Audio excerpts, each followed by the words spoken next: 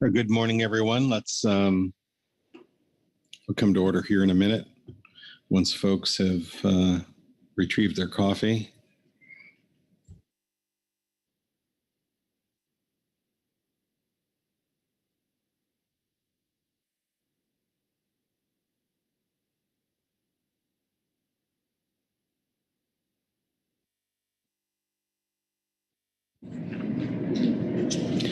All right, good morning, everyone.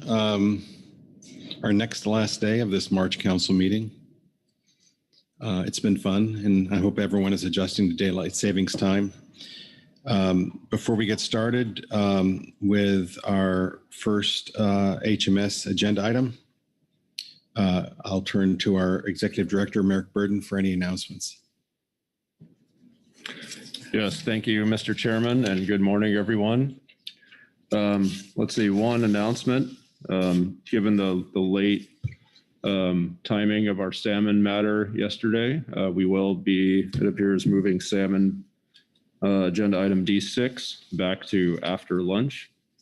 So at the moment, we are envisioning that coming up after H3, but we will proceed as we get the word on how things are coming together and schedule appropriately. But for now, that is the plan, to take that up after lunch, likely after H3. That's the only comment I have, Mr. Chairman, so back to you. All right, thanks for that, Merrick. Yeah, I guess it could come between H2 and H3. I guess it all depends upon those guys. They're struggling right now, trying to get some alternatives together. So we'll take them when they're ready, I guess, but it won't be this morning. All right, so let's get started with our first HMS agenda item, I1, the NMFS report. I'll turn to our staff officer, Dr. Kit Dahl. Hi, good morning, everybody. This is the National Marine Fisheries Report. Not much for me to say here. The NMFS submitted a supplemental written report in your briefing materials, and I believe that Ryan Wolf is going to present the NMFS report for the region. The Science Center doesn't have anything, they're not planning to report at this meeting, so it'll just be the region. And that's all I have. All right, thank you, Kit. I don't imagine any questions on that report. So without further ado, we'll turn to Mr. Ryan Wolf for the NMFS report. Thank you, Mr. Chair. Good morning, everyone. I do have a little bit to go through under the NMFS report. This report provides regulatory and monitoring updates on several HMS issues, including a negligible impact determination, or NID, for the drift gill net fishery, DGN observer catch summaries for the most recent fishing season, details on the upcoming proposed rule to authorize deep set buoy gear, and finally observer coverage exemptions for large purse seine vessels, and I'll walk through those one by one. So first, regarding the NID, in December 2021, we proposed to issue a permit that authorizes the incidental take of marine mammals in the drift gill net fishery pursuant to the Marine Mammal Protection Act. We also note here that the stock structure of humpback whales in the action area is undergoing revision, because while the MMPA stock assessment reports consider humpbacks within the West Coast EEZ as a single stock, we have two distinct population segments of humpbacks recognized under the ESA.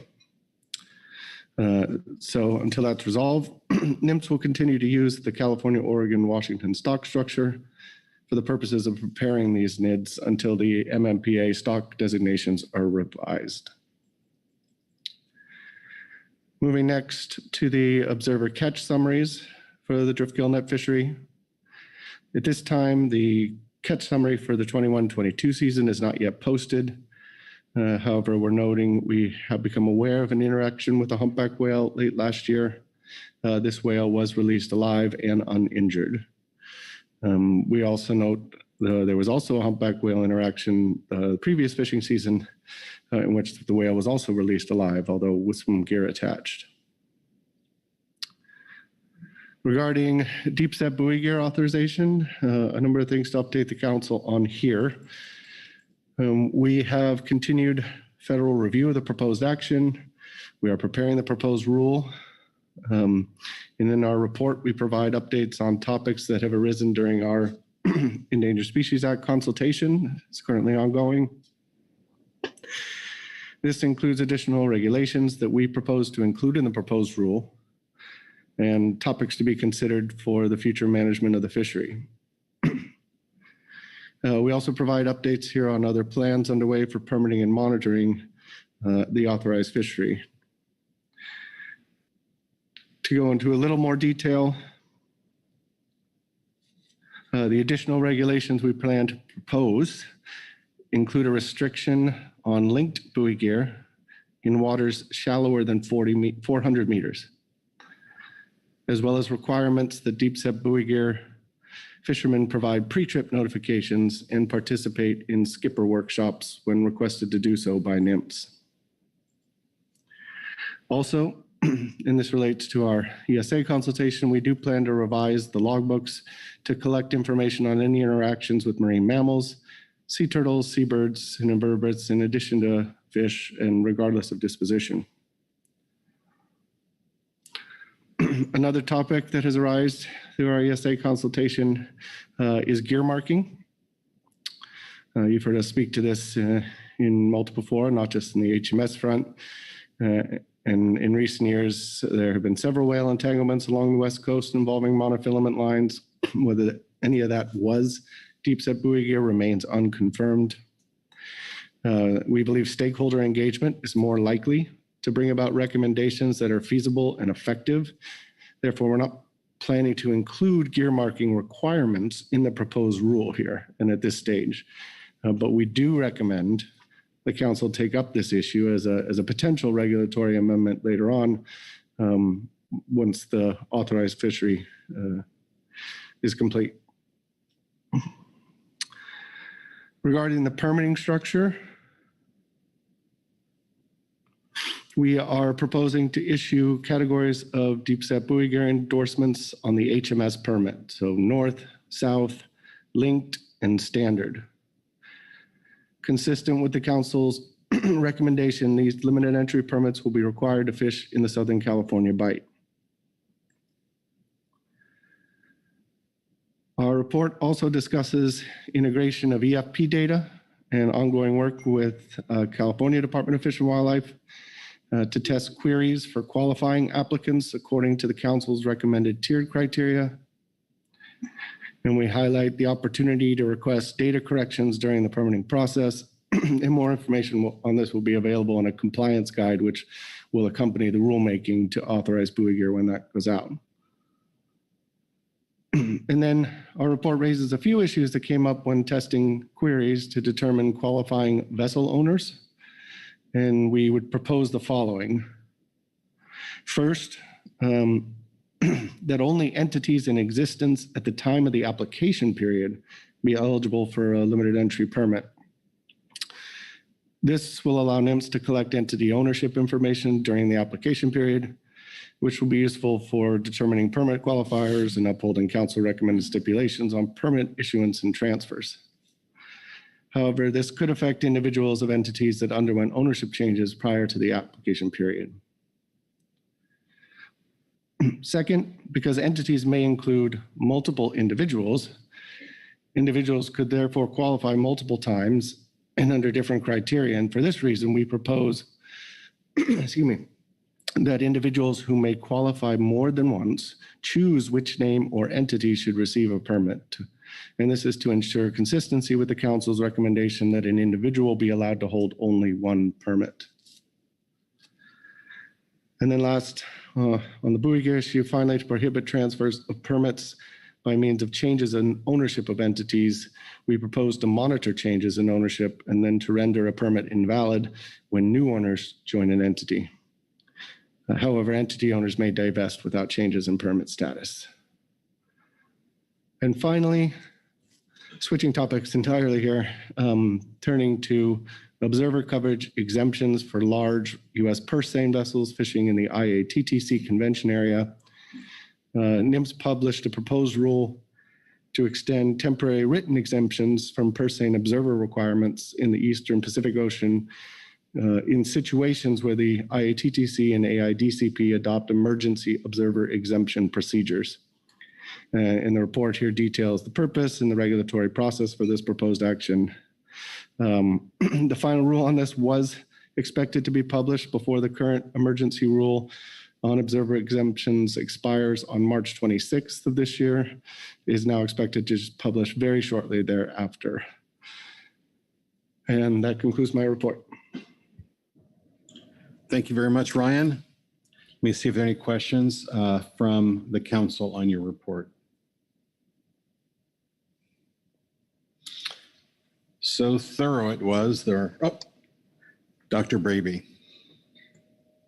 Thank you, Mr. Chair, and thanks, Ryan, for the report. I just wanted to go back to the line marking aspect of deep set buoy gear.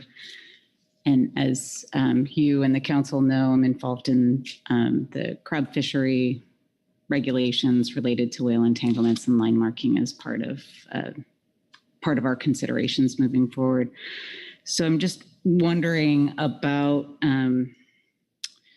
the statement that you aren't planning on putting it in the authorization of the fishery and instead delaying until after, and just wanting a little more understanding of why that choice was made. And yeah, the end.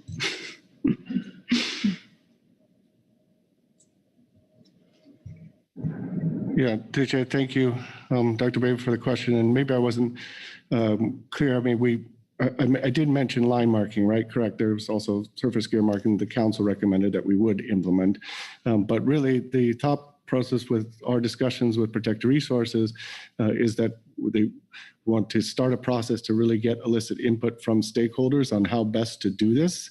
We do want this to be a priority, but we don't want to hold up the buoy gear authorization itself. So we're hopeful that it could be a regulatory amendment that could follow shortly thereafter. But we really wanted to have some additional conversations with stakeholders and the actual fishermen to be able to come up with what would be the most effective and feasible solution. And so one of the things that is challenging is that a lot of the unobserved, or a lot of the whale entanglements are not attributable to a single fishery. We have a lot of fisheries that use line, and doing one at a time may pose a challenge to all of us, right? Versus doing them all at the same time.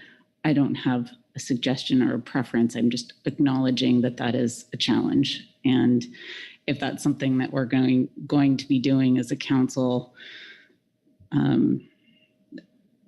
we should think about a holistic approach to it. And I just wanted to flag that because you've raised it relative to deep set buoy gear, but that's obviously not the only fishery that has that situation.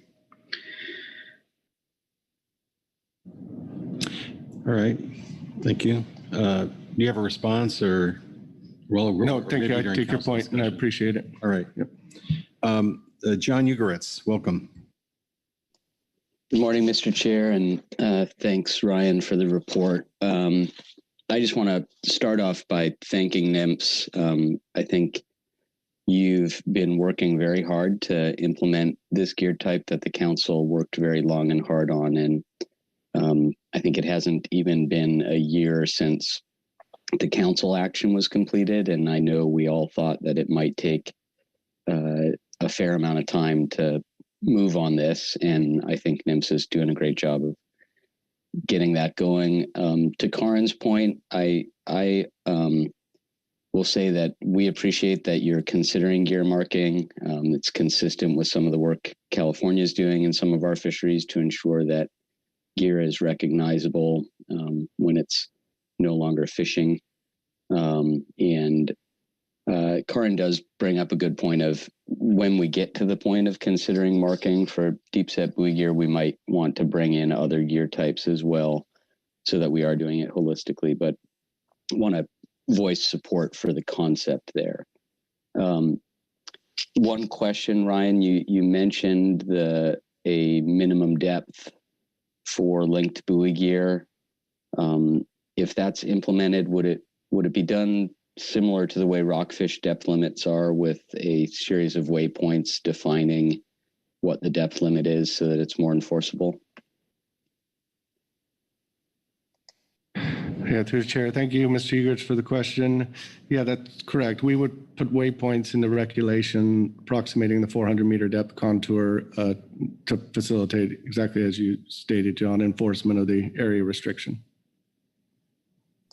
Thanks. All right, any further questions on the NMFS report? Bob Dooley? Thank you, Mr. Chairman. Good morning. Ryan, I have a question on the Endangered Species Act, Section 7 consultation part about the link gear area restriction. I'm trying to understand how we got to doing this. Is there any evidence or anything that there were interactions with the linked buoy gear that led us here?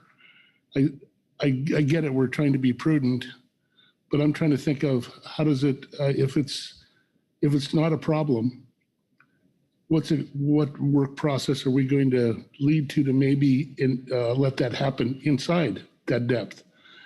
And given all of the other bullet points below it with logbook updates and all of those things, are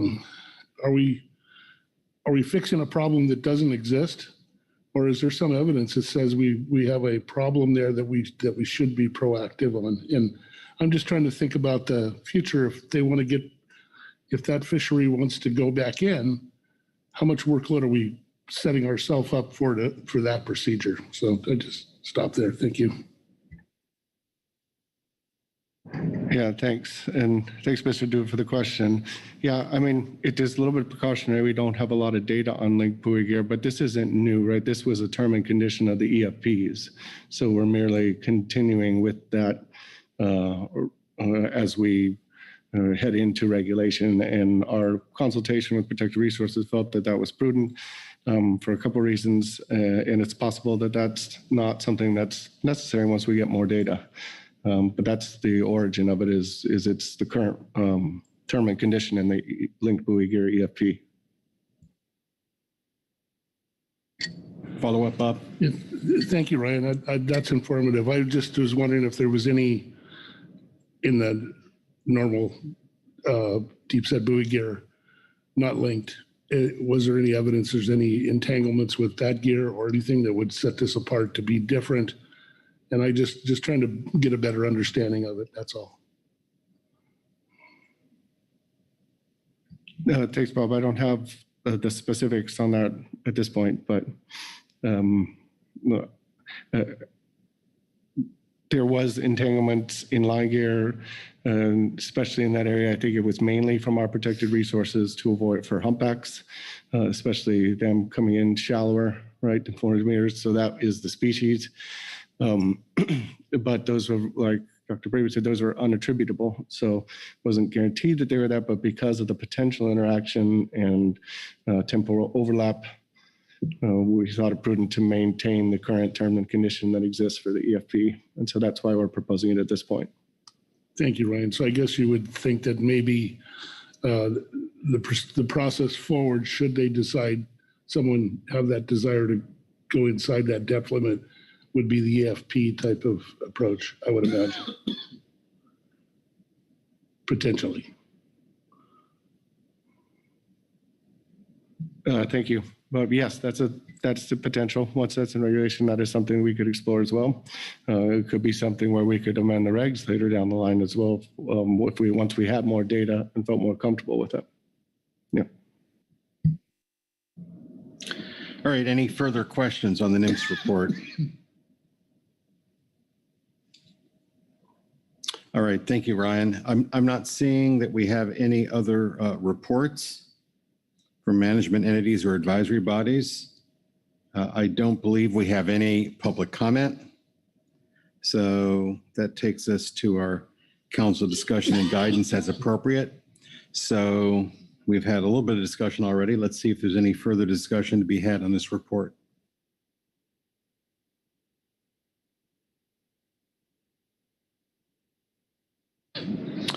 Okay, Kit, how are we doing? I think you're doing just fine. So sounds like you're done with this agenda item with the discussion that was in question and answer with Mr. Wolf. All right, great. So we have a second HMS agenda item, International Management Activities, I2, and Kit, please give us the overview. Okay, thank you, Mr. Chair. I'll read from the situation summary on this topic. Since your last meeting in November, the WCPFC held its regular session, and you were provided in the advanced materials a provisional outcomes document that summarizes the decisions the Commission took at that meeting. If you want to dig in deeper, there's a link in the situation summary to their website where you can find more material. The Commission, the WCPFC, adopted 4 conservation and management measures that are listed there in the situation summary. The focus of the meeting and the most substantive measure that the Commission paid attention to was the first one there listed, the tropical tuna measure, so-called.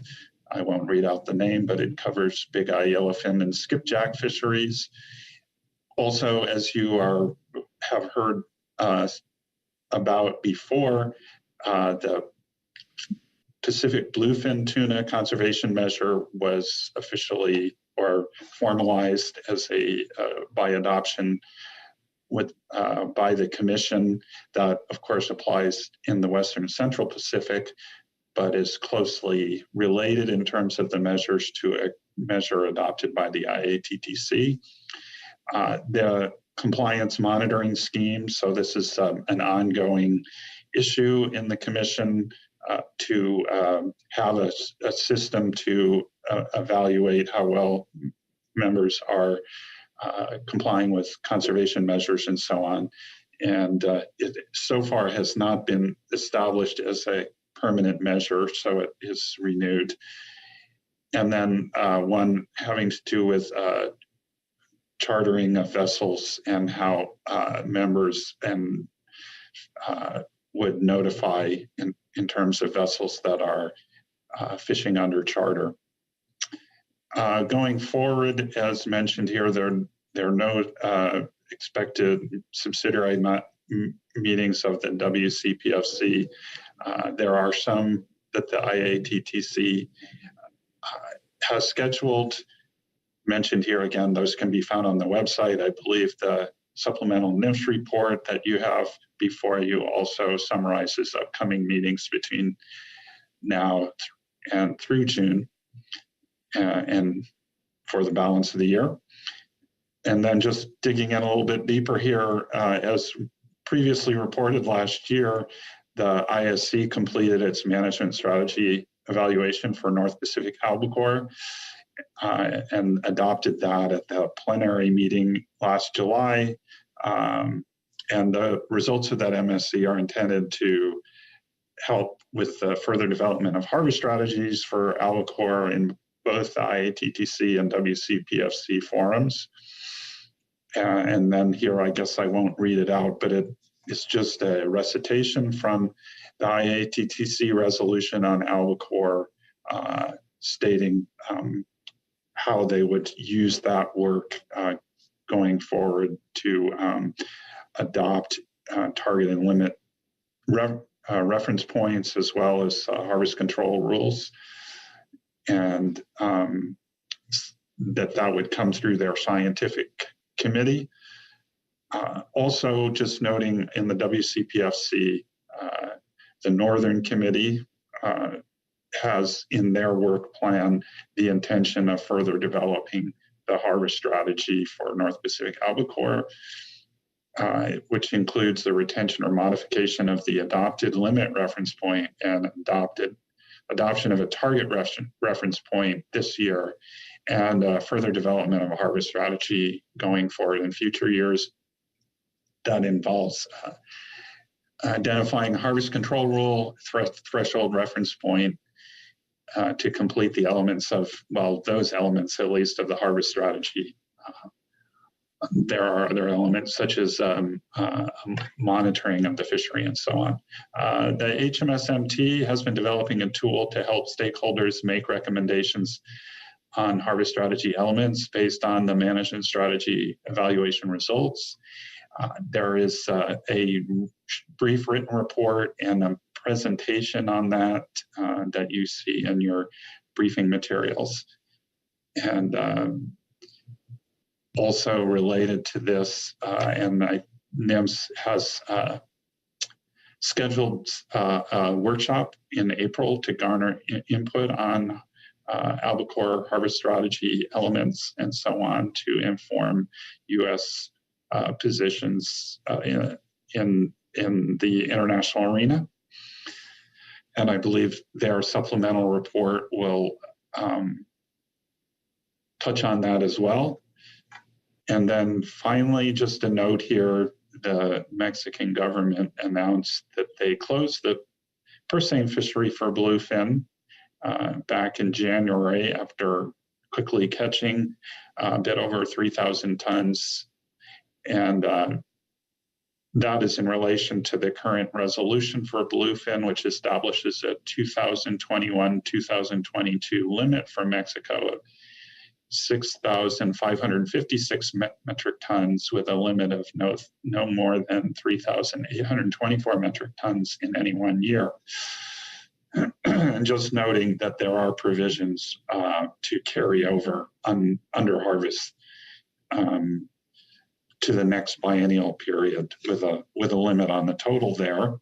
So I already mentioned that there is a supplemental NIMS report.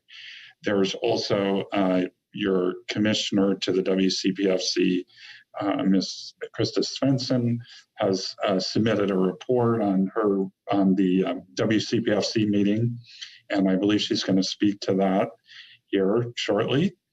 And then also already mentioned the management team has a report and presentation.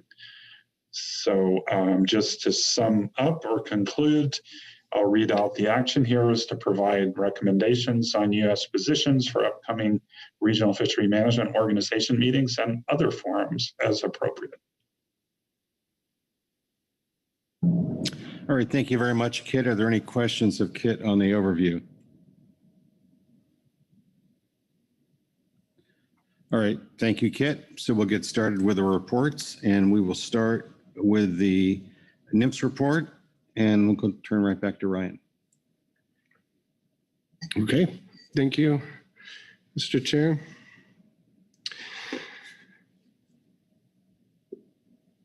The NMFS report here provides a preliminary look at U.S. priorities for the upcoming IATTC meetings in 2022.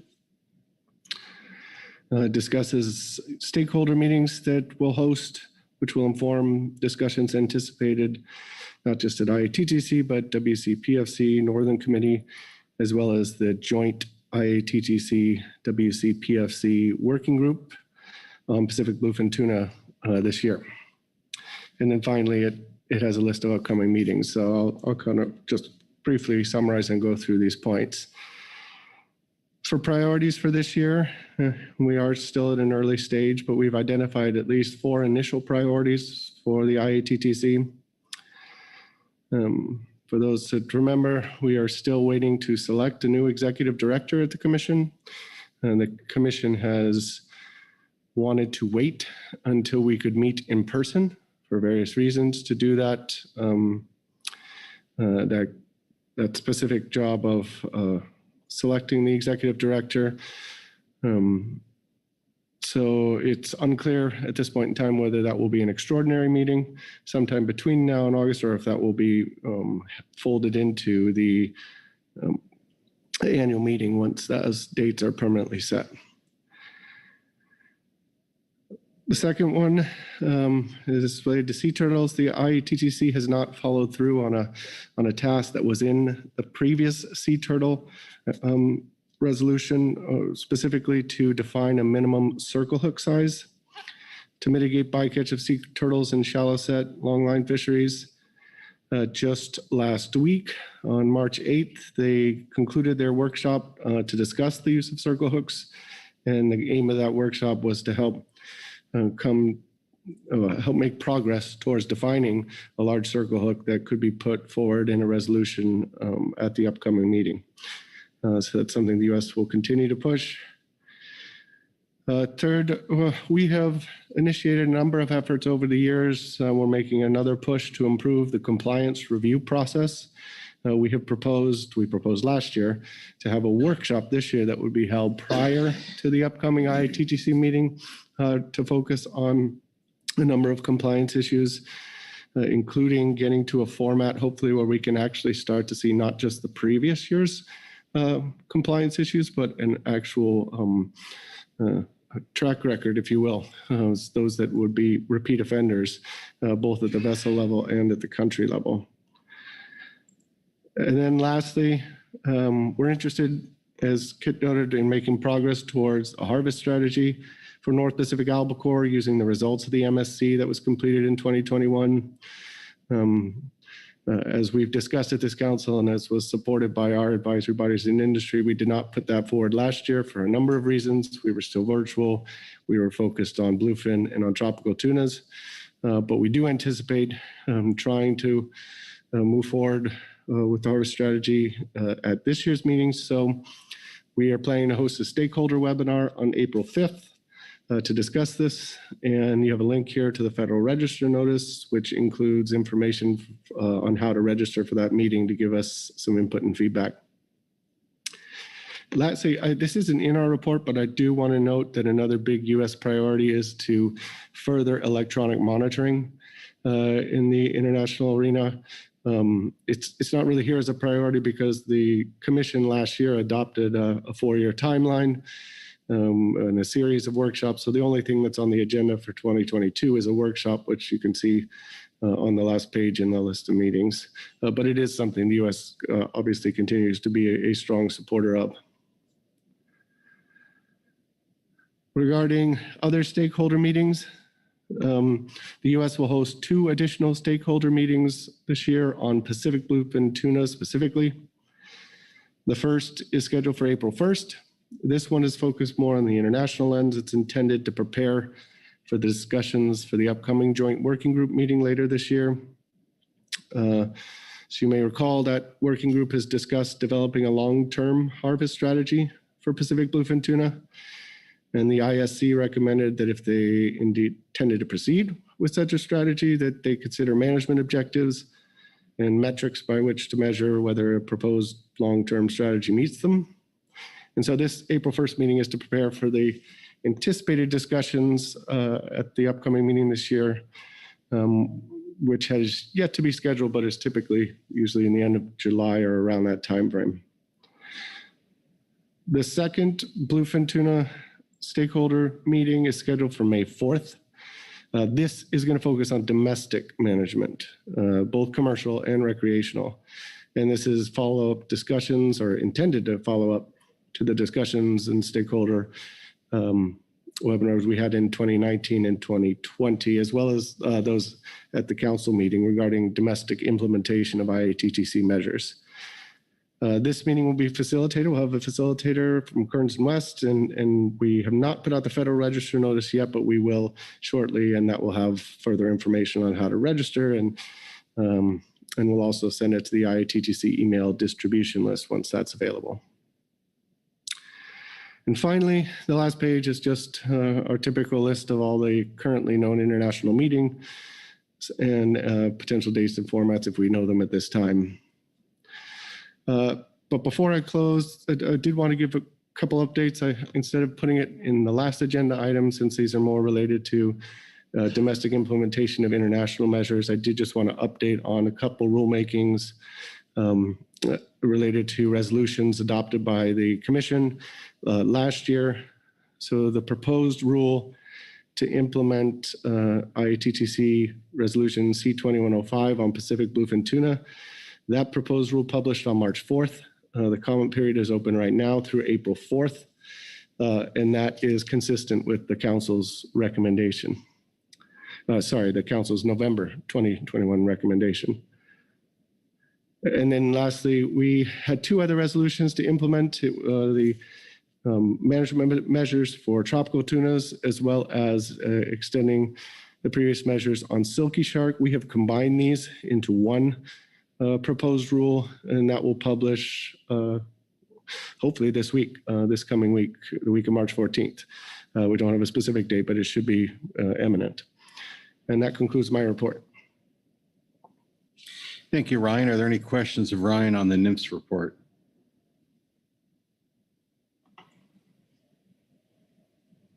Thank you very much, Ryan. We'll now turn to our council's representative on the Western and Central Pacific Fishery Commission, Ms. Krista Svensson, for her report. All right. Thank you, Mr. Chair.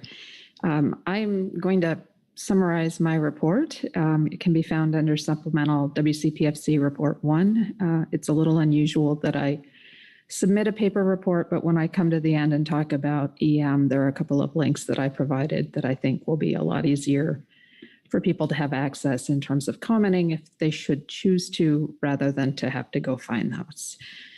I attended the meeting in November and December. It was online, and we had a number of key issues. Many of those have been highlighted today. The ones that I listed were typically items that stakeholders have reached out to me on specifically.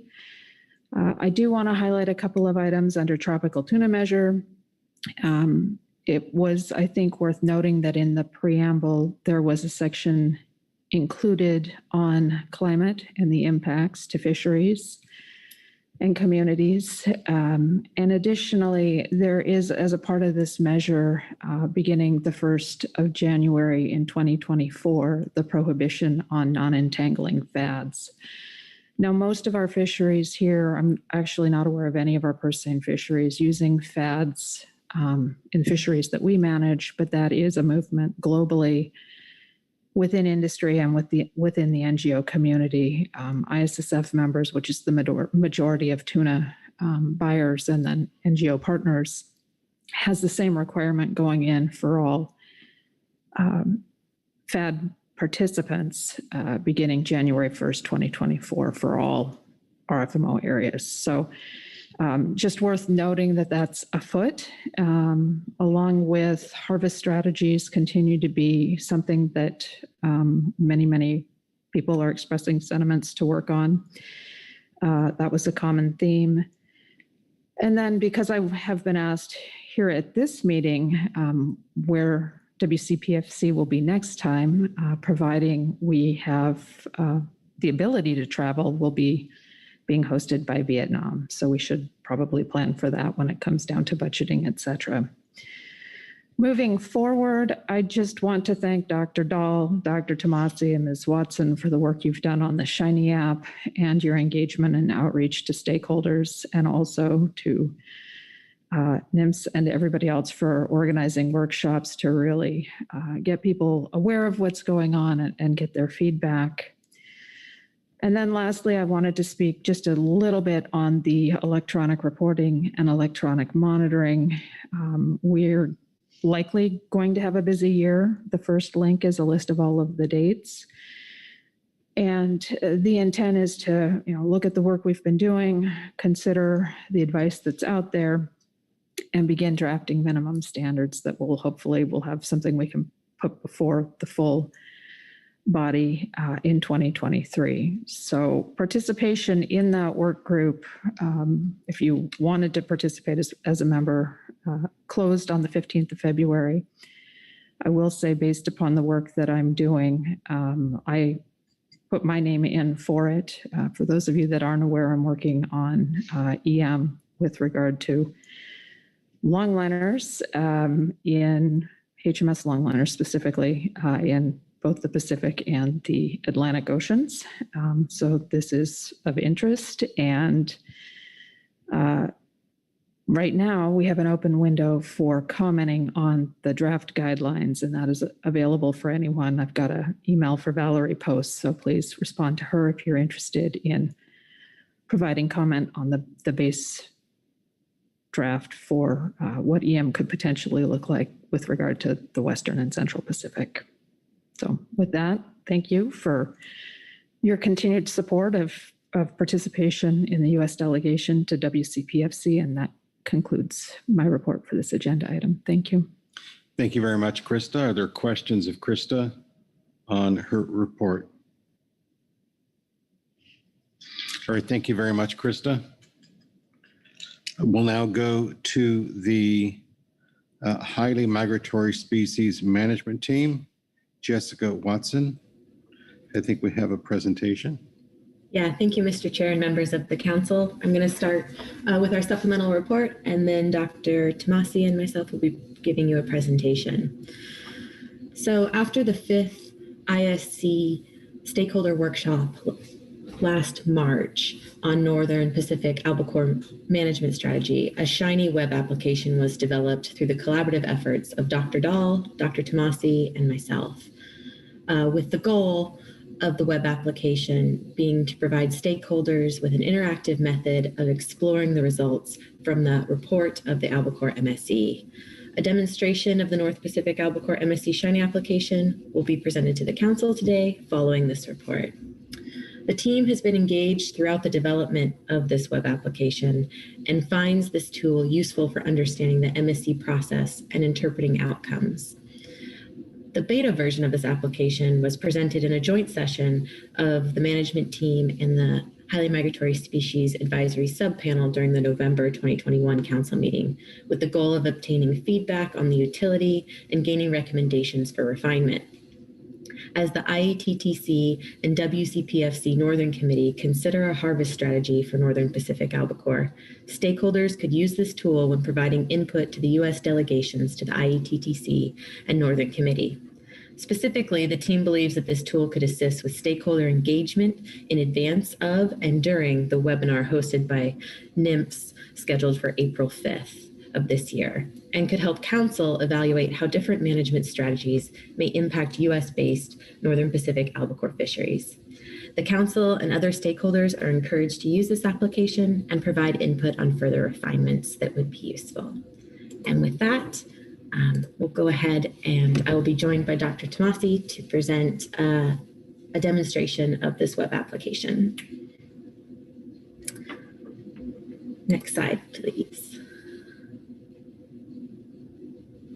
So the albacore MSE shiny web application is located at the following address, and the link is also included in our report. For reference, this application was built using the shiny package of the R statistical package, so that's why you'll hear me reference that this is a shiny web application. Next slide. The landing page begins with some background about the goal of the application, which I mentioned previously in the management team report. And the tabs on the left help the user understand what we mean by a management or harvest strategy and how they are evaluated through the computer simulation of the management strategy evaluation, or the MSE. A glossary of terms is included in a separate tab for reference. And the math behind the weighting and evaluation of this evaluation tool is included under the final tab of how does this tool work. And this is for transparency purposes. We provide a flat file so that the data can be downloaded as well in this tab, as well as letting the user see the math behind the tool. Users are encouraged to read through these tabs before moving to the evaluation tool, as they provide context and some explanation to better interpret the different terms and indicators of the harvest strategies. Next slide, please. The evaluation tool allows the user to input how important each management objective is to them, so that the performance of each harvest strategy across management objectives can be calculated based on that user's personally selected rankings. Users can choose performance metrics for each objective, rank those objectives, and then select different scenarios. And just a little bit about the scenarios. The MSE simulated dynamics of the stock and the fishery under different what-if scenarios for the stock productivity. So stock productivity is determined by the assumptions made in the biological model about recruitment, growth, and mortality. And since there is some uncertainty with regards to these values, the ISC Albacore Working Group came up with 4 potential models for albacore dynamics that span that uncertainty in the stock productivity. These include scenario 1, which has moderately high productivity and moderately high productivity and high plausibility. Scenario 3 that has the highest productivity and medium plausibility, and scenario 4 that has moderately low productivity and medium plausibility, and scenario 6 that is the lowest productivity and plausibility. Now I'll walk you through an example of how the tool is expected to look for the user and what an example output would be.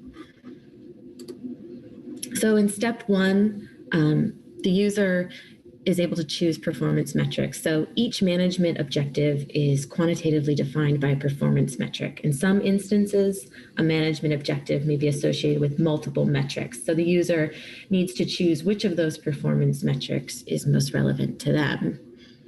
Next slide. So for the first objective, to maintain historical spawning biomass, there are 4 potential performance metrics.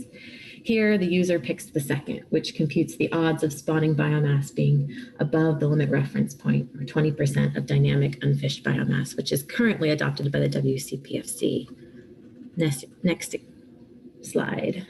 Next, the user can move the slider bar under each of the management objectives to rate how important they are based on a 5-point scale, with 1 being not important, 2 being slightly important, 3 being moderately important, 4 important, and 5 very important. In this example, you can see that the user decides it's very important to maintain biomass above the limit reference point to protect the health of the stock. So it's given a 5. Next slide. You can see here too that the user also feels it's important to maintain total biomass and total catch above historical levels. So they give objective 2 a rating of 4. Next slide. The third objective on the list is to maintain catches above historical average.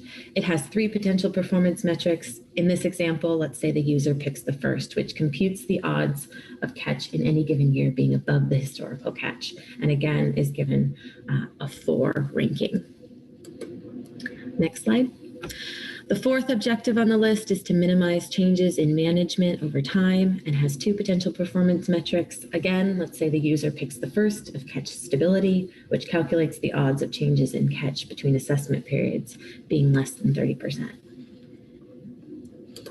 Next slide. Here, the user chooses to test harvest control performance under the most likely scenario and selects scenario 1, so that moderately high productivity and high plausibility from the scenario drop-down menu.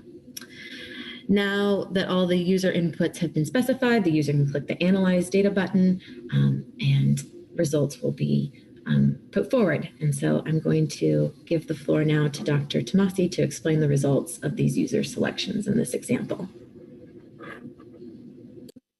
Thanks, Jessica, and good morning, everyone.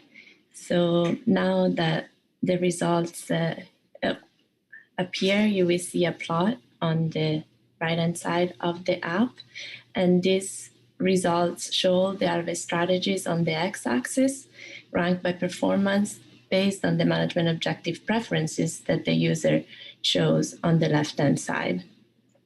And so in this plot, the harvest strategies with the highest score are the ones that perform best.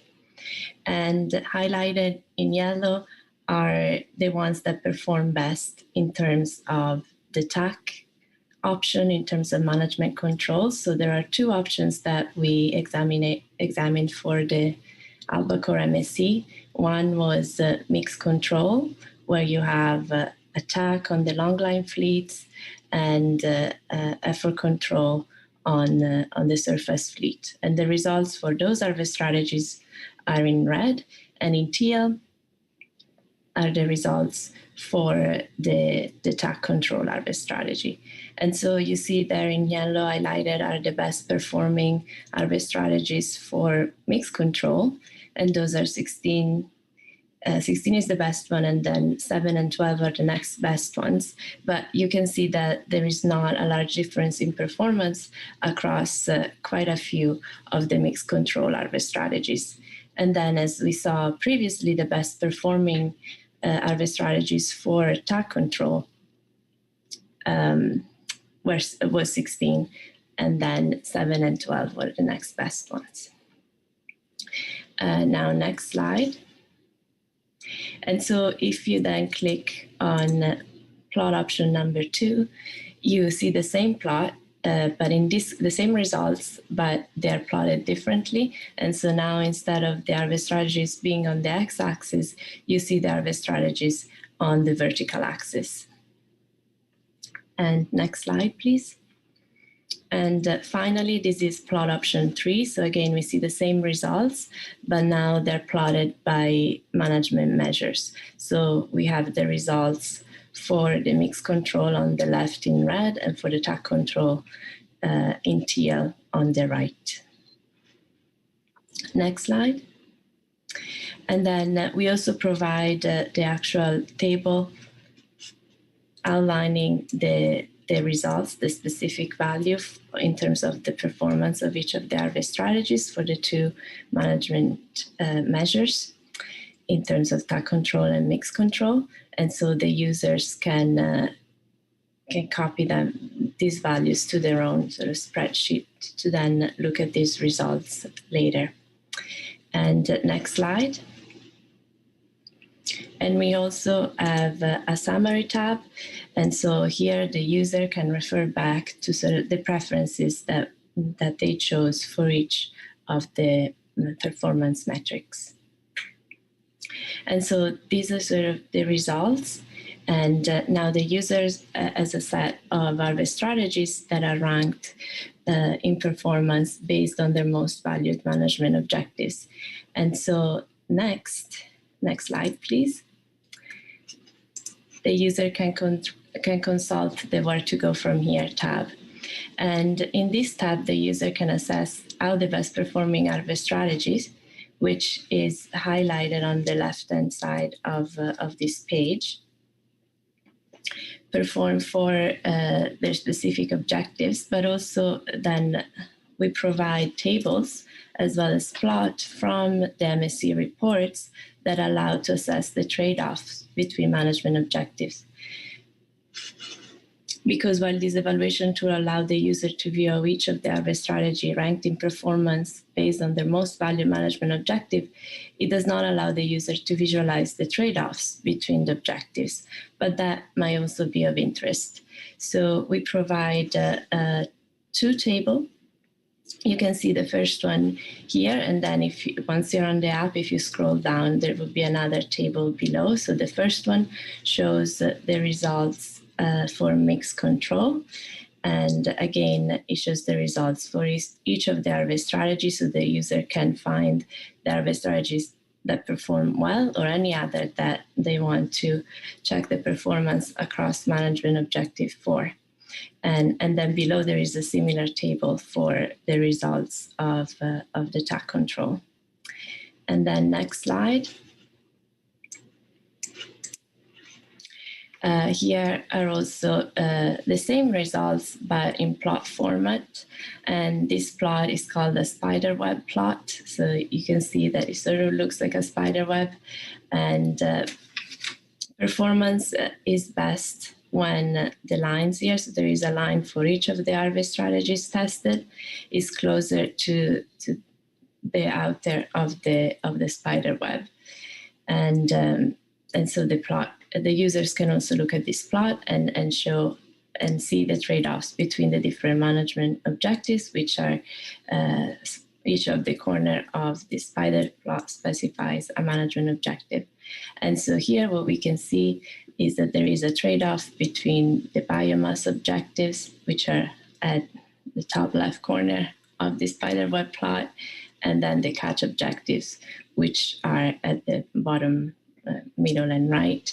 And you can see that the teal line is sort of performing best in terms of biomass, but it's performing worse in terms of catch. So here there is a trade-off between catch and biomass objectives. And so these are the results for the mix control. And then again, if you scroll down, you will see the plots for the attack control.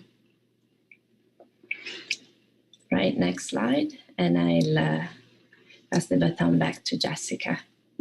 Thanks, Desiree. So really what the team is looking for here is just for council and other stakeholders to use this application and provide input on further refinements that would be useful. And next slide. With that, we will take questions. Okay, thank you very much for that presentation. Let's see if there are any questions from around the table.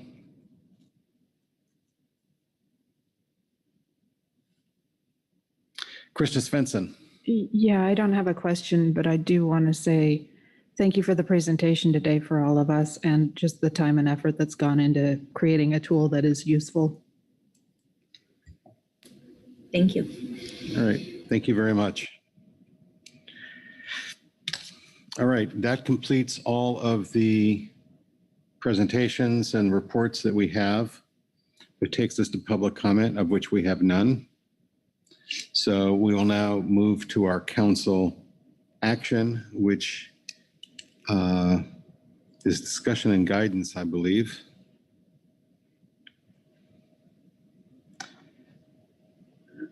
So let's open the floor to folks who might want to provide some recommendations for positions in the future meetings and other forums.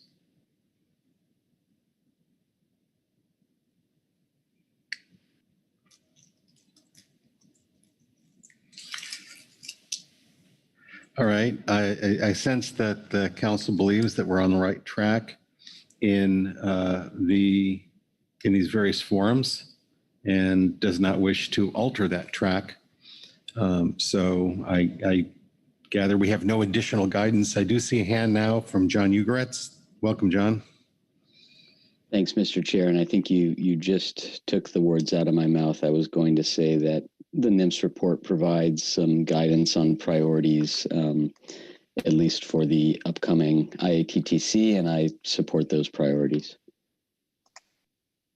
All right, thank you, John. All right, so I think we're done, but I'm going to turn to Kit to make sure we are. Thank you, Mr. Chair. Yes, if you have no further discussion or guidance, I think you're finished with this agenda item. All right, thank you very much, Kit. And I think that concludes our HMS items. As Executive Director Merrick Bird mentioned earlier, we're going to skip over Salmon Management to give folks a chance to work on alternatives that I'll present later today. So we will move now to agenda item H2, Ecosystem Management. And I will go right back to you, Dr. Dahl, for an overview. Okay, thank you, Mr. Chair. So agenda item H2 is a presentation of the 2021-22 California Current Ecosystem Status Report, and also related to that, science review topics. So your Fishery Ecosystem Plan calls for an annual report to you on status and trends in the California Current Ecosystem. The California Current Integrated Ecosystem Assessment Team, composed of staff from the two science centers on the West Coast and the West Coast region staff, have produced the 2021-22 report. And that includes a series of appendices that provide more detailed information about the indicators in the body of the report.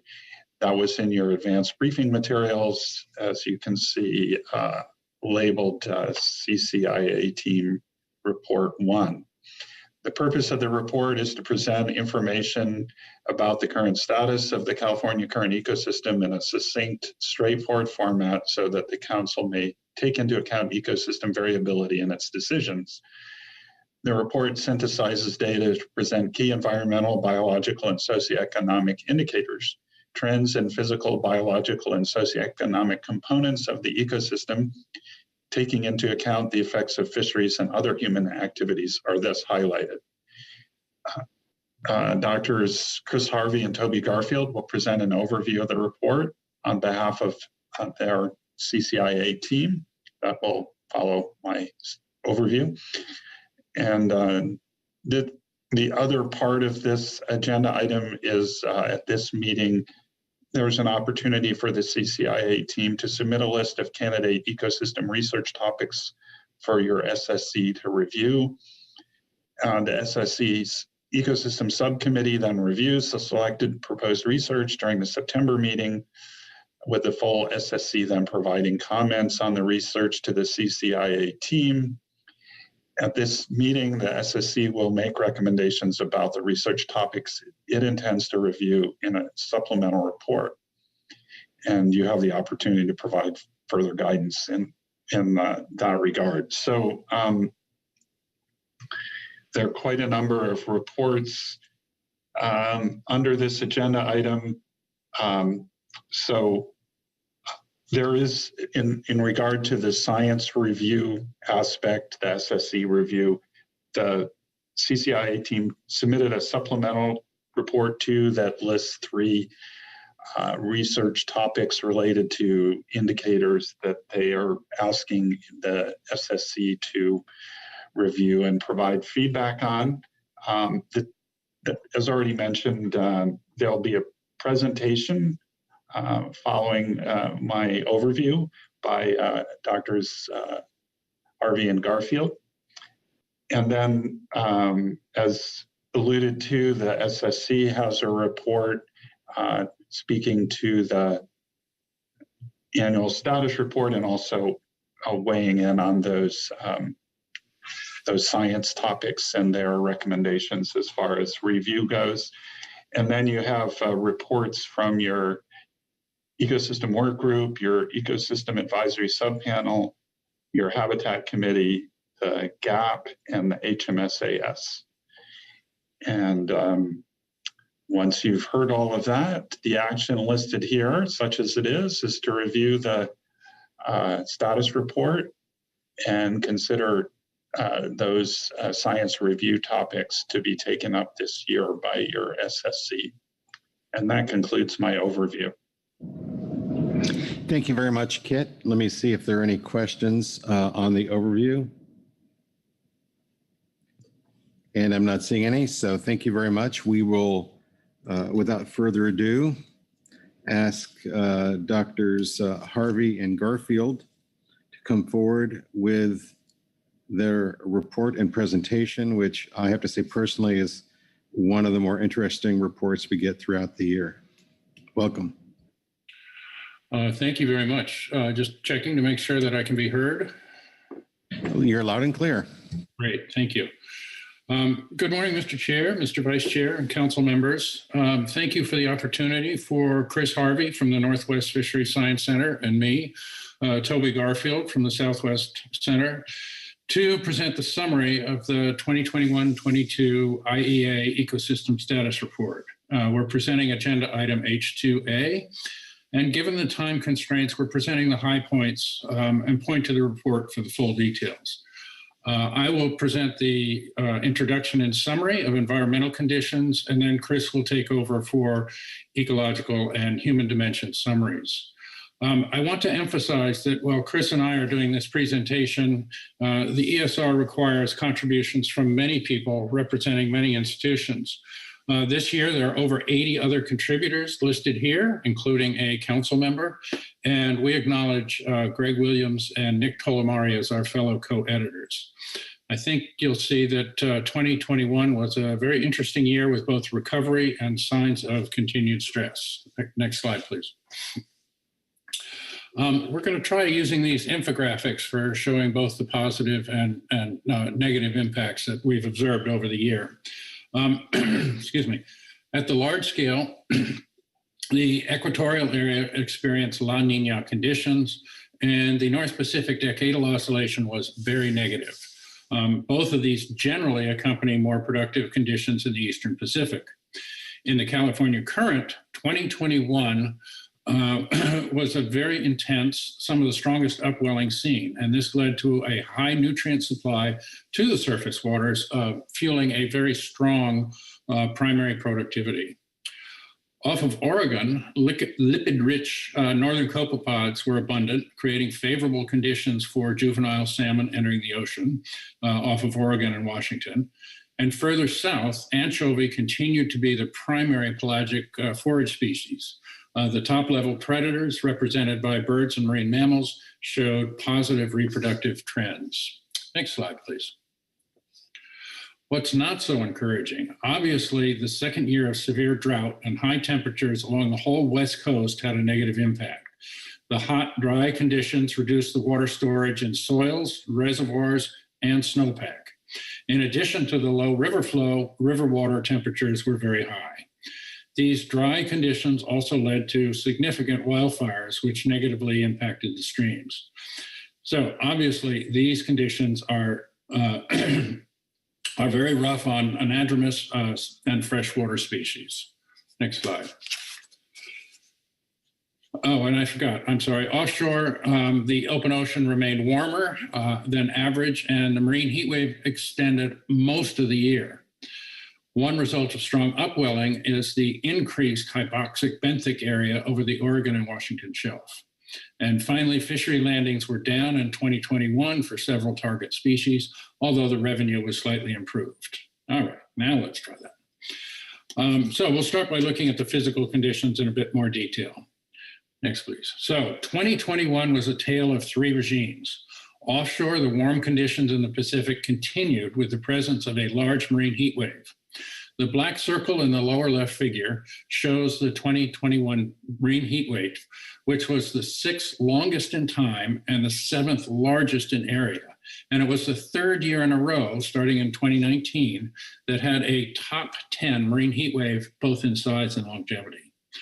On land, the second year of severe drought continued to bake the West Coast with hot, dry weather. And unfortunately, these conditions allowed ignition of fires that spread rapidly and covered large areas. But in between these two warm conditions, the upwelling of the California current was among the strongest yet recorded. The strong alongshore winds drove surface waters offshore to be replaced by cold, nutrient upwelled water from the deep ocean over a very expanded area. So looking at the large scale indices in the next slide, a reminder that the last 5 years of any time series is shaded blue. The dotted line is the long-term mean, and the blue solid lines are plus or minus a standard deviation. The Ocean Nino Index is a measure of the Eastern Pacific equatorial region temperature. During El Nino, the Eastern equatorial region is warmer than average, and during La Nina, it's cooler. And through atmospheric teleconnection, La Nina's influence the Eastern North Pacific is for generally cooler, drier conditions.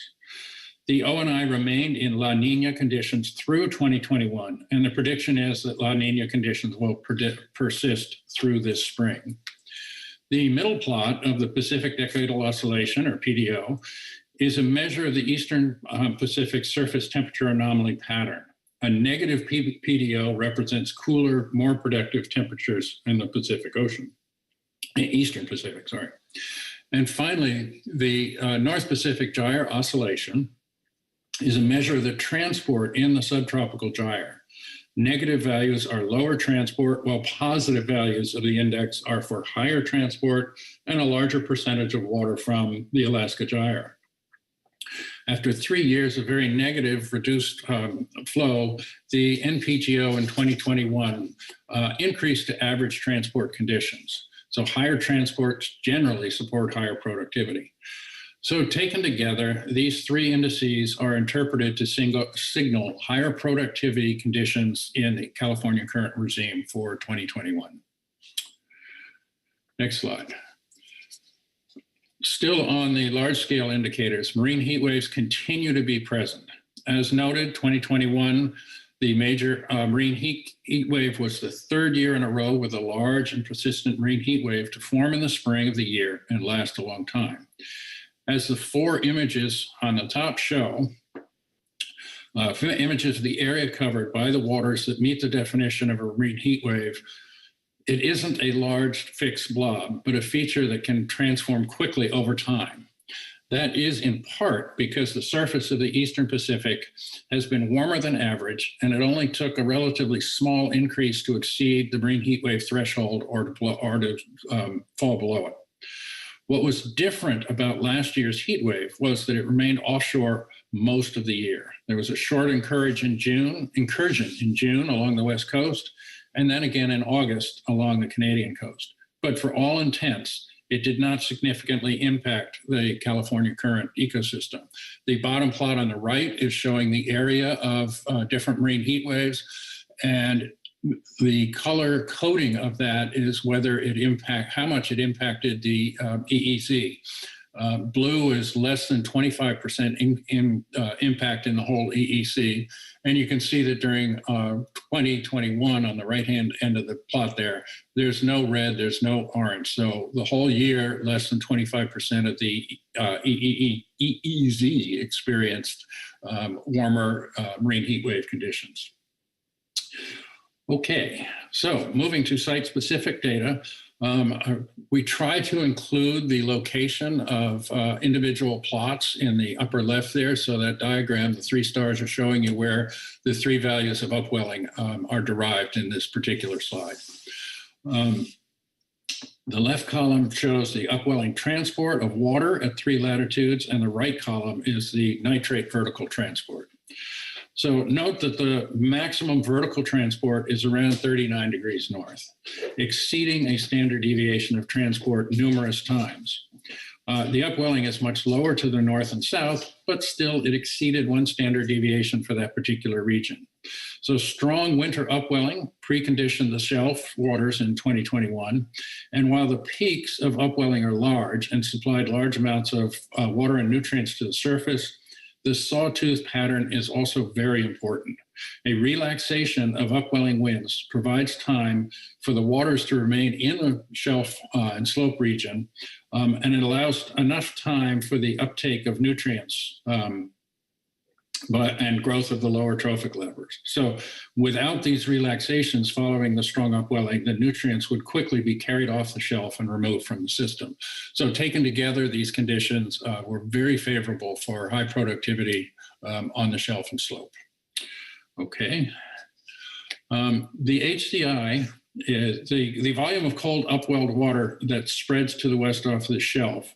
And that area of cold water provides the preferred habitat for many species, both resident and migratory.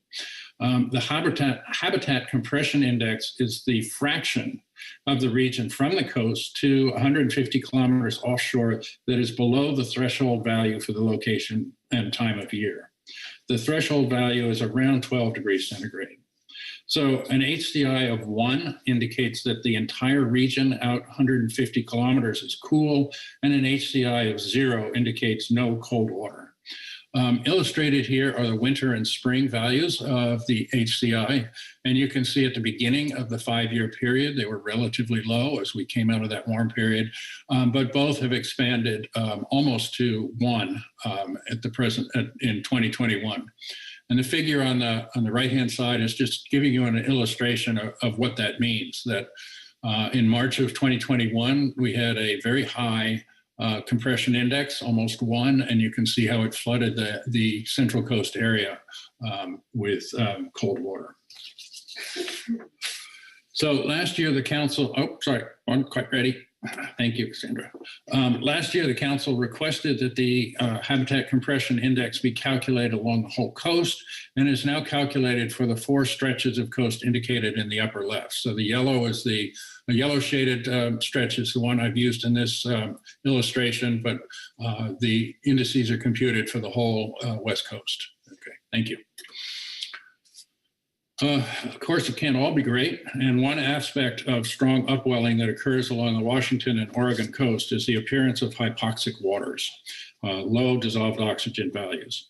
The source of the upwelled water is the offshore subsurface waters with low dissolved oxygen values, and depending in part on the strength of the upwelling, these waters are drawn up onto the shelf and slope.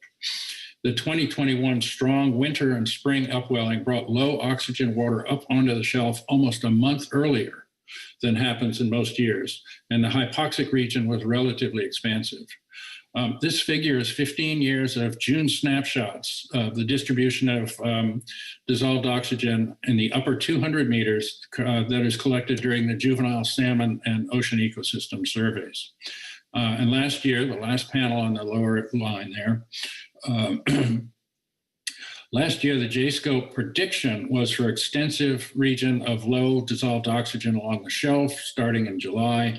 And this map illustrates that this prediction of hypoxic values was fairly representative.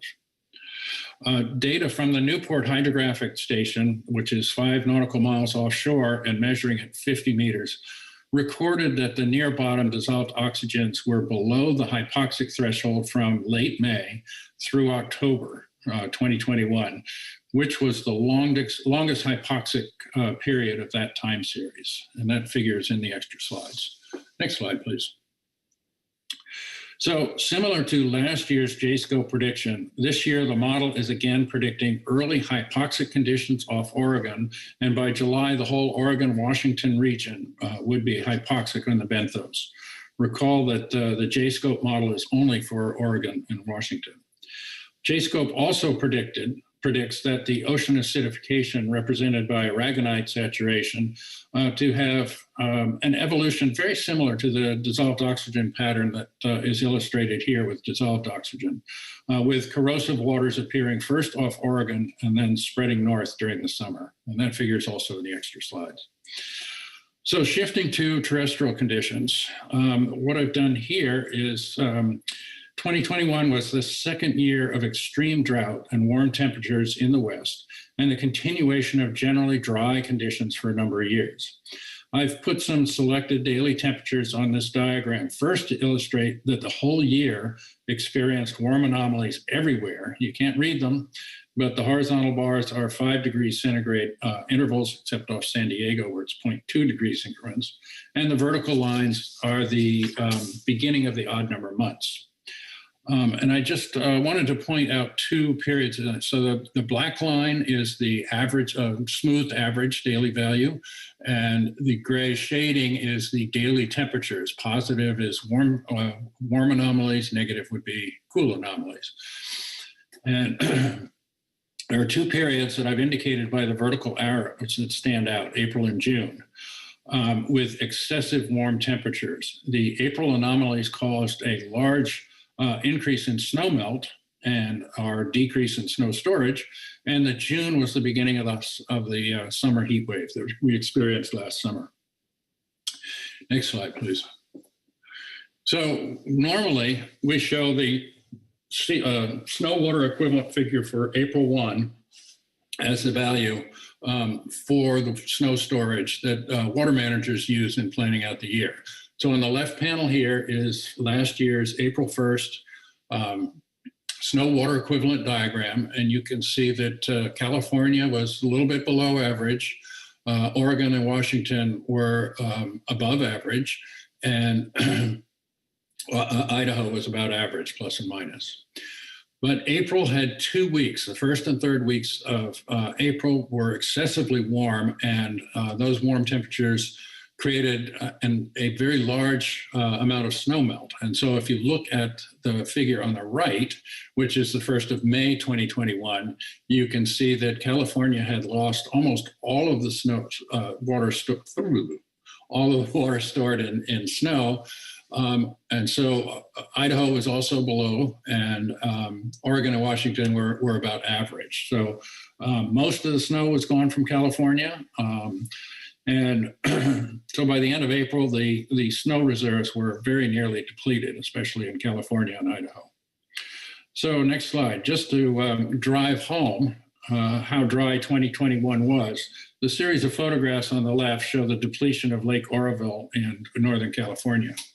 And on the bottom figure, it's really hard to remember that in 2017, there was a real possibility of failure, of dam failure on Oroville Lake. So we've gone from pretty good water conditions to dramatically dry conditions.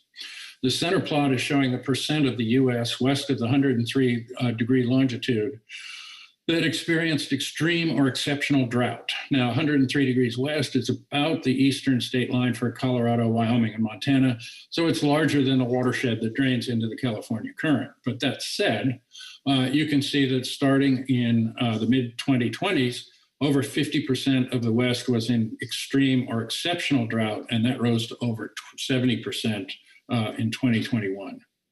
And then on the right is a map of the 2021 wildfires. Needless to say, the West had exceptional year of large wildfires.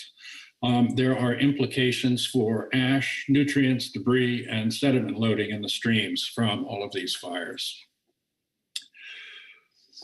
So using that information to summarize the 5-year trends of water flow in various salmon ESUs, so these are color-coded by the different salmon ESUs. The cool colors are up in the north, the warm colors are in the south. And first of all, on the top, I've plotted the 1-day max and 7-day min for the Columbia glaciated region. So remember that 2017, we had a lot of water, so flows were relatively high. So you can see in that 5-year period there, we've gone from high flows, high 1-day max and pretty high 7-day minimum flows. And over the 5 years, they've just continually been decreasing. If you look at the bivariant plot down below, the two plots that are showing the recent average against the recent trend, first of all, for the 1-day max flow, you can see that almost everywhere over this 5-year period, those flows have been decreasing. And they're the average values are fairly spread around the zero there. Similarly, for the 7-day minimum flow, you can see that everywhere the minimum flow has been decreasing with the loss of water, and the relative average is a little bit high, but still decreasing. All right. So 2 slides just to give you an idea of where we are about now. This is a couple of days ago. On the left is the cumulative precipitation for the Northern Sierra region. The shaded blue is showing you the long-term average, 30-year average, 1991 to 2020. The red line is the maximum precipitation, the record of what occurred in 2016-17, where there's about 94 inches of precipitation in the region. The minimum is the green line down on the bottom, 23, and then I've also plotted 2021 and this year.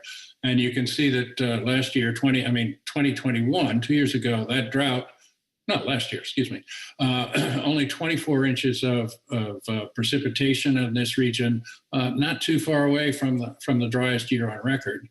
This year started out boom and bust. In October, there was a series of atmospheric rivers that blew through. And you can see that in October, that heavy blue line, is this year. You can see the large increase in October. Then November was relatively dry. Then in December, we had two series of storms that came through that gave quite a bit more rain. But since the beginning of January, it's been almost completely dry. And so while this year is about 8 inches ahead of last year, it's still looking that it's going to be below normal, even if we have a miracle March for the rest of this month. On the right-hand side then is the snow water equivalent for the 10th of March. And you can see that California and Oregon are a little bit below average, as is Idaho, whereas Washington right now is probably right around average on these conditions. And finally, what's going on offshore? So we actually have a new marine heat wave that is formed. Was formed in the middle of January. It's extremely large. That's one of the earliest that a marine heat wave has formed. So we'll be keeping an eye on that throughout this spring and summer for sure. The middle panel is showing the top graph is the upwelling, green is the water transport, blue is the nitrate transport. You can see in December there was a minimum there, which is normal, low upwelling at that point in time. But the spring transition is occurring, and you can see that values are starting to increase. Associated with that, the habitat compression is the bottom time series. And you can see also there in December, the habitat compressed to about 0.1, so only about a tenth of the shelf area. And this was the central region again. Only about a tenth of the area was cool. Most of it was warm, but that now has increased up to about 6.6. So about 60% of the shelf slope region out 150 kilometers is experiencing cool waters. And finally, on the right is the CPC prediction for temperature. This is for the March to May temperature outlook, with below average temperatures up in Washington and Oregon, and above, well, equal chances in California and Idaho. And then the precipitation prediction actually mirrors this quite well. That area below is also expected to have higher than average precip, and the lower area there, the above temperatures, should have below average precipitation, and that should actually extend out onto the middle of the California coast. With that, I think I have set the stage for Chris to take over. Thanks, Toby. I want to check to be sure first that you can hear me okay? Yep, you're good. You sound great. Terrific, thank you. Thanks, Toby, and thanks, Council. I'm going to talk first about some of the ecological indicators that we share in our report, and they generally connect to what Toby talked about with respect to a cool and productive California current. And the news for marine consumers in 2021 mostly appears to have been pretty good, and we'll start, as we generally do, with the zooplankton community in that next slide.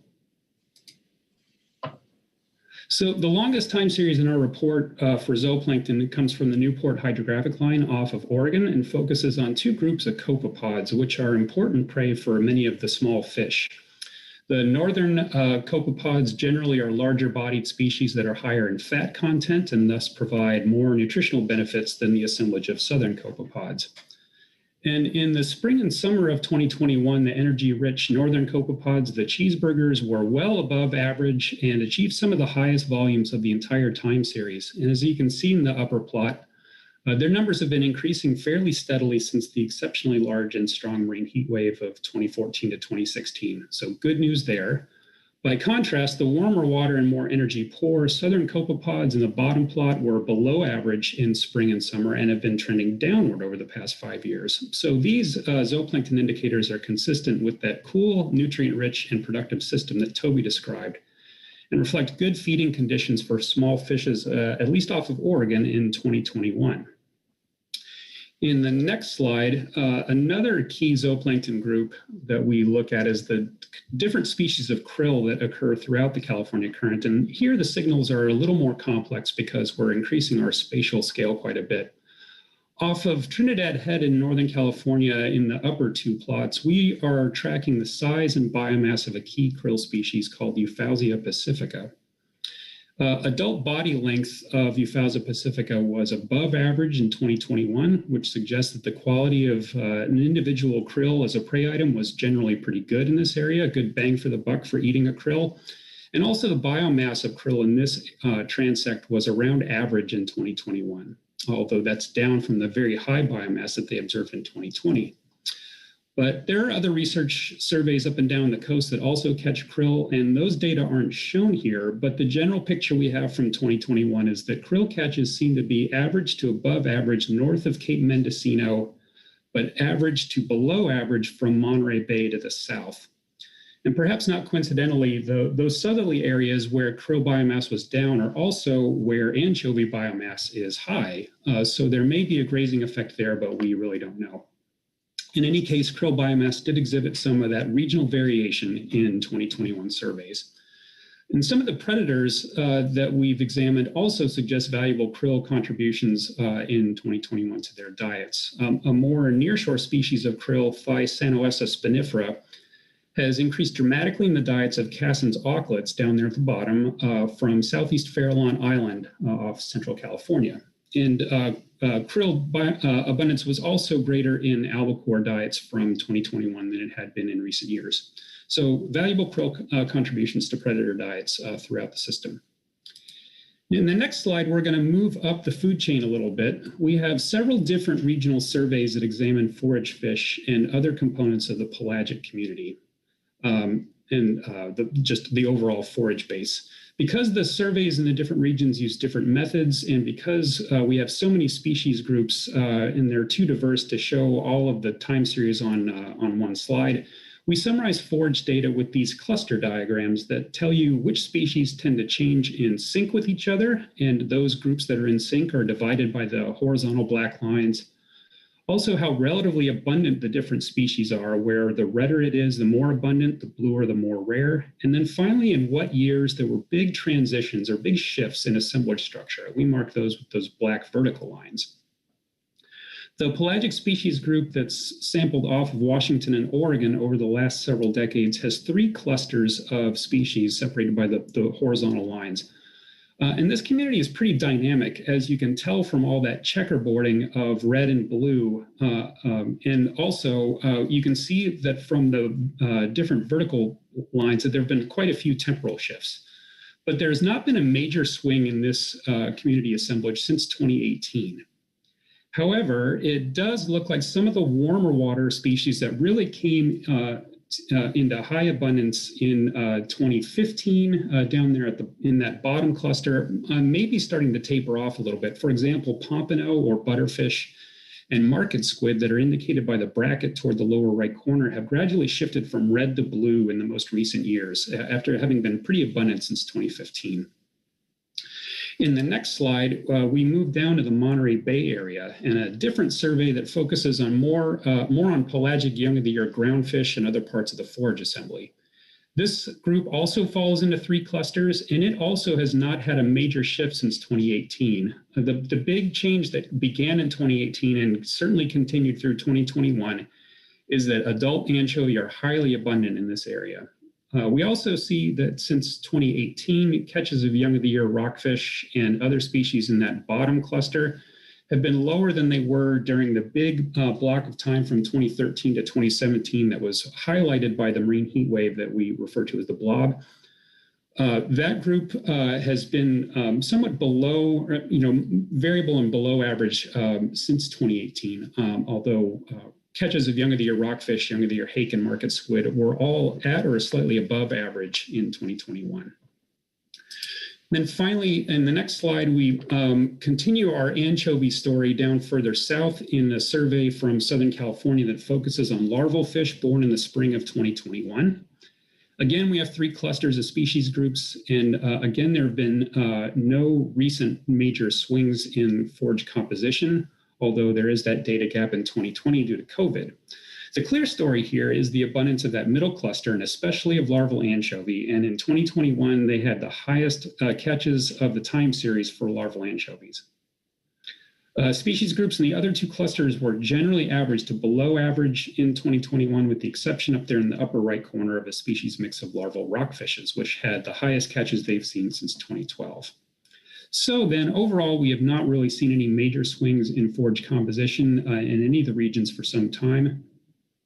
And the central and southern portions of the California current forage base is really dominated by anchovy. And that storyline is backed up in the next slide by data from the 2021 spring CPS survey, which looks at the distribution, abundance, and reproduction of multiple coastal pelagic species.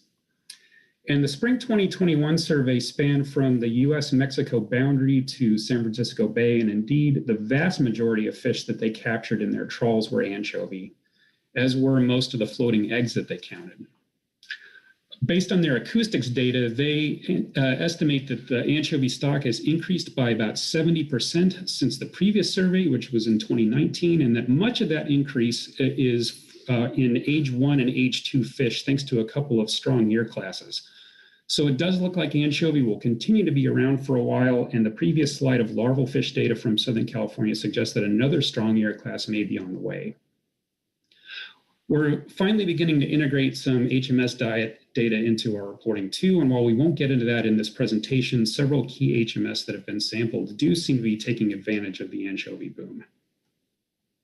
In the next slide, we'll shift to some other top predators, which also seem to fare well in 2021.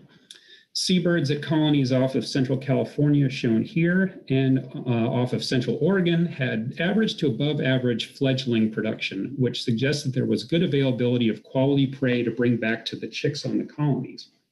This includes both piscivorous birds as well as Cassin's auklets, whom you met earlier, that feed primarily on krill. The piscivorous birds that are shown here from Southeast Farallon Island in Central California and also at nearby Año Nuevo Island were feeding primarily on anchovy in 2021. And another important note is that citizen science programs from north to south did not observe any unusual mortality events of seabirds in 2021, which further implies that there were good overall feeding conditions in the system.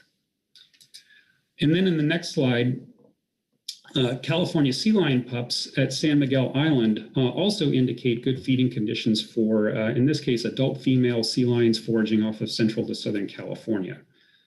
And that is from 2021 all the way into early 2022. In the upper plot, sea lion newborn pup counts from June of last year were above average for the 5th straight year. And in the bottom plot, this is brand new data that's been updated since the briefing book deadline, which shows the overwinter growth rate of sea lion pups at San Miguel this past winter. And once again, the values were slightly above average, as we've seen pretty consistently since 2017. And that's all consistent with an abundant prey base of good quality food, most likely anchovy. And in the next slide, we'll finish the ecology section with some focus on salmon. Here we have a more extended version of the stoplight table that's developed by NMFS and by Oregon State for summarizing early marine survival conditions for Chinook and coho salmon coming from the Columbia River and from coastal Oregon. The time series goes all the way back to 1998, but here we just show you the most recent 10 smolt years through 2021. And green cells tell you that an indicator value in that year ranked in the top third of all the annual data going back to 1998. Red tells you that it ranked in the bottom third, and yellow is in the middle. And you can see that conditions for salmon in this region that went to sea in 2021 in that far right-hand column were really quite good. And there's a lot of green there. And this includes many of the favorable oceanographic indices that Toby talked about and the copepods I talked about earlier, and so on. And in fact, the 2021 smolt year conditions were among the very best that this team of researchers has observed since 1998.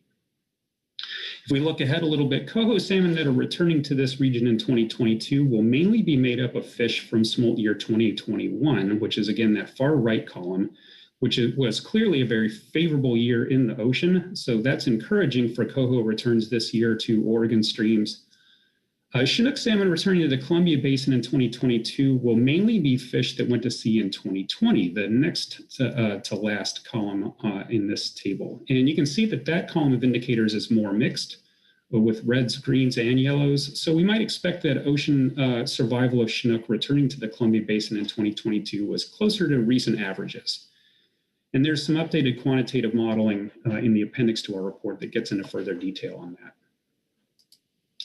In the next slide, we shift to some stoplight tables from California. So far, the ecological indicators I've talked about have focused on marine conditions, and the news has been pretty good. As we shift now to bring in some freshwater conditions, you're going to see that picture change a bit. As you know, the Habitat Committee, the Salmon Technical Team, and IEA scientists recently developed these extensive stoplight tables for Sacramento River and Klamath River fall Chinook, related to the recent rebuilding plans for those stocks. And these tables include freshwater, marine, and hatchery indicators, and thus relate to more of the life history and the complexity of these stocks. And I know these tables on the left are difficult to look at. They kind of look like casseroles or something, but a very simple summary is provided in the time series plots in the middle. We've taken the annual standardized averages of all of those freshwater indicators plotted as a black line, and all the marine indicators plotted as a blue dashed line, and shown them through time by brood year. And there's obviously a lot of variation from year to year and from stock to stock, but you can also see that sometimes the freshwater and marine averages are moving in the same direction, and at other times they're out of phase.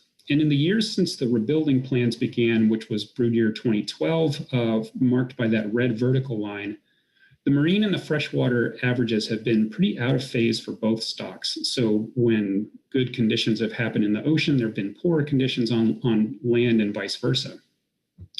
Some other patterns that emerge include that the marine indicators were very poor for brood year 2018, but have improved since then. And brood year 2018, I'm told, is going to make up a lot of the fish that are returning to the Klamath River in 2022, so that's a concerning outlook. Also, you can see that in brood year 2020, which is fish that went to sea last year, they had relatively poor freshwater indicators for both stocks. And you can see that both in the black lines, which dip at the end of the time series, and in all that red at the right edge of both of the stoplight charts. One last detail that's not included in this table that we do want to mention is that the Sacramento River Chinook salmon are entering an ocean environment that is full of anchovies. And heavy predation on anchovies can introduce thiamine deficiency in salmon, which can then be passed on to the eggs in the fry. And while hatchery fish can be treated for thiamine deficiency, the natural area fish cannot be efficiently treated. And we don't yet know the extent to which this is a problem for natural area stock productivity. Overall, I think we're going to learn a lot in the next few years about the importance of freshwater and marine conditions on salmon survival in different regions, especially given the extreme contrast we've seen in these most recent years. And let's now, in the next slide, we're going to start to transition to indicators of human activities and well-being. And we'll start with some hot off the presses updates of fishery landings and revenue. Thanks to some late arriving data, we can report that the drop in landings from 2020 to 2021 was actually less than 1% for commercial fisheries, which is better than what we thought at the briefing book deadline. A lot of this late arriving data was for Washington salmon, and that pushed overall coast-wide salmon landings into positive territory in 2021 relative to 2020. Shrimp, squid, and non-whiting groundfish landings were also up in 2021 over 2020. That said, several fisheries did experience declines in 2021, and total landings and landings for whiting and crab have also been trending down over the last 5 years. And then we'd also note that many of these time series remain near low points relative to recent decades. In the next slide, on the somewhat brighter side, the revenue picture for 2021 was rosier for almost all of the management groups. And also the also updated revenue for commercial landings was up 13% in 2021 compared to 2020, and was just below the average for the past 30 years. Nearly all the management groups actually saw revenue increases in 2021 over 2020, as you can see in that updated list on the right. So this probably reflects variation in price per pound between the last several years. In the next slide, we continue to track some indicators that delve further into how fishers acquire their revenue and how revenue is concentrated geographically, both within and across fisheries. On the left is a plot of revenue diversification, which estimates how many species groups the average vessel is deriving its revenue from, and how evenly that revenue is distributed among those groups. As we've shown you previously, diversification of West Coast fishing revenues has declined steadily over the past few decades, meaning that vessels are relying on smaller numbers of target groups to provide their revenue. And we saw that diversification in all three coastal states took another dip in 2020, the most recent year for which data are available, although that dip was not unlike other variability in these time series. On the right is an index of revenue concentration, which estimates how evenly revenue is distributed geographically across 21 IOPAC port groups. A higher value of this index means that revenue is concentrated in a smaller number of ports. So here, for example, the CPS and HMS fisheries up at the top of the plot have the highest index values and thus tend to land more of their revenue in a smaller number of ports. There's a lot to take in on this plot. It's a lot of spaghetti, but for now, I'll just point out that all of the fisheries showed slight increases in revenue concentration in 2020, although again, the increases were generally within the scope of variability that's been seen previously. So if we might have expected that the COVID pandemic would have had a major effect in either index in 2020, it is not yet apparent in these data. We do have more work to do here, though, because these data are pretty highly aggregated in space, and both through discussions with participants and finer scale data analysis and finer scale indicators, we might discover some other outcomes that might be discerned as a COVID effect. With that in mind, let's move to the next slide. We're exploring some other ways of looking at fishing activity and fishing revenue data at finer scales. And one of the tools which we introduced in the report last year is fishery participation networks, which depict the annual revenues and activity as interconnected fisheries for a given port group. The colored nodes represent different fisheries and reflect the amount of active vessels and median revenue in a fishery. And then the connections between each node represent vessels participating in both fisheries, and thus, connecting the whole network together. So for example, here are 4 yearly participation networks from Coos Bay that we've just chosen as an illustrative example, and they represent the 2 years just prior to the onset of COVID-19 and the 2 years since. In each of the annual networks, we see pretty well-connected fishery networks with several valuable staple fisheries that are consistent from year to year. It does change from year to year, but at least in a visual sense, this network seems to have maintained some structural consistency throughout the onset of COVID. There are certainly differences. For example, I don't know if you can see those parenthetical numbers, but the number of vessels participating, for example, in the tuna fishing dropped in the latter 2 years, but we need to look deeper to figure out how much of that might have been due to COVID and how much of it is due to oceanographic conditions that might have pushed the albacore further away from these waters. So importantly, a well-connected network like this one should mean that vessels have some options of other fisheries to move into if a shock like COVID or an oceanographic change comes along. And we're calculating statistics of each of these networks' connectedness and of statistics that describe which fisheries are most strongly contributing to network structure and may thus be important contributors to the port group's ability to adapt to future shocks. And we hope to include some of those network metrics as indicators in future reports. We have networks for all port groups and in Appendix T of our report, and networks for every year from 2004 to 2021 are available online. So we'll close this section with an issue that we know is of interest to the council family, and that is the potential trade-offs between fisheries and offshore renewable energy. In the past, we've shown you indicators of total contact between federally managed groundfish bottom trawl gear and the seafloor. And in this year's report, we changed the context of those indicators to compare trawling activity to prospective areas for wind energy development. We've updated some of the analyses that were in the briefing book now that BOEM has released the call areas for Oregon. So here we're showing indicators of groundfish trawling activity from based on logbook data that spans from 2002 to 2019. We start here with maps of the total distance that was trawled in each 2x2 kilometer cell in 2019, the most recent year for which we have data. And these are in and around each of the wind areas that are signified by the heavy black lines. This is just for non-confidential data too. Warmer colors indicate more cumulative distance trawled in 2019 in each one of the cells. In the left panels, you can see that the greatest groundfish bottom trawling activity off of Oregon in 2019 was in a north-south band that ran right through each of the call areas. In the middle panel, showing the Humboldt wind energy area, the greatest activity in 2019 was immediately shoreward of the WIA, between the WIA and the onshore substation that's indicated by the black dot. And finally, in the Morro Bay WIA, there was relatively little trawl activity in 2019. And it was all outside of the WIA. The next slide, alternatively, we can look at the proportion of total years in which a cell was trawled over the full time series to get somewhat more historic context for the bottom trawling activities and opportunities in different cells. Here, warmer cells indicate a larger proportion of years with bottom trawling activity.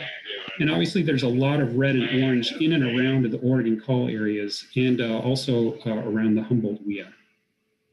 In the briefing book, we present 5 other indicators, such as 5-year averages and trends, annual anomalies, or the number of years since trawling occurred in a given cell.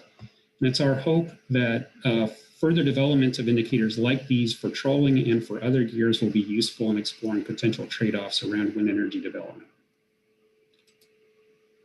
So now we'll shift to our conclusions. Go to the next slide. Thanks. In summary, 2021 was a tale of 3 systems. characterized by a combination of very strong contrasts. You had a top 10 marine heat wave offshore. You had record heat, warm rivers, drought, and fires on land, and sandwiched in between was record cool upwelling and cool, productive water that supported good feeding conditions in much of the system. These conditions may extend, they do extend to many observations from 2020 as well, and seasonal forecast models suggest that 2022 could bring similar physical conditions, at least at the start of the year, with predictions of continuing La Nina conditions in the ocean and expectations of continuing drought in many parts of the West. There were some drops in fishing landings in multiple target groups, but we did see rebounds in commercial fishing revenues following the very difficult fishing year of 2020. The next slide. Just to wrap up, given the rare combinations of extremes we've seen in the last few years and the struggles with data collection that we had in 2020, it's very challenging to understand what is driving the species productivity and distribution and the fishing dynamics right now from an environmental perspective, and to anticipate how they will respond in the years ahead. It's a diverse system full of very different types of species, and those species respond to change at their own pace. And it continues to be hit by natural experiments. So it may take several years for us to sort out what is happening right now with species and fisheries. And climate change is intensifying this challenge as we get pushed into these new combinations of conditions more often, and as extreme events become more extreme and more frequent. Next slide. It's in that spirit that we included a short climate change appendix as a conversation starter, or rather as a conversation extender in this report. And this, I say a conversation extender because the idea actually came from the Ecosystem Advisory Subpanel's recommendation following last year's ecosystem status report. We're working on making advances in our ability to explain different conditions, to track previous conditions, to track current conditions, and to predict future conditions. And this progress is helping us to put more of our indicators and reporting into the context of climate change, hopefully in ways that support council activities and activities of fishery participants, activities of NMFS and of other partners. And a potential next step for us is to work together to match the council's needs and priorities with science capabilities that fall under the climate change umbrella. The appendix includes this hypothetical table of indicator categories, which span from ones that are very well sampled and have models that can provide skilled forecasts to ones that are less well sampled and ones for which prediction skill will likely be weaker and more uncertain at different timescales. Co-developing a table like this and filling in those cells with different needs and different science tools could help match council needs to research capabilities and would guide the CCIEA team to develop indicators and predictions accordingly. Our climate change appendix also has some mock-ups of the kinds of presentation and vocabulary that could go along with the climate-ready indicators. At the heart of those mock-ups is a feeling that these analyses are very important to West Coast fisheries, and we want to present them with messaging that's accessible to anybody. Lastly, we're using the term co-develop around this appendix repeatedly and intentionally, as we want any products that would be in this kind of tool to be useful. And we believe our audiences are going to be better at saying what is and isn't useful than we will. And we look forward to additional discussions around whether this would be of interest to develop further. And we also look forward to seeing how we can adapt our reporting, our planning, and our capabilities to support whatever FEP initiatives the council chooses to take up next. And with that, we conclude our presentation and thank you for your time and attention and look forward to discussions and questions. Thanks very much for that presentation. It was terrific. And I imagine it has spurred some questions amongst the council. So I'm going to look to see if there are any hands being raised. Corey Ridings. Thank you, Mr. Chair. Thank you very much, Drs. Garfield and Harvey. That was an excellent presentation. Overall, the report's incredible. So special thank you to you and your entire team for pulling this together. I have a couple questions. The first, you mentioned wind energy areas, and groundfish trawling history.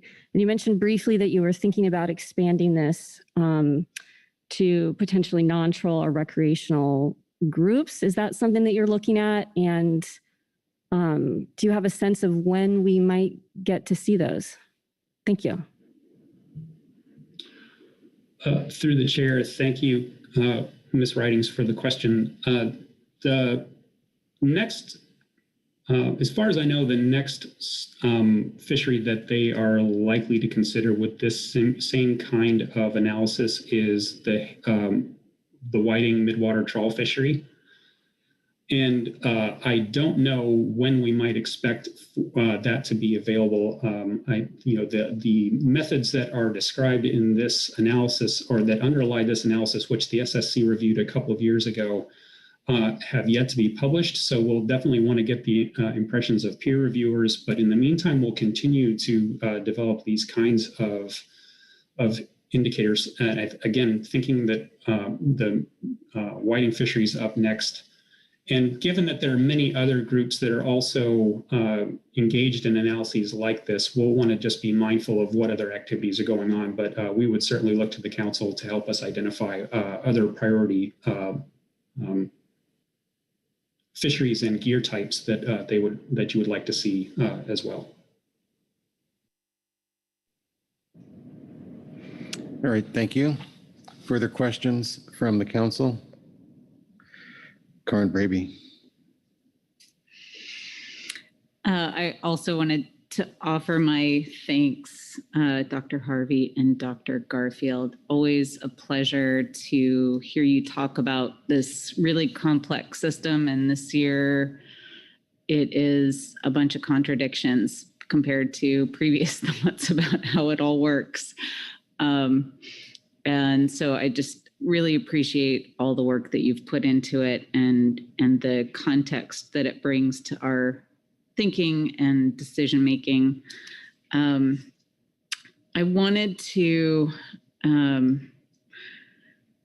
make a comment on messaging, and this is not directed at the science centers in particular. It's something that I struggle with a lot, and it is that we often talk about climate change because it's recognizable and brief to say climate change, and yet the council is really concerned about climate and ocean change. And I say that because in many conversations about climate, the ocean is left off the table and forgotten. And so I just wanted to pause and encourage us all as we're talking about climate change to include the ocean in that messaging, because it is central to the work that we do, but it's also central to our identification of problems and solutions. And so you do that throughout this presentation, bringing in both of those factors, and I very much appreciate that, and appreciate council members and our council family continuing to talk about both of those things in one breath rather than one or the other. I do appreciate the comment that you made to Corey about your plans for mapping relative to offshore wind, and certainly look forward to more discussion about that. But I think, the groundfish trawl and the whiting fisheries are certainly key fisheries that are projected to have overlap and conflict with spatial uses, as are some of our HMS fisheries, which are less well understood in terms of data and mapping and so on. And so just appreciate the Science Center's involvement in trying to bring better information to us as we consider citing those areas off our coast. So thank you. Just comments and appreciation. All right, let's see if there are any further questions. Krista Svensson. Yeah, thank you, Mr. Chair. And thank you all for those of you that have worked on this report. It is large and takes just a tremendous amount of effort and work from everybody. I had a question on slide 33. I thought it was really interesting just looking at tuna because it's HMS to see how much diversification comparatively in 2021 there has been compared to other prior years. But I also noted that there is no other category, but there now is the addition of Pacific halibut and prawns and shrimps. And I just wasn't sure if those had been included in the other category or kind of what it took to morph out onto your own. So just looking for a little bit of explanation so that I've got some continuity of what's going on for those folks. Through the chair, thank you, Ms. Vinson, for the question. And this deserves some methodological clarification. If a node like appears or disappears from, or lines appear or disappear from year to year, that certainly does not mean that there was no activity or no connections among fisheries in those years. It gets into some of the criteria for how the diagrams get drawn, and whether a particular fishery resulted in enough median revenue to meet the criteria for inclusion. Because otherwise, you could end up with networks that have so many nodes and so many lines in them that they just become really difficult to look at. So this is as much as anything a matter of simplification. So, for example, halibut or let's see if there's another one that comes to mind right away. We'll just stick with halibut. I would have to imagine that halibut, prawns, and shrimp that are both there in the 2020 to 21 network were landed in the other years. It's just that they didn't clear enough median revenue to meet the criteria for, and I believe that's 10%. But it's also worth noting that the other category is a fixed group of species from year to year to year to year. Things don't get bundled up into other. So halibut is always its own category. Other is always its own category with a consistent group of species in it. So if we were to really blow these up into the full level of detail where all fisheries were included, it's doable. It just makes for more complicated viewing. Oh, and then another thing is, in some years, the number of participants in a fishery, echinoderms is a good example where you can see there were 4 in the little parenthetical number in 2018 and 19. There were 4 participants in that, or 4 vessels participating in that year for this port. If it dipped below 3, we would have to exclude those that node from the analysis because of confidentiality. Thank you very much. That was a perfect answer. All right, Vice Chair Pettinger. Thank you, Chair Gerolnick. Great presentation. I'm just kind of curious as far as your the information you're utilizing. Are you interfacing with the regional scale node on that fiber optic cable system off the coast of Oregon as the instrumentation that takes samples on a daily basis? Are you accessing that for as part of this presentation or the work you're doing? No. It's the short answer. We have not brought as much of that OOI information off that network as we would like to. We do the Newport line. We work with the folks who run the Newport line. We get their data, but we have not been getting as much data off that array. Okay, just thank you. All right. Corey Ridings. Thank you, Mr. Chair. One more question here. I'm intrigued by the Ocean and Climate Change Appendix. It's really good, and I really enjoyed reading it. And Dr. Harvey just presented to us this little table and was talking about sort of forecasting and projections and how we can better think about that. And I was wondering if you'd help me think this through a little bit better. Can you provide an example or two to show how that would work? Thanks. Through the chair, thank you, Ms. Ridings. I'll definitely hope Toby can chime in here once I start to bungle the physical stuff. But I can try to walk you through this.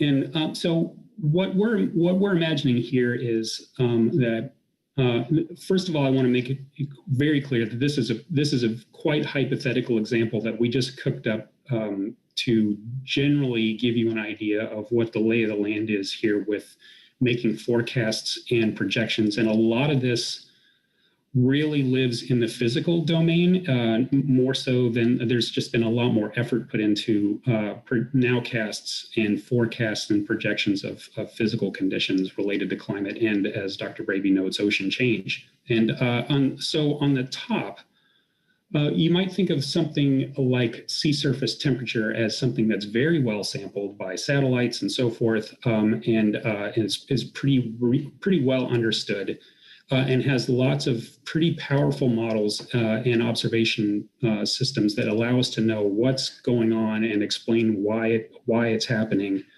and then give us some ability to see out into the future over, like, say, the next 6 to 9 months. And you've seen that even in our reporting, where models like JScope are useful in making those kinds of skilled 6 to 9 month forecasts of what temperature is likely to be at a given area, with some level of confidence around it. And then, so we can obviously tell what's going on right now better than we can tell what's going to go on, a couple months from now. So we move in that top row from green of right now and what happened already to yellow, because we're just going to be bringing in a little bit more uncertainty. How do we end up at green out there in the climate projections? Well, we're talking about a different level of confidence and inability to say how warm or cold it's going to be in different, size patches of ocean. But basically, that's using an ensemble of very powerful Earth system models that are based on different, like, say, CO2 emission scenarios. And those models tend to agree with each other pretty well about what's likely to happen with temperature in the ocean based on comparing scenario A to scenario B. Once you start to layer in things that are going to happen, like in between, like, say, 2 and 10 years from now, it gets more difficult because the dynamics that are driving things that we can observe right now, and the dynamics that would drive scenarios that end in, like, say, the year 2100 or 2070 or something like that. Once you get into that middle area, the factors that are driving things right now start to get more and more uncertain, and the scenarios that are driving conditions way out into the future aren't quite as predictable in that near term. You don't know when an El Nino event is going to happen. You don't necessarily know when a change in PDO is going to happen. So it just gets more tricky in that decadal forecast zone. If we were to build this out a little bit with tools that we've shown you in this presentation and in the past, from like the EcoCast model that helps us indicate if conditions for a target group like a swordfish might overlap with a protected species like a sea turtle. Now you're starting to add a little bit more uncertainty on top of the physical models. The species, like habitat suitability, is related to those physical models, but the species are also motivated by things like prey patches and reproduction, and they behave. So we're adding uncertainty that as we go down from that top row to the middle row of something like habitat suitability. JScope, for example, does give us forecasts of things like the habitat suitability of sardines or whiting. And that allows us, some idea of what's going to be happening a few months out, but not with, because of factors like behavior and patchiness of prey and so forth, we can't nail it down to quite the levels of specific, precision that we can with something like sea surface temperature that we can watch with a satellite.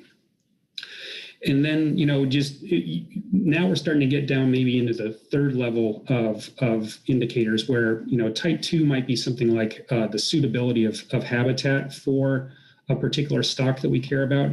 Type 3 might be more like the abundance or biomass of a stock that we care about. In just JScope as another example, like I mentioned that JScope can give us forecasts of sardine habitat suitability, but that's not doing us a lot of good right now because there are there are very few sardines in the system right now. So knowing that their habitat is suitable is a long way from knowing if they're going to be abundant. And so what we would imagine doing with something like a table like this is to work with council advisory bodies to put a little bit more detail on what the rows are, what different categories of indicator type we're interested in based on what the issues are, what the needs of the council are, and if they fall out into 3 or 5 different categories of information that could be used, and how good we are at predicting it in the near term and in the long term. And while we might worry that we're going to end up with a lot of red in some of these rows and columns, we don't want to feel like it's hopeless if we have a lot of red, because that just simply gives us an idea of which kinds of our tools we need to do harder work on and make them better, and develop the same kinds of, I think, what if scenarios that Dr. Tomasi described in her MSE presentation earlier. I'm going to stop there. I think that was a wandering answer, and I don't know if it's gotten to where you were hoping, but let me just pause there and see if that helped. If I could just add one thing before that, I agree with everything Chris said. One thing I wanted to comment on is you might wonder why we seem to have higher confidence in climate projections than in, say, decadal or seasonal forecasts. And the reason for that is we're actually reporting different things. So when we're talking about hindcast and nowcast, it's generally we'll say, well, we expect the temperature to be 2 degrees above what it is now. So, and it's really based on persistence. So at the shortest time scale, the most accurate measure we have is persistence.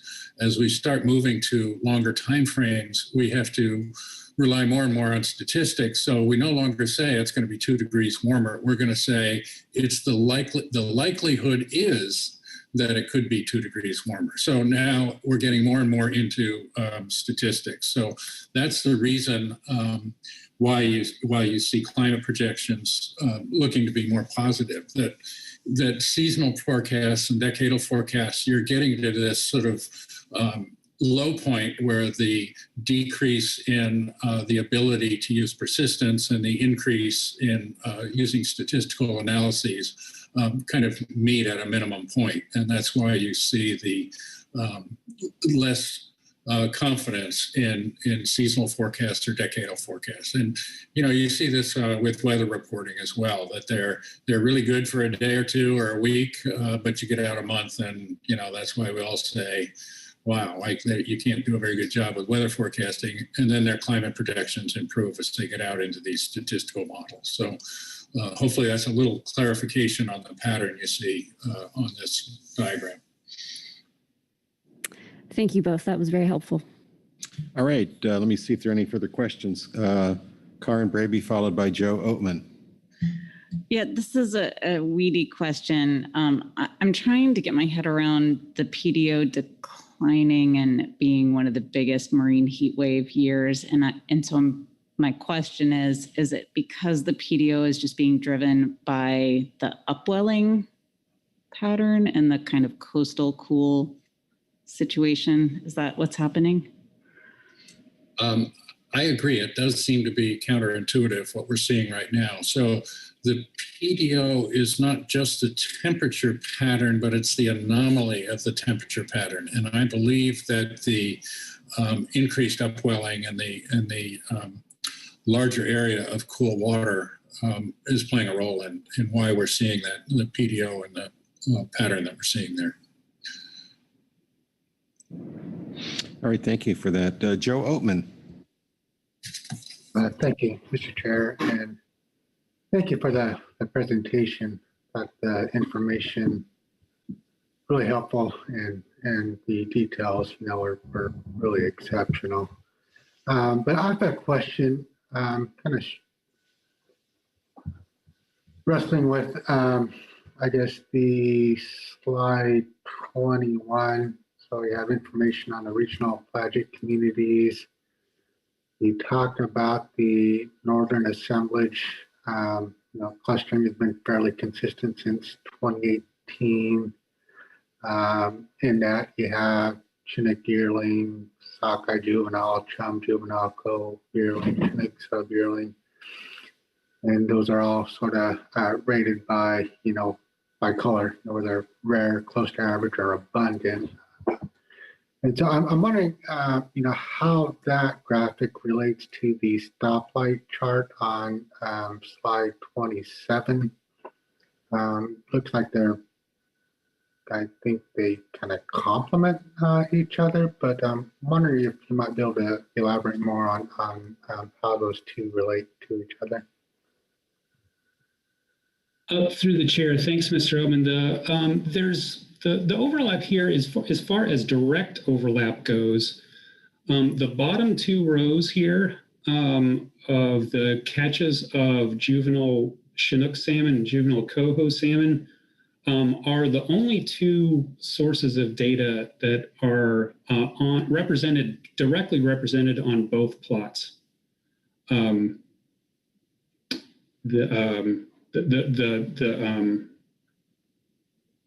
Those data represented at those bottom two rows are also, actually, data entries in that checkerboarded cluster table as well.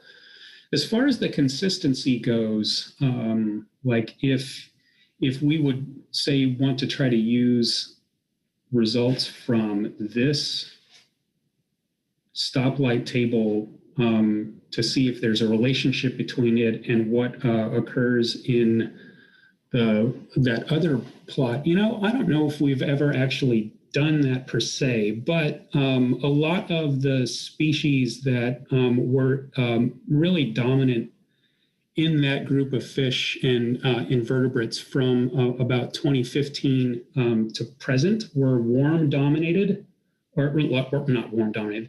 A lot of those species seem to prefer warmer water for their habitat preference. And if you look here on this stoplight chart, a lot of the physical conditions that are in the upper half of the table are trending very negatively. There's a lot of red and yellow between 2015 and 2019. And generally speaking, because this table is designed to discuss conditions specifically for salmon, and we characterize salmon as preferring cooler, more productive conditions. That means that warmer, less productive conditions are going to show up red and yellow here, and you can definitely see that from 2015 to 2019. There's a lot of red and yellow, and so not so favorable for salmon, but generally, suitable conditions for those warmer water species like butterfish and like market squid and some of the jellyfish that were more abundant during that period. So there is consistency here. I don't know if anyone's actually done a more careful statistical analysis of that for anything other than salmon, but it's certainly a good idea to think about in better connecting a table like this to outcomes with the different fish.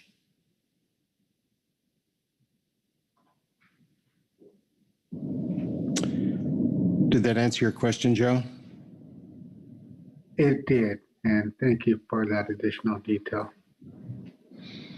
All right, thank you. Let's see if there are any other questions from the council on the presentation. And I'm not seeing any other hands. Thank you very much for that presentation. As always, it's terrific. This is close to reading tea leaves as we can get. So we've been at this over 2 hours, well over 2 hours. We're going to bring up a very, very brief salmon topic immediately after our break, and then we'll go into our reports from management entities and advisory bodies on this agenda item. So let's come back at 10:30.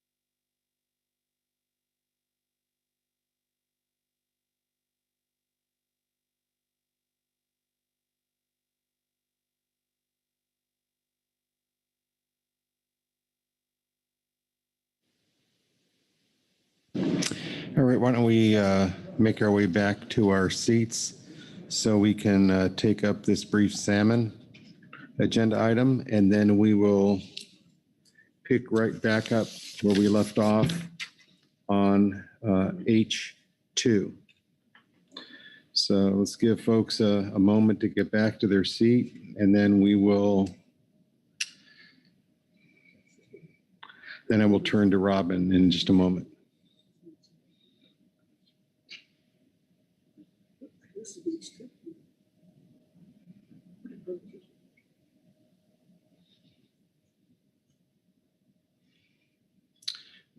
Okay, Robin, please introduce this.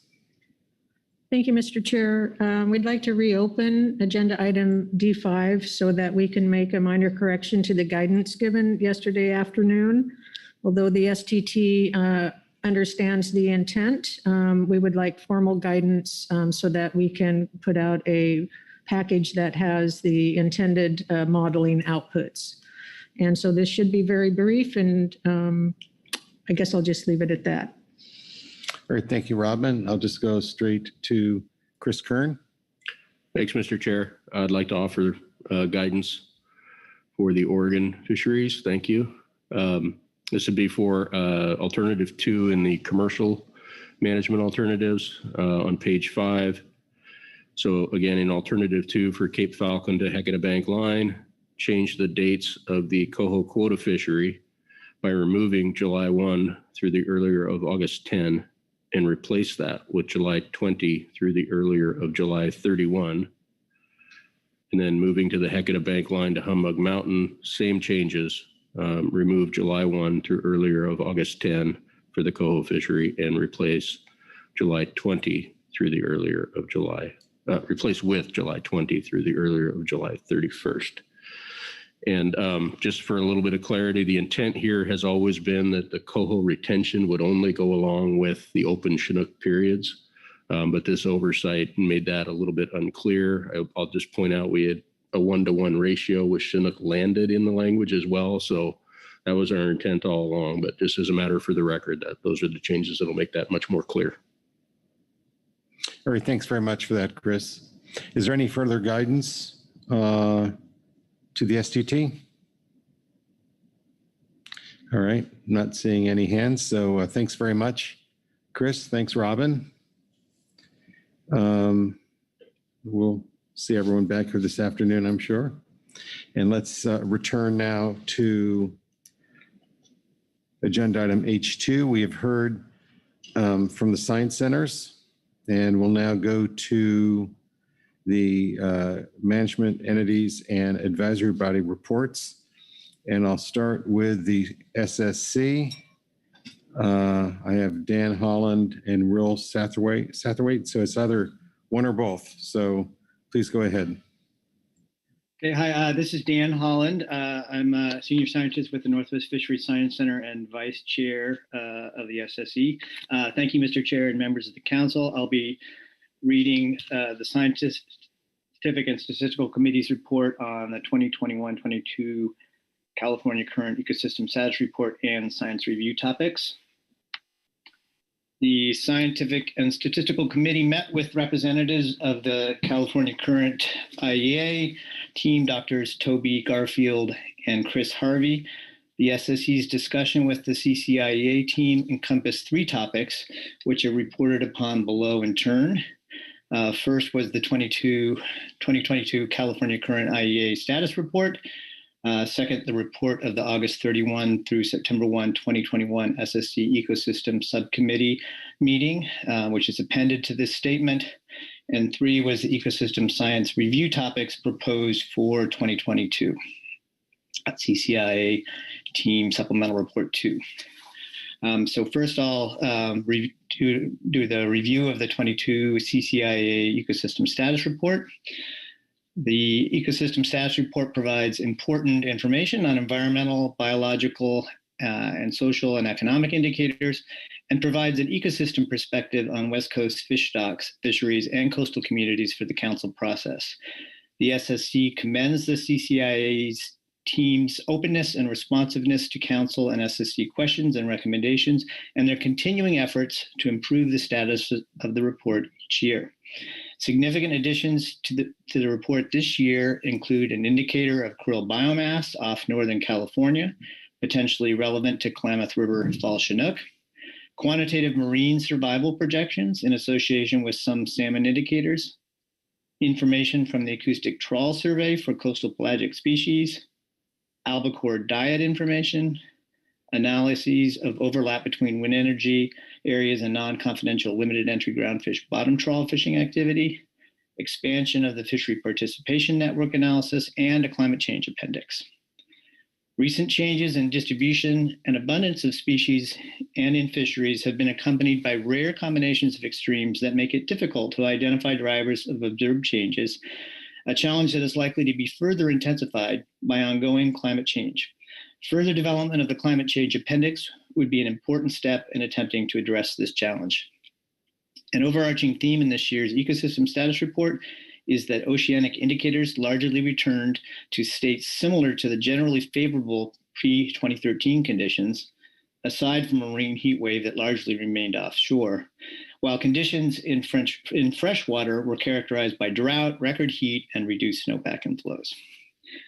The SSC discussed several issues that could affect the interpretation of the indicators in the report, including, number one, natural area Sacramento River Fall Chinook escapement in 2019, giving rise to the dominant age 3 class for the 22 fisheries, is described as relatively favorable for the natural area Central Valley Fall Chinook, and noted as having met the goal in Table 3.3.2.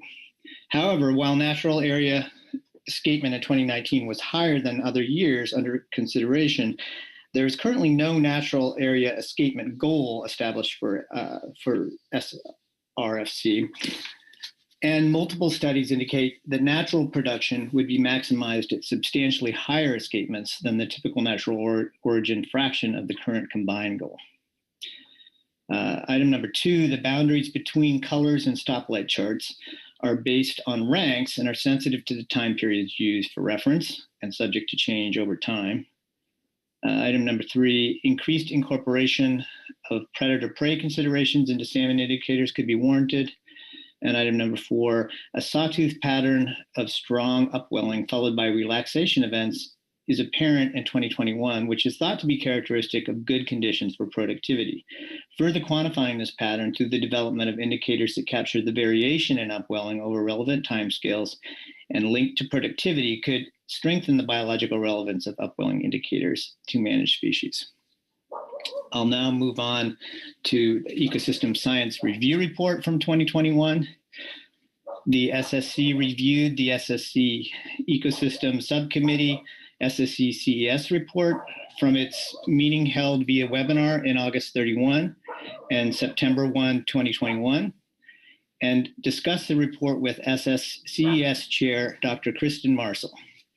The SSC agrees that the CES recommendations that, number one, future CCIEA reports should identify times when environmental conditions are beyond thresholds associated with poor salmon forecast performance in the past.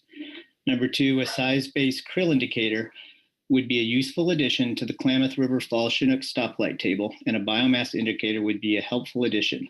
These were included in the 2022 report. It would be useful to include port-level network analyses in future CCIEA reports. Some analyses were added in the 22 report.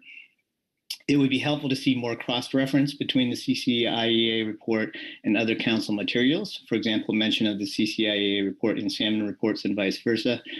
And five, the SSC also agreed with the CES recommendations to develop robust juvenile groundfish abundance indices based on spatially explicit information on size and abundance from the West Coast Bottom Trawl Survey to inform management between assessments, such as through assessment prioritization, scoring, or scientific uncertainty buffers. These analyses should focus on species that are well sampled by the survey and not associated with rocky habitats. The SSC SSCES reviewed 6 documents, 5 of which were journal articles that are cited in the SSCES report and publicly available, but some were behind paywalls, and 1 published addendum to an earlier article produced specifically for the SSCES meeting. The addendum is attached at the end of the SSCES report. In the future, the SSC recommends establishing a process for posting items or at least links for copyrighted material provided for SSCES review to the briefing book under an appropriate agenda item to facilitate transparency and public access to materials reviewed by the SSC. A single easily found repository of all previous SSC Ecosystem Subcommittee reports and a consistent process for distributing the subcommittee reports would also be useful and increase transparency. I'll now speak to the proposed ecosystem science review topics for 2022. The CCIEA team has proposed 3 potential topics for review in September 22 in that supplemental IEA team report 2. The first is strategic review of the salmon indicator portfolio. Second, reference periods for plotting recent means and trends in fishery landings and revenues. And the third, development of a climate change appendix. The SSC and CIEA team agreed that point 2 could be addressed without the need for a meeting with input from relevant advisory subpanels. And then the end product could be reviewed during the March meeting review of the first ecosystem status report to incorporate it. The SSC recommends scheduling a half day for each of the 2 remaining topics in September 2022 meeting of the SSCES, noting that both are complicated and ambitious topics that will likely require multiple meetings and additional advisory bodies to fully address. The salmon review could focus on identifying stocks where ecosystem information would be most useful and how it could be used better to inform management, which could include data poor stocks and stocks whose life histories are not amenable to conventional forecasting techniques. The climate change review could initially focus on technical discussions between the SSCES and the CCIA team, as well as identifying potential processes for involving additional advisory bodies. Given the focus on salmon, the SSC Salmon Subcommittee, Salmon Technical Team, and the Salmon Advisory Subpanel should be invited to attend the SSCES meeting in September. That concludes my report. All right, thank you very much for that report. Questions on the report?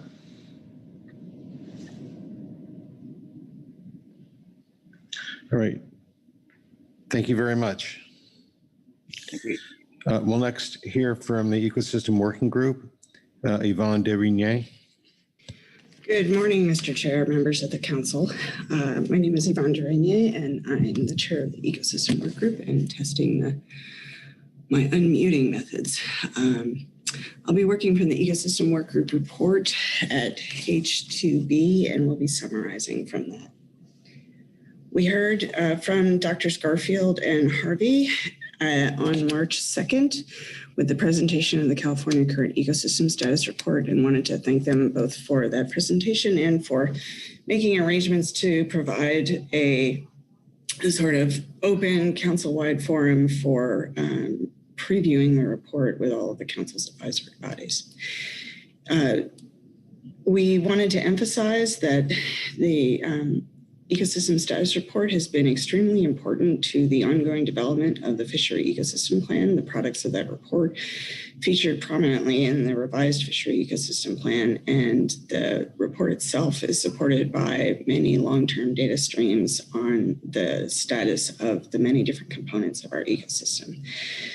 We'd like to express our appreciation for the development of indicators of long-term climate change in the test Appendix E of this year's Ecosystem Status Report, particularly thinking about the early warning indicator of ecosystem state, and we're thinking that'll be a valuable tool moving forward. That the inclusion of snowpack information should be of great value in forecasting salmon stocks, that sea level rise and coastal flooding risk indicators are important tools when considering portside vulnerability and risk, and that the climate change appendix, as we mentioned, does a good job of integrating both the Fishery Ecosystem Plan and integrated ecosystem assessment goals. And we also appreciate the expansion of the Habitat Compression Index, the index itself, although it would be great if habitat suitability were to expand. That index provides valuable insight to downstream processes, including species redistribution, shifts in predator-prey interactions, and potential overlap between fishing and protected species. On the second page of our report, we have a couple of specific points for consideration in future ecosystem status reports. So first, the council might have noticed that Appendix D is essentially a 2-page executive summary of the highlights of the ecosystem status report. And so the work group is suggesting that that be moved to the front of future reports for ease of reading. We looked at the seabird data, and we're hoping to see a seabird data figure from Yaquina Head, in addition to the seabird data from the Southeast Farallon Islands in the main ESR text instead of only an appendix. We're interested in whether there's some transboundary data that might be useful, especially from the Baja California. Although this is obviously outside of the jurisdiction of this council, transboundary biological and physical conditions can affect important components of the California current ecosystem within the U.S. exclusive economic zone. We're also interested in seeing an improvement in integrating indicators within the human dimensions section and between that section and others in the report, and hopefully in consultation with the ecosystem work group, the ecosystem advisory subpanel, and the SSC. For example, is it possible to develop a narrative around how declining diversification intersects with trends in revenue consolidation and community social vulnerability? Maybe not. Are any of those trends influenced by biophysical changes in the ecosystem, such as habitat compression? Each year, additional indicators are included at the Council's request, and we would like to help identify opportunities to shorten the report and reduce our focus workload. And so we talk a little bit about that in the following paragraph. We strongly support the value, and we see the value of the report, but we also are concerned about the growing scope and the increasing workload of for the ecosystem status report. And so we had a quick conversation on, how could this be more efficient and sort of stress reducing for the folks who are producing us. And one area for possible efficiency, interestingly, is our 20-page limit. We could transition parts of the report to something that's more automated and reproducible, but apparently the centers have to go through a lot of fiddling to get the document to a 20-page limit. So what we're offering to do is do a little background work with the IEA team to review current and past reports, to look at those 20 pages and sort of figure out a word limit and a figure limit that could make that report more easily produced. I know this is a very minor detail, but it could help out a lot of folks if we could get it done. So in addition to the possibility of different automations for parts of the report, we think that there could be some benefit from a council-wide discussion of which parts of the report are not essential and could be removed or refined. And several of the FEP initiatives suggested in the draft updated appendix at agenda item H3A include some review of ecosystem status report indicators, and we're suggesting that any initiative that reviews any part of the ecosystem status report should consider not just adding to the ESR, but also should explicitly aim to make ESR production more efficient, whether through automating, removing, or replacing sections. We also reviewed the supplemental IEA team report 2, which provides review topics for the SSE ecosystem subcommittee. We're looking forward to hearing the comments from the other advisory bodies, particularly the EAS, on the climate change appendix and whether that portion of the ecosystem status report could be automated. If the SSC and the CCIEA team take on revisions to the climate change appendix, we recommend including nowcasts and forecasts of near-term and long-term changes in species distribution and contextualizing the appendix relative to the most recent Intergovernmental Panel on Climate Change reports. The CCIEA team chose thoughtful and timely topics for review by the SSC, and we support their choices. Another topic to consider for future review by the SSC Ecosystem Subcommittee is development of sections within the Ecosystem Status Report that provide integrative perspective on the ecosystem role of highly migratory species and groundfish, as well as the impacts of ecosystem conditions on those FMPs. Thank you very much. I'd be happy to answer any questions. Thank you very much, Yvonne. Are there any questions of Yvonne on the report? Corey Ridings. Thank you, Mr. Chair. Thanks, Mr. Renier. You mentioned automating the report to make it easier for the folks who are producing it to do that. It's obviously a great report, and there's a ton of information in there. I would like to hear a little bit more about how that could be done. And I suspect Dr. Harvey and Garfield are still on the phone. Maybe they could speak to me if that's an acceptable to them to work on that with you. Just trying to get a sense of sort of the workload associated there, how that would happen, and what the result would look like. Thank you. Okay, thank you, Ms. Ridings and Mr. Chair. So I will admit right away that I am a terrible person to speak to this. There was discussion of R coding and whatnot, and that is definitely not my area of expertise.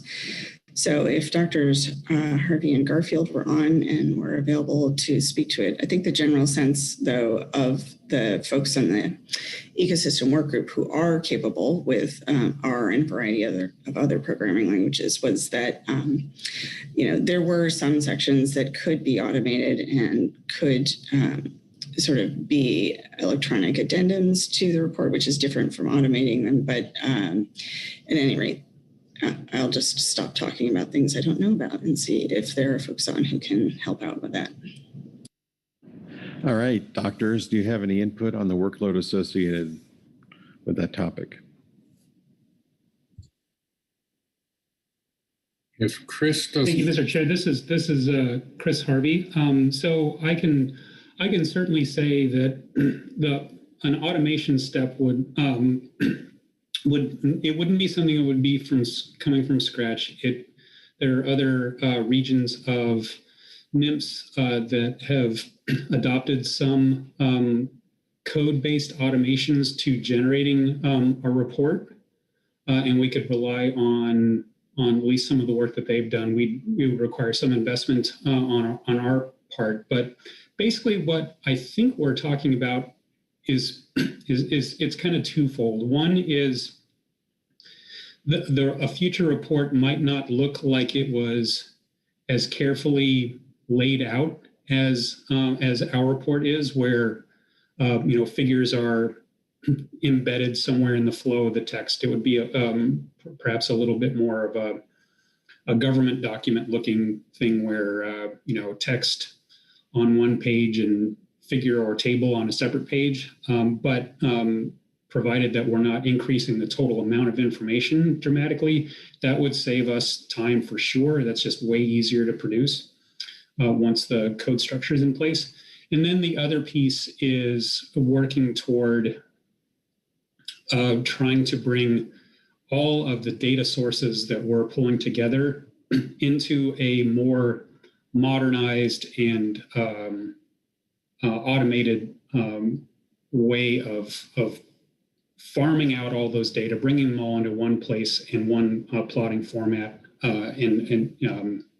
so there's less work focused on trying to track down, different sources of data from different people, and having, a dozen different ways in which data are formatted from the start, rather trying to narrow that down into a refined way. Toby Garfield, would you like to follow up? Yeah, Mr. Chair, thank you. I would say we actually have started making some progress on this as well. The IEA website has a dashboard where we're trying to bring some of these indices together that people can look at them in a coordinated way and almost a personalized way, if you will. And the other part of that is that in the last couple of years, we've tried to do a data report after, or technical report after, based on this ecosystem status report, and it's just becoming unwieldy. So again, a more automated report based on the web is definitely something that we need to strive for as we're going forward. And a lot of that is a data wrangling problem of getting people to make sure their data are reported in a consistent manner. And that's one of the things we're working on right now. Thank you. All right, further questions? All right, thanks very much, Yvonne. We'll go now to the EAS report, and I understand that Michelle Robinson will be reading that. Welcome, Michelle. Yes, thank you, Mr. Chair and council members. I'm Michelle Robinson. I'm a co-chair of the Ecosystem Advisory Subpanel, and I'll be reading from Agenda Item H2B Supplemental EAS Report 1 on the California Current Ecosystem Status Report. The EAS reviewed the 2021-2022 California Current Ecosystem Status Report. We continue to be impressed with the high quality of the work of the National Marine Fisheries Services IEA team and congratulate the team on the milestone of their 10th annual report. The document is very digestible and easy to read. We appreciate their willingness to take input from the Pacific Fishery Management Council and advisory bodies and create new and improved analyses. We note that several of the requests made by the EAS, such as the exploration of climate change indicators, the change to the FEEL index, and the addition of easier to interpret graphics, has been incorporated in the most recent document, which was appreciated. We also thank Drs. Chris Harvey and Toby Garfield for presenting their results ahead of time via webinar, allowing us and other advisory bodies time to become more familiar with this report in advance of the meeting. First and foremost, this is an impressive compendium of the state of the California current ecosystem across many regions from freshwater to marine and inclusive of human communities. This assessment provides the necessary foundation for informed ecosystem-based fishery management and critical information concerning the current and future use scenarios encompassing resource conservation, marine planning, and fishery management efforts. To that end, the EAS would like to offer the following section-specific comments and suggestions for future annual reports for the Council's and the IEA team's consideration. Importantly, the IEA team has provided the information needed to move to the next stage of utilizing these data. To do so, the EAS suggests the Council consideration of future actions may benefit from improved integration of specific sections coupled with synoptic summaries.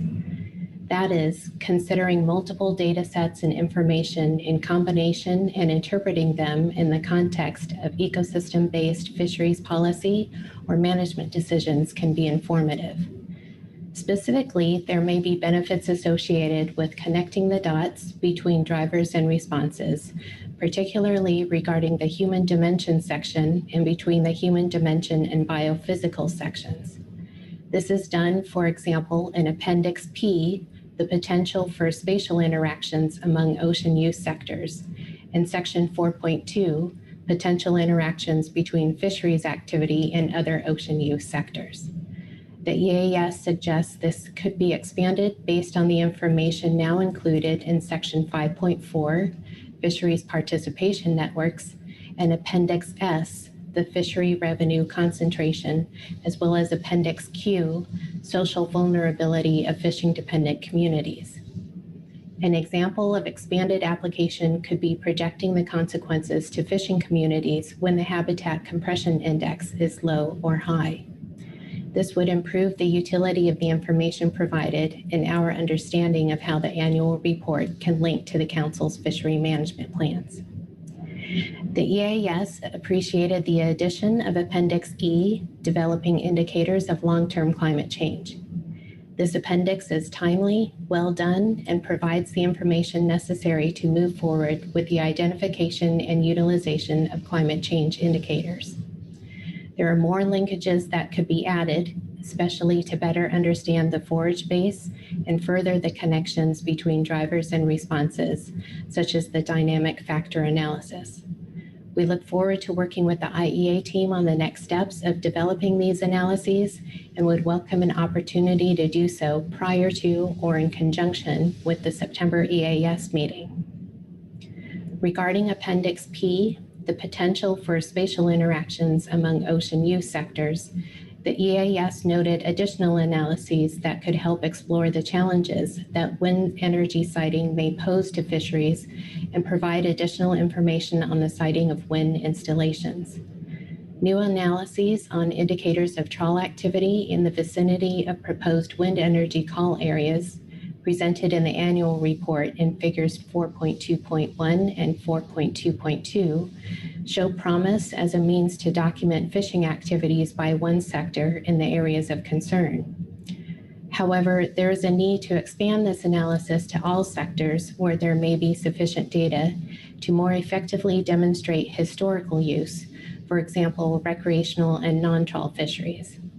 The EAS discussed whether it might be possible to extend such analyses to include risk assessments or management strategy evaluations which consider the socio-ecological impacts resulting from fishing effort being redirected to other locations due to wind farm siting, and whether efforts to develop forecasting of hypothetical future uses in the absence of wind farms and under various climate scenarios would also be of benefit.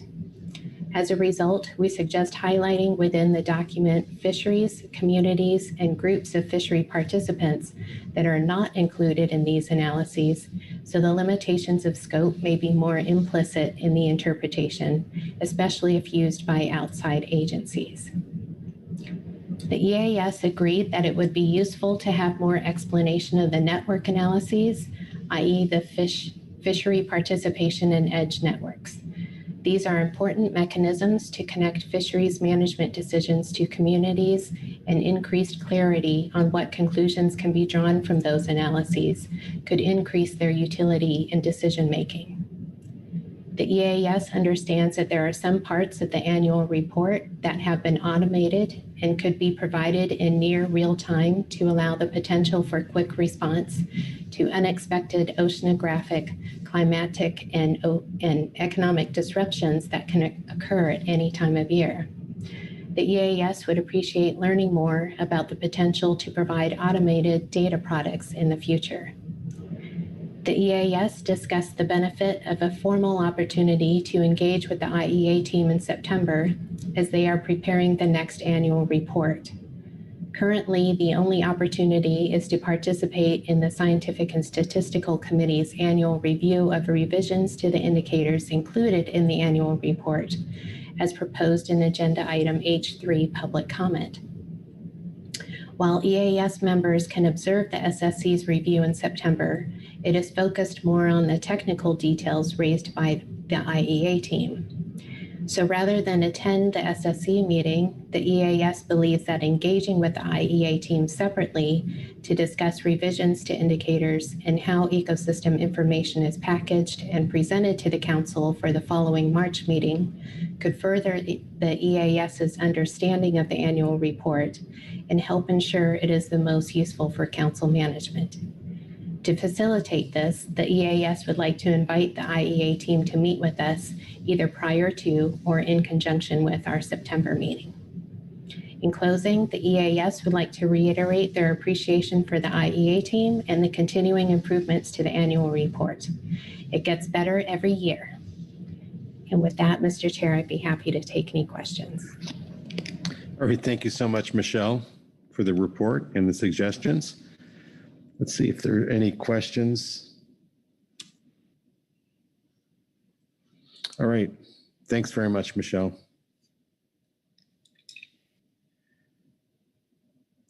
The Habitat Committee, Corey Green. Welcome, Corey. Thank you. Can you hear me? We can. Thank you, Mr. Chair and members of the Council. I'm reading Agenda Item H2B, Supplemental Habitat Committee Report 1, Report on the California Current Ecosystem Status Report and Science Review Topics. The Habitat Committee heard an excellent presentation by Drs. Chris Harvey and Toby Garfield, NMFS Northwest and Southwest Fishery Science Center co-leads for the National Oceanic and Atmospheric Administration's California Current Integrated Ecosystem Assessment. Drs. Harvey and Garfield presented a detailed overview of the annual California Current Ecosystem Status Report and Science Review Topics. The report is an annual summary of environmental, ecological, economic, and social indicators. The HC is interested in plans that the IEA team might have for further developing a data and information portal or dashboard to allow ready access to the broad array of temporal and spatial information that are being synthesized by the team. The HC is interested in future applications of the IEA and essential fish habitat consultations across each of the Council's fishery management plans. CCIEA presenters reference the CCIEA team's Future Seas California Current project, which will employ modeling to explore potential impacts of climate change on highly migratory species and coastal pelagic species in the California current. The HC is interested in understanding what data sets or information would be needed to track how the IEA might identify climate change-driven latitudinal shifts in marine population distributions. The CCIEA presentation included a timely examination of potential interactions between commercial fishing activities and in newly established wind energy areas off California and wind energy call areas off Oregon. The IEA team is in the process of pulling together information that will support identifying effects of wind energy infrastructure on oceanographic processes and species. Thank you, and I'd be happy to take questions. All right, thank you very much, Corey. Let's see if there are questions. Thank you very much, Corey.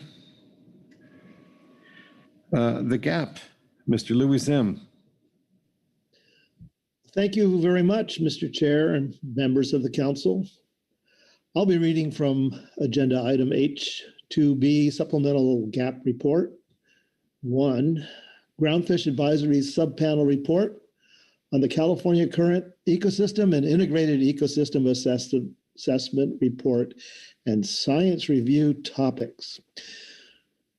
The GAP members attended the council briefing webinar about the California Current Ecosystem and Integrated Ecosystem Assessment and Science Review Topics from Dr. Toby Garfield of the Southwest Fishery Science Center and Dr. Chris Harvey of the Northwest Fishery Science Center.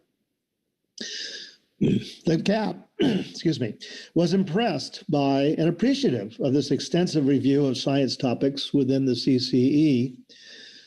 GAP members' anecdotal observations at sea and in tracking available remote sensing data from other sources concur nicely with this presentation. We continue to be concerned by the profound negative impacts the response to COVID-19 pandemic had on scientific work and survey schedules in 2020 and 2021. These may have long-lasting negative impacts on future management tools and available information. The GAP is pleased the involved participants and agencies have been flexible and adaptive and have found solutions to their challenges. Furthermore, we appreciate that the 2022 field season will feature a full set of surveys, including groundfish bottom trawl and the Harms Hook and Line survey. We also greatly appreciate the spatial analysis of groundfish bottom trawling activity in and around the proposed wind energy call areas off the West Coast. These provide a helpful perspective with respect to the potential impacts to that fishery. That concludes my report, Mr. Chair. All right, thank you very much, Louis. Are there questions of Louis? All right, thanks very much. And last but not least is the HMSAS report. Doug Fricke.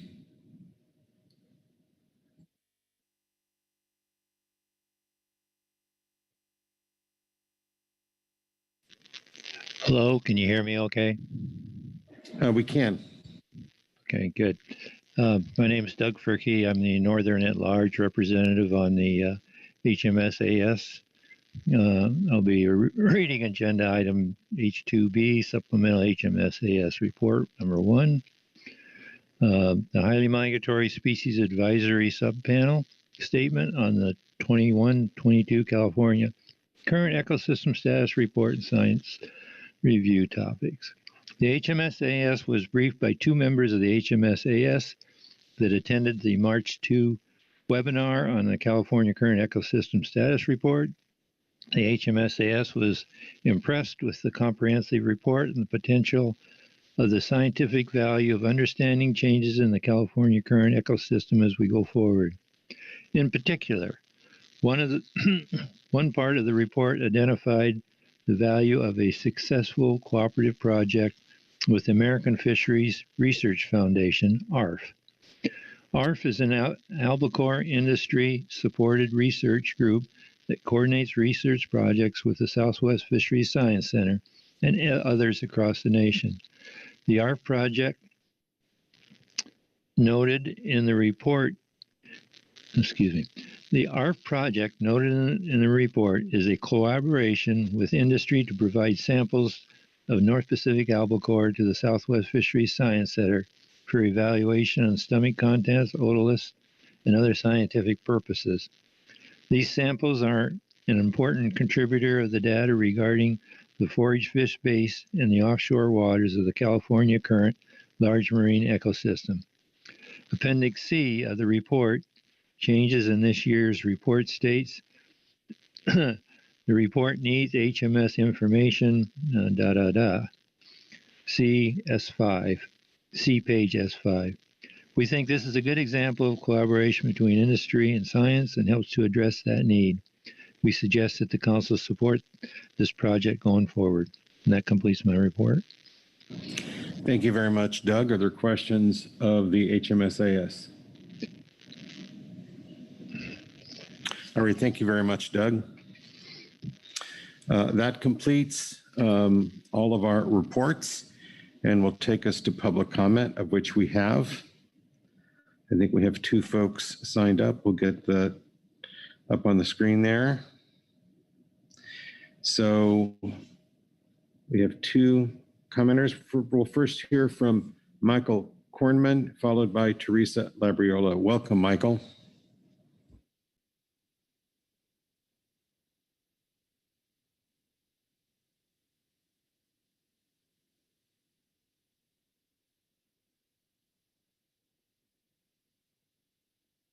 Michael, you're unmuted on our end, but we're not hearing you. How about that? That works. Okay. All right. Good morning, guys. I'm Mike Corman. I'm president of American Fishermen's Research Foundation, ARF. And Doug, thanks for the great segue to my comments. A lot of similar comments in our presentations. So I want to thank the members of the Highly Migratory Species Subpanel and the Council for the recognition of our continued cooperation with NMFS and the Southwest Pacific Fisheries Science Center.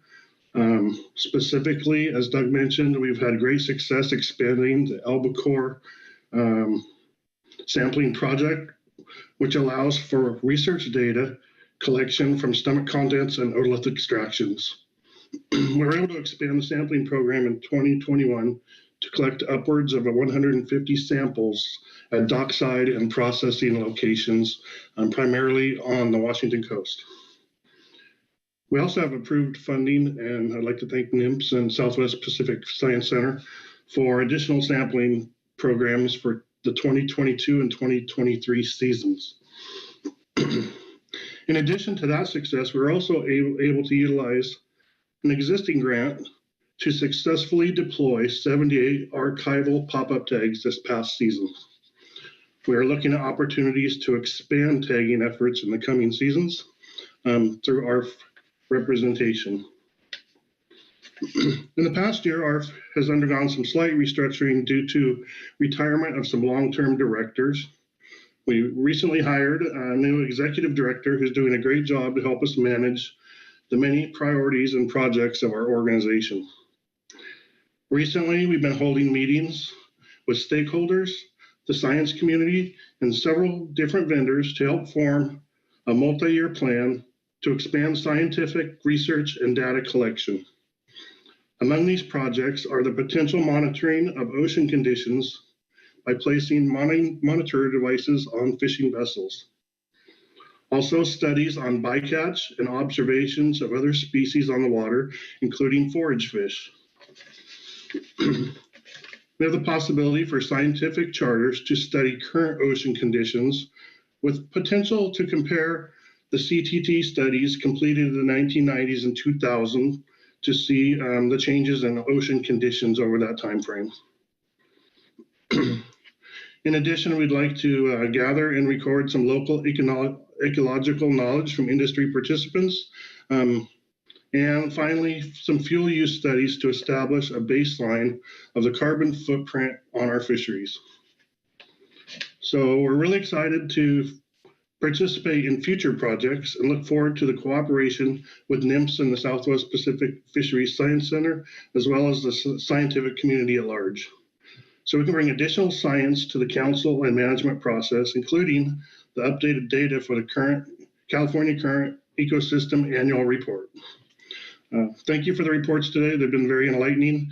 And with that, thank you, Chair and Council. If you have any questions. All right, thank you very much, Michael. Are there any questions of Michael? Corey Ridings? Thank you, Mr. Chair. Thank you, Mr. Kornman. Appreciate you being here today and talking about this. This all sounds like really valuable research. Appreciate you and your team's time doing this. You mentioned the possibility of collecting baseline data to better understand the carbon footprint. Could you talk a little bit more about that? Thank you. We'd like to find out from the fisheries perspective, what is the carbon footprint of the existing fisheries?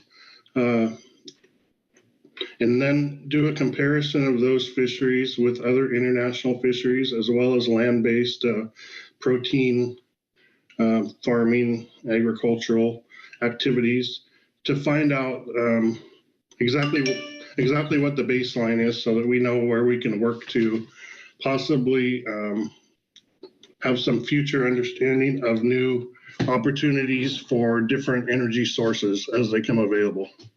It's just to establish a baseline, basically, because we don't know exactly where that is.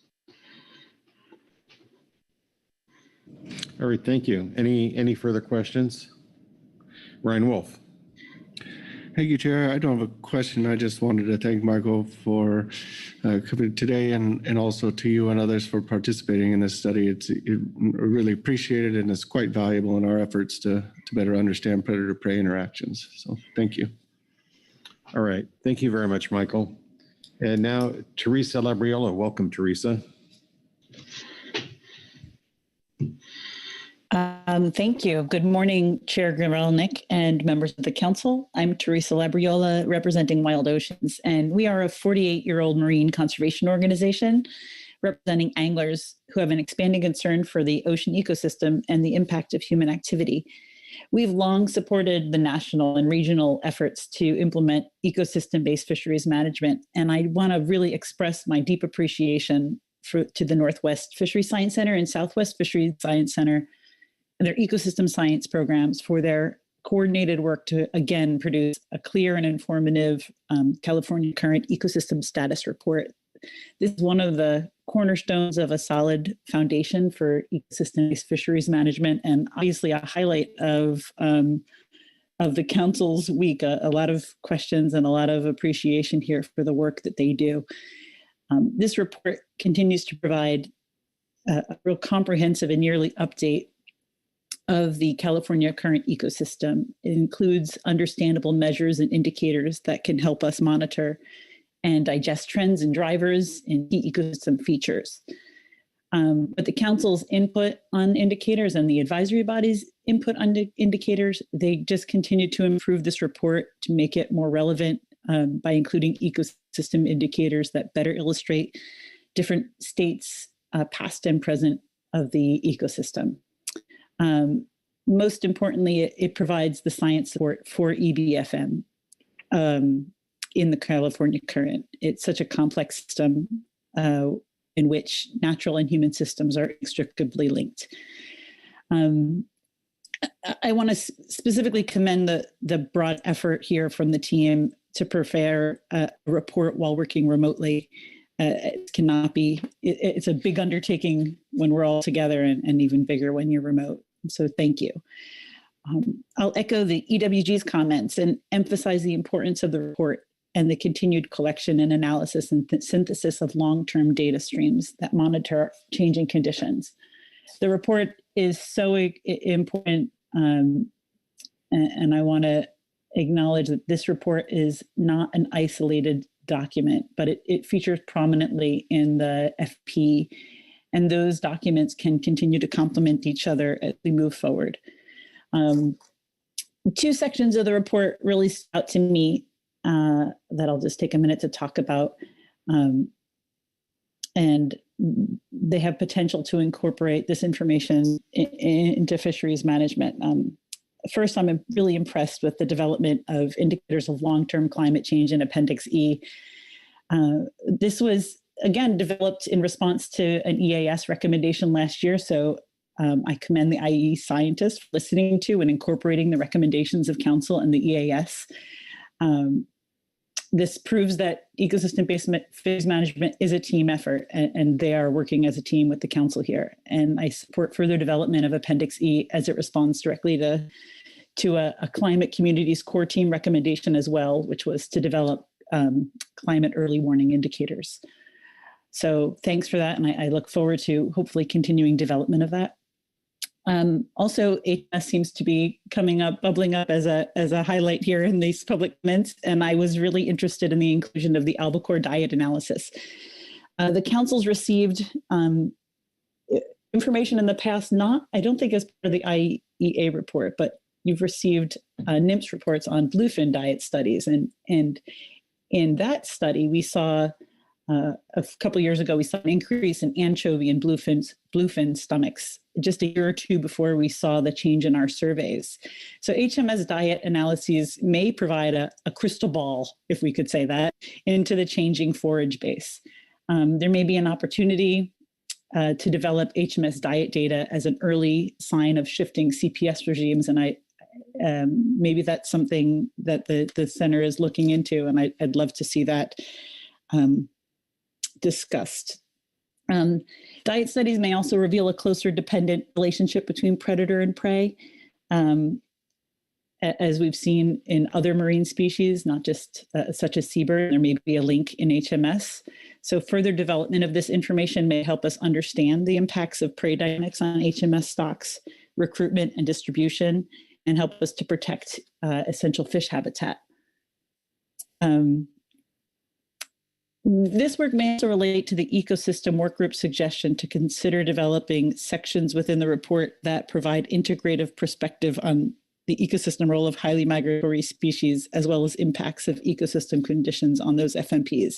I'm not exactly sure what they meant there, but I read it to mean what I've just suggested. So maybe there's some good discussion that could be had. Since the presentation of the first EAS ecosystem report, the Council's always asked, how do we incorporate the IEA and ecosystem science into management in order to better manage our West Coast fisheries? And it's impossible not to ask that today. On Friday, you renewed your commitment to the Fishery Ecosystem Plan and the vision of a thriving and resilient California current ecosystem that continues to provide benefits to current and future generations. And EBFM is widely accepted as the framework for achieving sustainability in fisheries. You've, again, in adopting the FEP and reaffirming that commitment, you've established yourself again as a national leader in this work. And in ecosystem-based fisheries management, everything's linked. On a macro scale, you can support your broad FEP goals and objectives with a framework of ecosystem indicators like those reported in the IEA. And last year, the EAS recommended making explicit links between the status report indicators and the goals and objectives of the FEP. Then the indicators and thresholds in the annual report can track our progress towards achieving our fishery ecosystem plan goals and objectives. So that's one way to integrate this report into management. And looking forward to the next agenda item, I'll steal a little bit of Dr. Dahl's overview here, but you'll see some wide support for Ecosystem Initiative 2.1 to develop climate and ecosystem information in support of fisheries harvest setting policies and decision making to respond to climate and ocean variability. And this includes identification of FMP-specific indicators that could be used as signals for when management changes may be needed to achieve resource conservation and fishery sustainability goals. Linking indicators to our FMPs can help managers better assess ecosystem health and assess trade-offs amongst management decisions. This initiative that you'll be discussing next also aligns very well with one of the 3 research topics identified in the supplemental CCIEA report 2, which is developing a climate change appendix. And we definitely support furthering this project.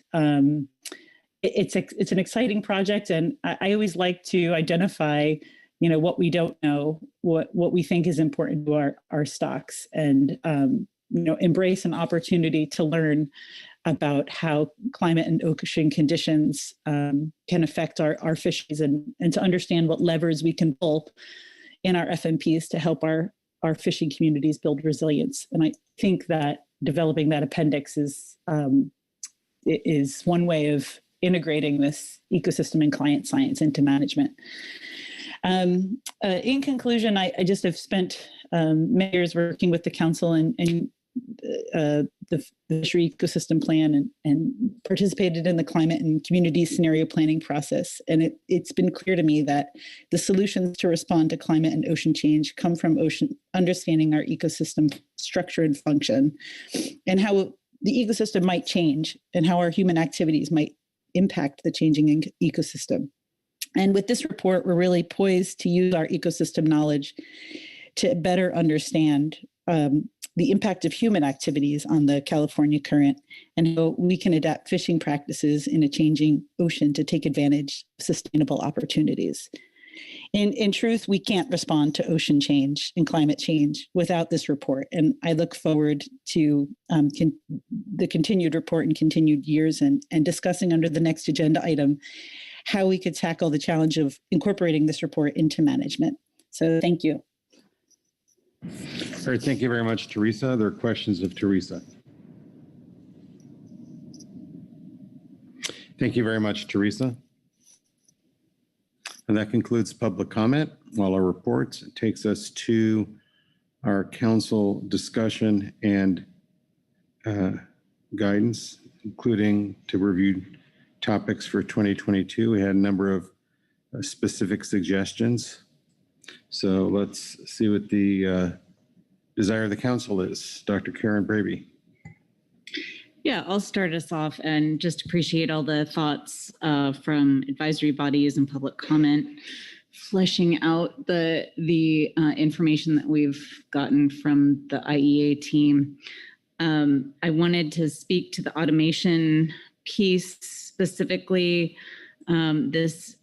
First of all, I'm sure that the IEA team was shocked that we were looking for ways to decrease the workload for the team, because every time they bring us a report, we tell them, oh, and you could also do this other project for us. Please bring us more information. And so I really am appreciative of the EWG thinking about ways to make this a more sustainable workload for that team.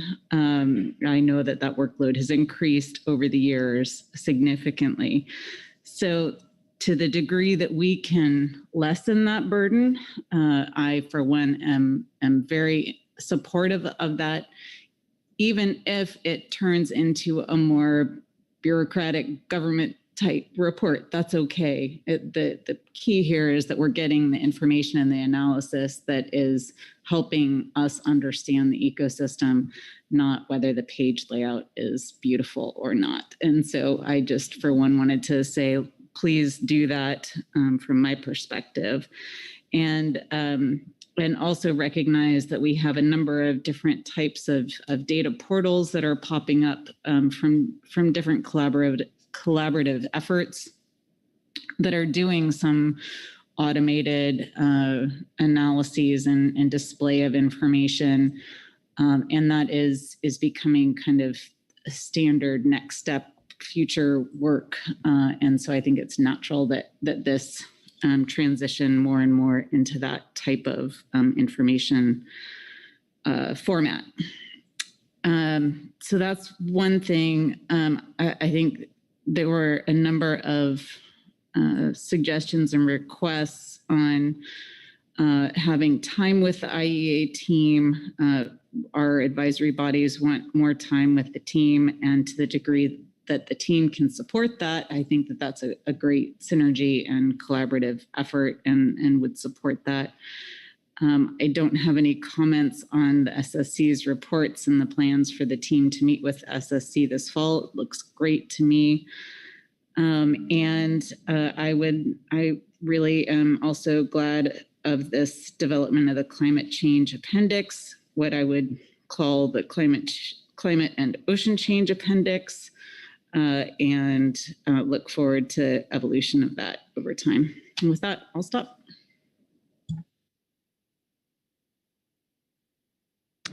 All right. Corey Ridings. Thank you, Mr. Chair. I'll just start by echoing what Karen just said. That all sounded great, and I support all of that. Wanted to thank the IEA and NOAA team again for their excellent work on this and putting this together. It really is great to read, and I think it's very helpful.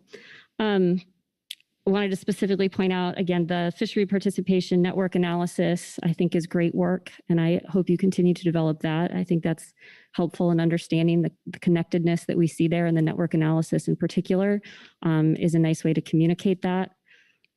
Again, the WIA analysis, I hope that we can move forward with that and see, as time allows and as that information becomes available, to see more information on that. I think that's a big issue for this council, as we heard earlier in the week, and that indicator is going to be helpful. And then again, just speak to the climate and ocean change appendix. That was really good work. I think there was a lot of really good ideas put out there in this sort of draft version that the team provided, and just request that you continue with the development of that, and we can see another draft again next year. I'll note that there is some connection there to a recommendation from the Climate Core Team report, and to think about using the scenarios that were done as part of the scenario planning process. If that could be helpful or useful, I think that might be a good idea to pull in some of the good thinking that was done there. And again, support this moving forward as the SSC recommends for review by the subcommittee in September. I'll stop there. Thank you. Thank you very much, Corey. Further suggestions, direction, discussion?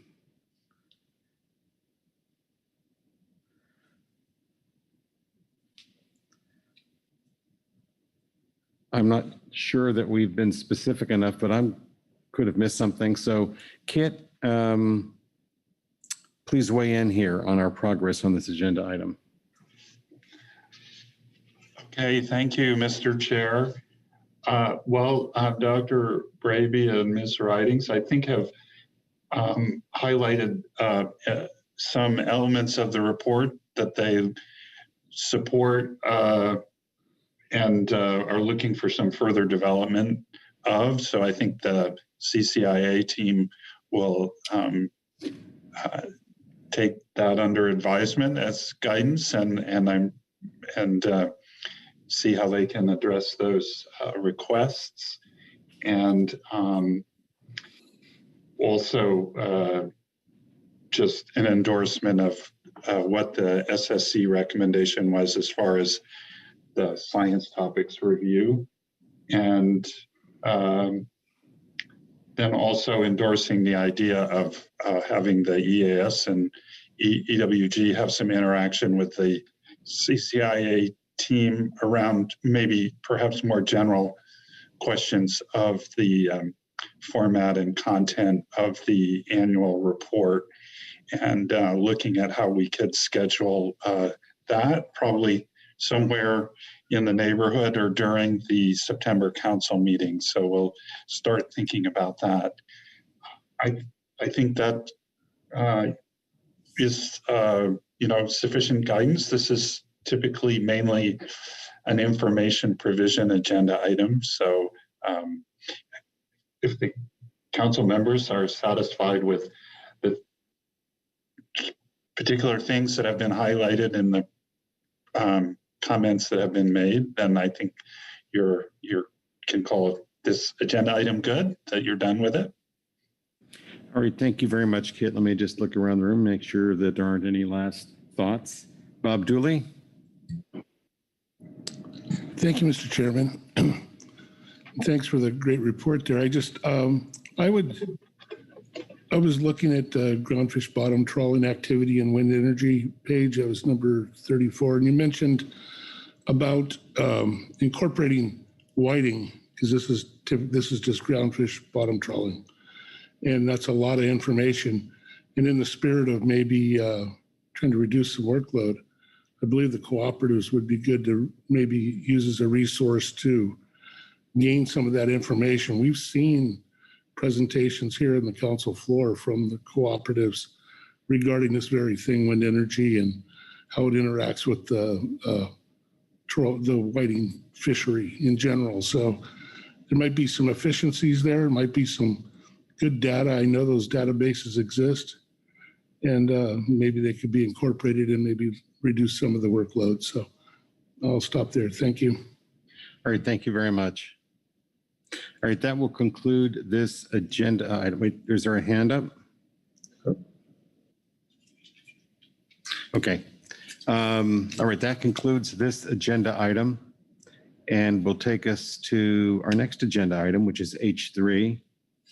And I will hand the gavel to our Vice Chair, Brad Pettinger.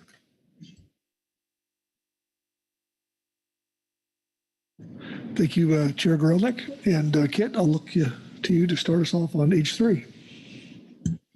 Okay, thank you, Mr. Vice Chair. This is a review of Fishery Ecosystem Plan initiatives, reading from the situation summary. As part of the Fishery Ecosystem Plan, the Council adopted the Ecosystem Initiatives Appendix, which provides examples of how the Council could address ecosystem-related issues. Generally, these are issues that span more than one of the Council's fishery management plans and address priorities identified in the Ecosystem Plan. According to the FEP, each year at the Council's March meeting, the Council and its advisory bodies will review progress on any active ecosystem initiatives and determine which of the initiatives listed in the Ecosystem Initiative Appendix, if any, merit Council attention in the coming year. In odd number years, the Council may also assess whether there are new initiatives that could be added to the appendix.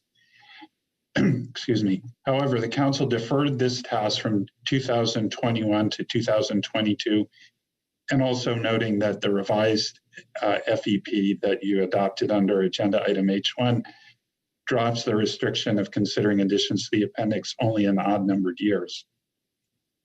In September 2022, the Council finished work on the Climate and Communities Initiative. At that time, the Council directed the ad hoc ecosystem work group to identify candidate initiatives flowing from the CCI, along with other activities that may not be categorized as an FEP initiative. EWG Report 1, which was in your advanced briefing materials, presents a draft revised initiatives appendix proposing the elimination of some potential initiatives, the revising and refocusing of others, and the introduction of new ones. At this meeting, the Council should review the EWG's recommended revisions and provide guidance on any further updates to the appendix. And just a sort of editorial note here about the labeling, I think I can skip that. The Council also may wish to identify a new ecosystem initiative to begin work on. If it does, it may direct the EWG in consultation with other advisory bodies to scope development of the selected initiative or initiatives, reporting back to the Council with a detailed plan of activities at a future meeting, which would presumably be September according to our general plan of work, scheduling ecosystem items. The council also has the option to change the composition of the EWG to align member experience or expertise with the subject of the new initiative. As I just noted, ecosystem items are typically scheduled in March and September. The update on work and so on and so forth would presumably be brought back to the council in September. That is, you'd have a chance to look at a revised draft, maybe ready for adoption of the initiative appendix, and also the EWG's work plan for a new initiative you might identify at this meeting. So just going on, there are quite a number of advisory body reports under this agenda item. So I'll just read down the list here that I have. There, in terms of supplemental reports, I already noted the EWG report that was in your advanced briefing materials, the SSC, the GAP, the EC, the CPS, AS, CPS MT, the EAS, the HC, and the HMSMT, and then also the EWG has a supplemental report. So that's what I have as reports and recommendations from your advisory bodies. The council action here is bulleted out in 3 points. I'll read them. Consider proposed revisions to the Fishery Ecosystem Plan Initiatives Appendix and provide guidance. Second, determine whether to begin work on an initiative in the coming year, including process and schedule. And third, identify any other new activities flowing from the Climate and Communities Initiative. And that concludes my overview.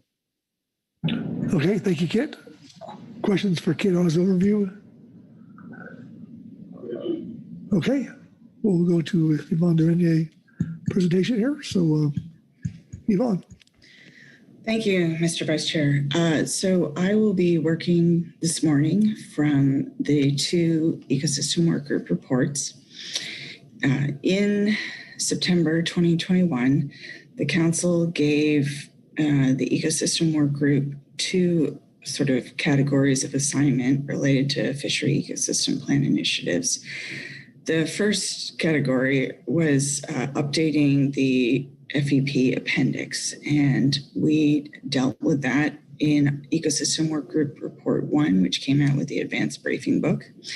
And then the second major category was cleanup on the Climate and Communities Initiative.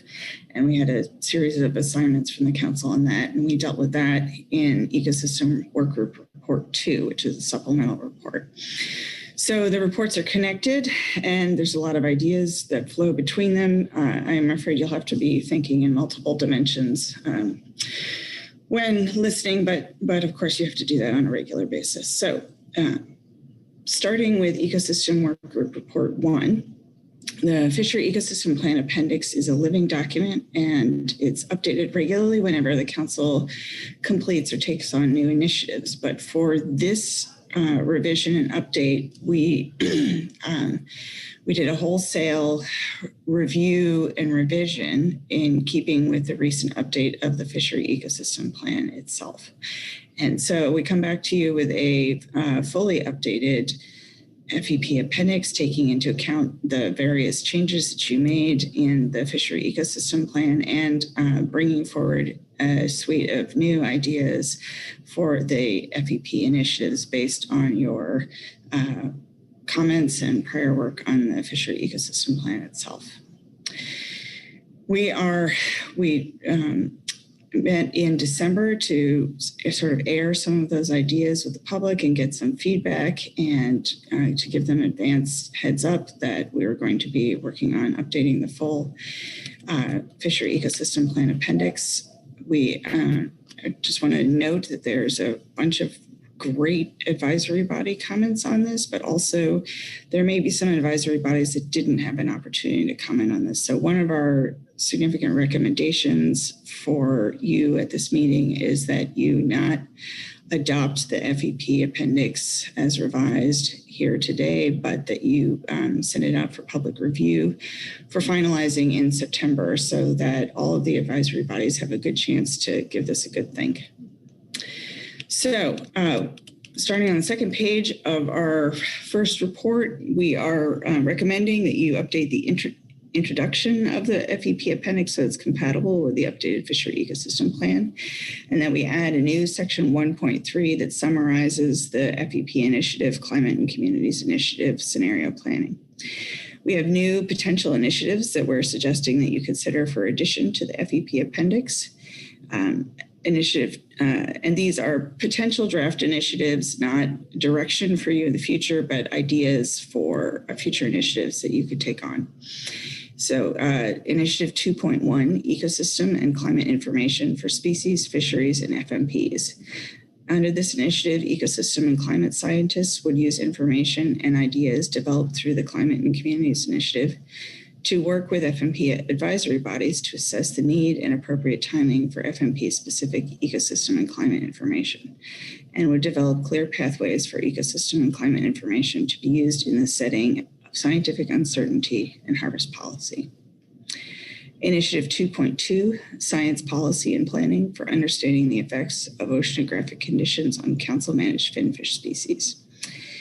The Council would launch a process to share scientific information and analysis tools across council-managed species on the effects of oceanographic conditions in the California current ecosystem on juvenile finfish survival to recruitment. This initiative is intended to address concerns raised by scientists during the Climate and Communities Initiative and in SSC comments on that initiative. Initiative 2.6, Supporting Fishery and Fishing Community Resilience. This new initiative would combine elements from former initiatives, human recruitment to the fisheries, and cross-FMP socioeconomic effects of fisheries management from the 2017 FEP appendix. If you recall, the Climate and Communities Initiative itself was a combination of prior initiatives, and some of the social science elements from the earlier initiatives got dropped. So we combined them and updated them in 2.6. And Initiative 2.8 is also a new idea, assess flexibility in fisheries management process. This initiative would identify ways in which council decision-making and NMFS review and regulatory processes could be made more dynamic to respond to rapidly changing environmental conditions. We had 5 initiatives that were from the prior FEP appendix that we reviewed and updated based on work that we had done in the Fishery Ecosystem Plan or the Climate and Communities Initiative. And those initiatives deal with bycatch, essential fish habitat, safety at sea, developing indicators to assess progress towards FEP goals and objectives. And this one was more substantially rewritten. The prior version was more targeted on National Environmental Policy Act analyses, but we revised that to better target the new and updated FEP goals and objectives. And then the 5th of the revised is the Optimum Yield Factors Initiative.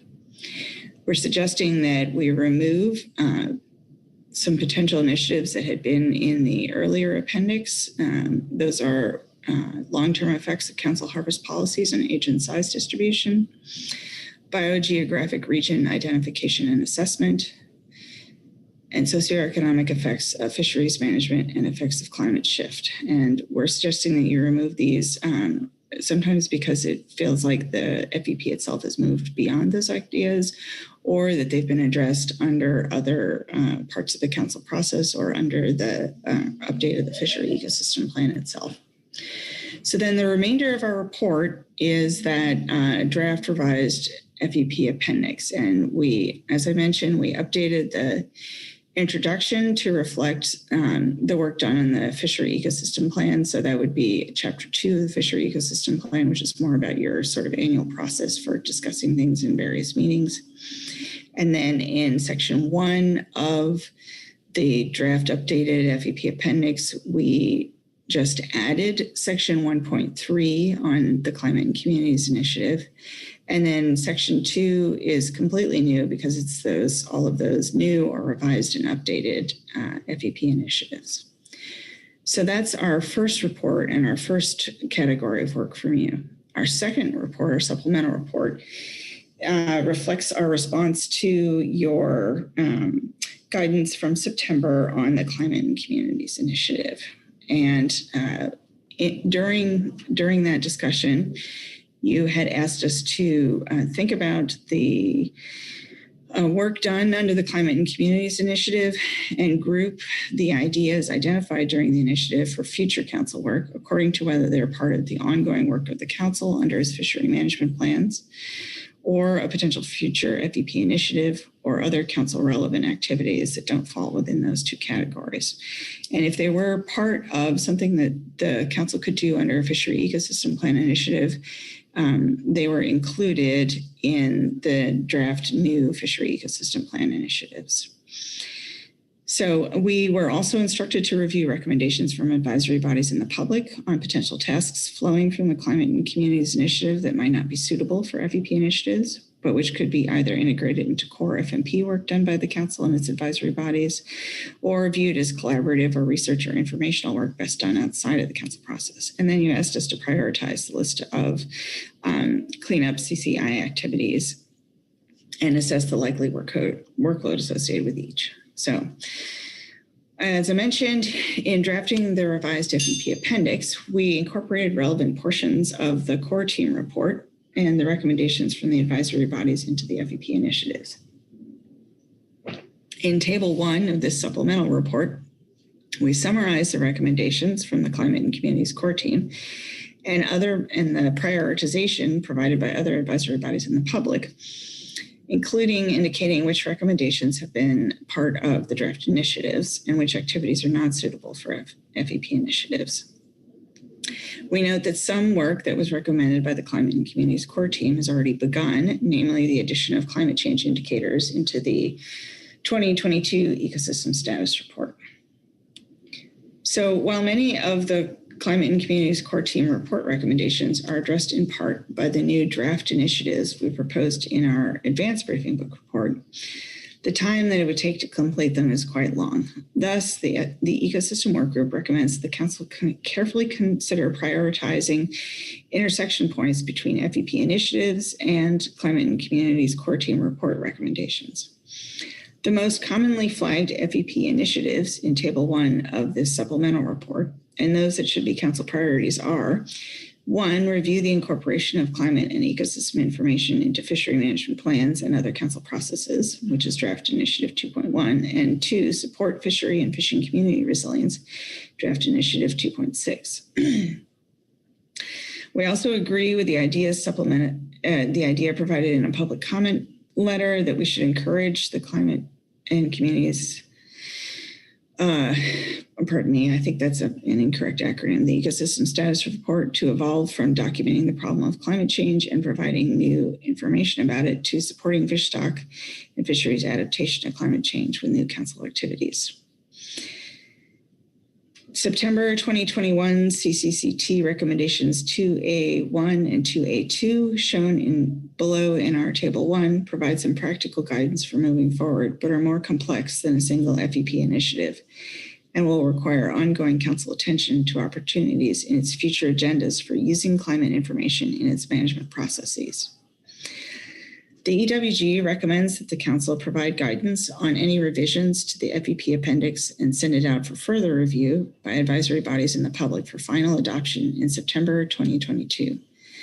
If the council recommends combining any of the draft initiatives that we had suggested in EWG Report 1, the council should also provide guidance on whether the original draft initiatives should be left in the draft appendix or removed and replaced by the combined initiative. We also recommend that you provide guidance on a potential new initiative by either choosing a specific initiative from the draft FEP appendix to prioritize and to ask the EWG to draft a work plan and roles and responsibilities for the council to consider in September. Or if you choose to combine elements from various draft FEP initiatives, then ask the EWG to also draft a description, work plan, and roles and responsibilities for the council. Finally, we recommend that you provide guidance and begin getting ideas, workload items from the Climate and Communities Initiative that do not fit well into an FEP appendix on the agendas of your FMP specific advisory bodies to ensure that climate information is used more broadly throughout fishery management plan and advisory body discussions. As mentioned above, the Climate and Communities Core Team Recommendation 2A requires particular attention. And then just so that you don't worry that we're citing all of these Climate and Communities Core Team recommendations from September and you don't remember what they might be, which would be my worry if I were in your seat. If you scroll down to table 1, you will see that we have this table where in the left-hand column, we restate the Climate and Communities Core Team report's recommendations. Then we talk about what category of action is it? Is it an FMP and FEP initiative? Is it FMP type work? We prioritize it based on, so our prioritization was based on the feedback that advisory bodies and the public had provided in September. We went through all of those reports and we sort of noted, okay, this issue got a lot of attention and therefore it must be high priority, or this issue had 0 endorsements from any advisory bodies, therefore it's not something that the council should have as a high priority right now. And then we provide in the right-hand column some details on if it's already been done or partially started. You can see where you might find background on it, or how we might look at it as an FEP initiative or an FMP action. So with that, I would be happy to answer any questions. Okay, thank you, Yvonne. Questions for Yvonne on the EWG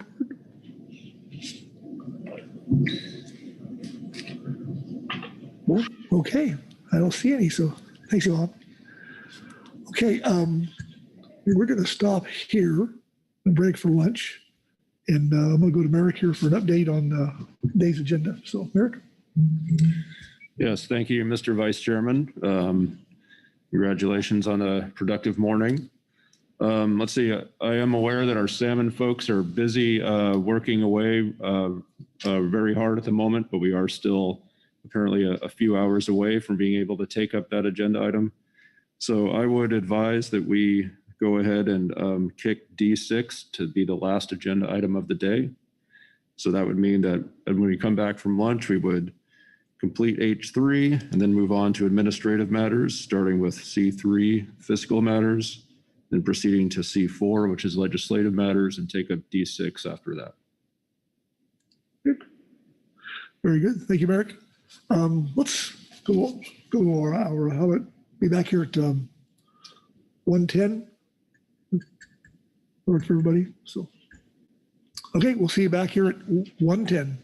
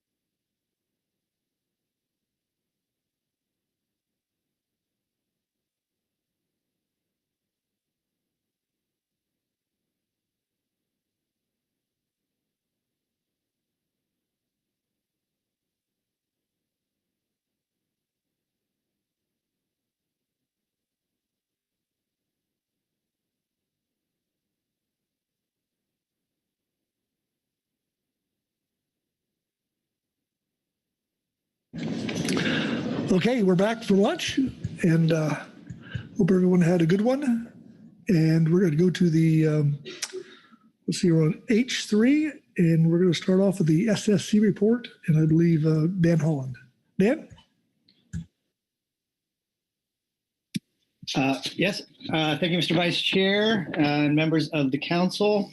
I'm Dan Holland with Northwest Fishery Science Center and Vice Chair of the SSC.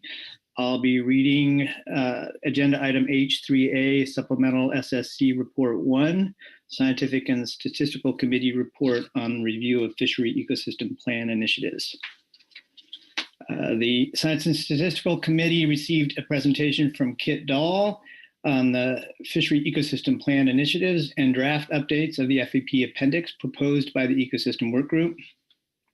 The SSC reviewed the 9 proposed FEP initiatives and provided comments. The SSC is generally supportive of the appendix and commends the EWG on their work thus far on the revised FEP.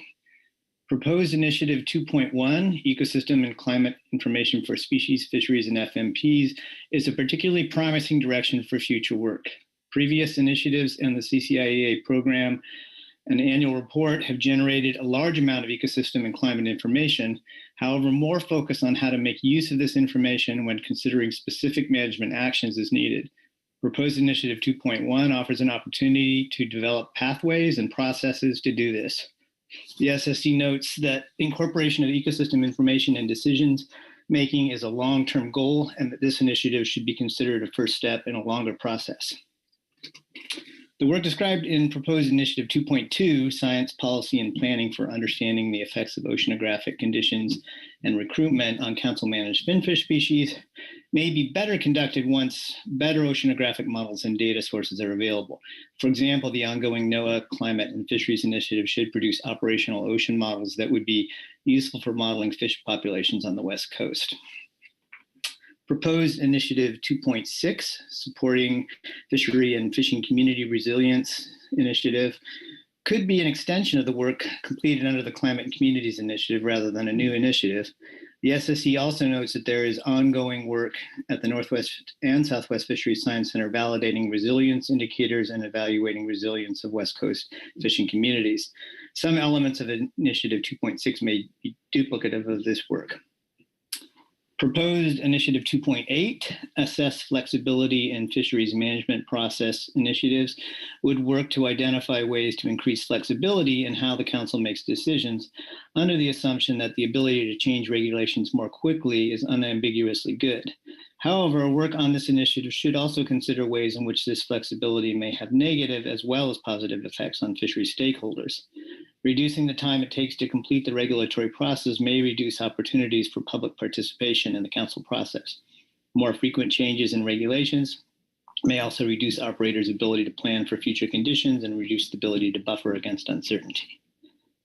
Work on proposed Initiative 2.4, cross FMP EFH initiatives, may be more productive once EFH has been defined for individual species within each FMP and is therefore lower priority relative to other proposed initiatives.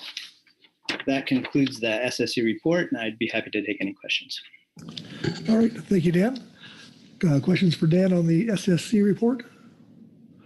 Heather Hall. Heather? Thank you, Vice Chair.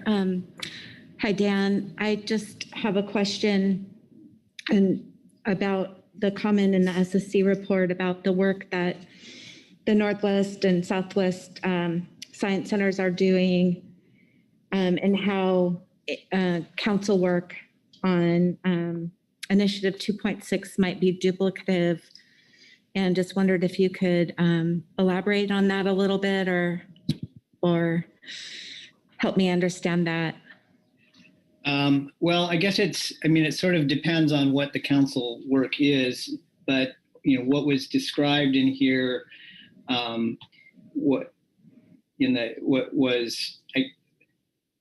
least some of it was seemed to be sort of research on resiliency and of fishing communities and of adaptive practices. I think in terms of developing actual strategies for increasing resilience and a management focus, that would not be duplicative. The work that's going on at the science centers is more in terms of developing indicators and understanding, scientific understanding, I guess, of resiliency. But I think it was just an idea that there was already a significant amount of work going on this subject that's kind of been going on and continuing on following the Climate Communities Initiative, and that it wasn't clear that you necessarily needed a new initiative with that focus. Right. Okay. Thank you. Thanks for that. I think I was thinking of it as a collaboration more with the Science Center, but I appreciate that. Thank you. You're welcome. And I think that we're quite, the Science Center are quite willing and happy to continue collaborate on that. It just was a question of whether it wasn't needed to be a new initiative or not. But okay. Thank you, Heather. Further questions for the SSC? Okay, not seeing any. Thanks, Dan. Next up is Louis Zim with the GAP report. Louis. Thank you, Brad. My name is Louis Zim. And thank you, Mr. Vice Chair and members of the council. I'll be speaking to agenda item H3, Groundfish Advisory Subpanel Report on review of Fishery Ecosystem Plan initiatives. Groundfish Advisory Subpanel members reviewed briefing book materials under this item and offer the following comments with respect to proposed Fisheries Ecosystem Plan initiatives as seen in the Ecosystem Working Group report under this agenda. The GAP remains cognizant of the potential for this work to compete for resources, staff time, and analysis with the many other concerns the GAP sees as higher priority. However, two of the proposed initiatives are particularly compelling to the GAP. 2.2, Science Policy and Planning for Understanding the Effects of Oceanographic Conditions on Council-Managed Finfish Species.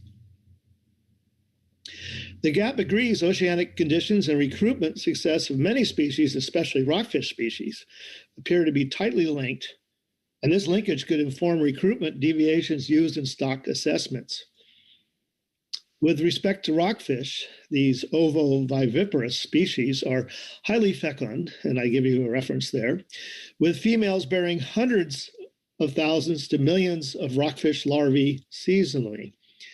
Survival of these larvae through their first few weeks of life is extremely low, highly variable, and is largely dependent on oceanographic conditions at that time. This is often referred to as the critical period. At a few months of age, fortunate survivors recruit to structure as young of the year.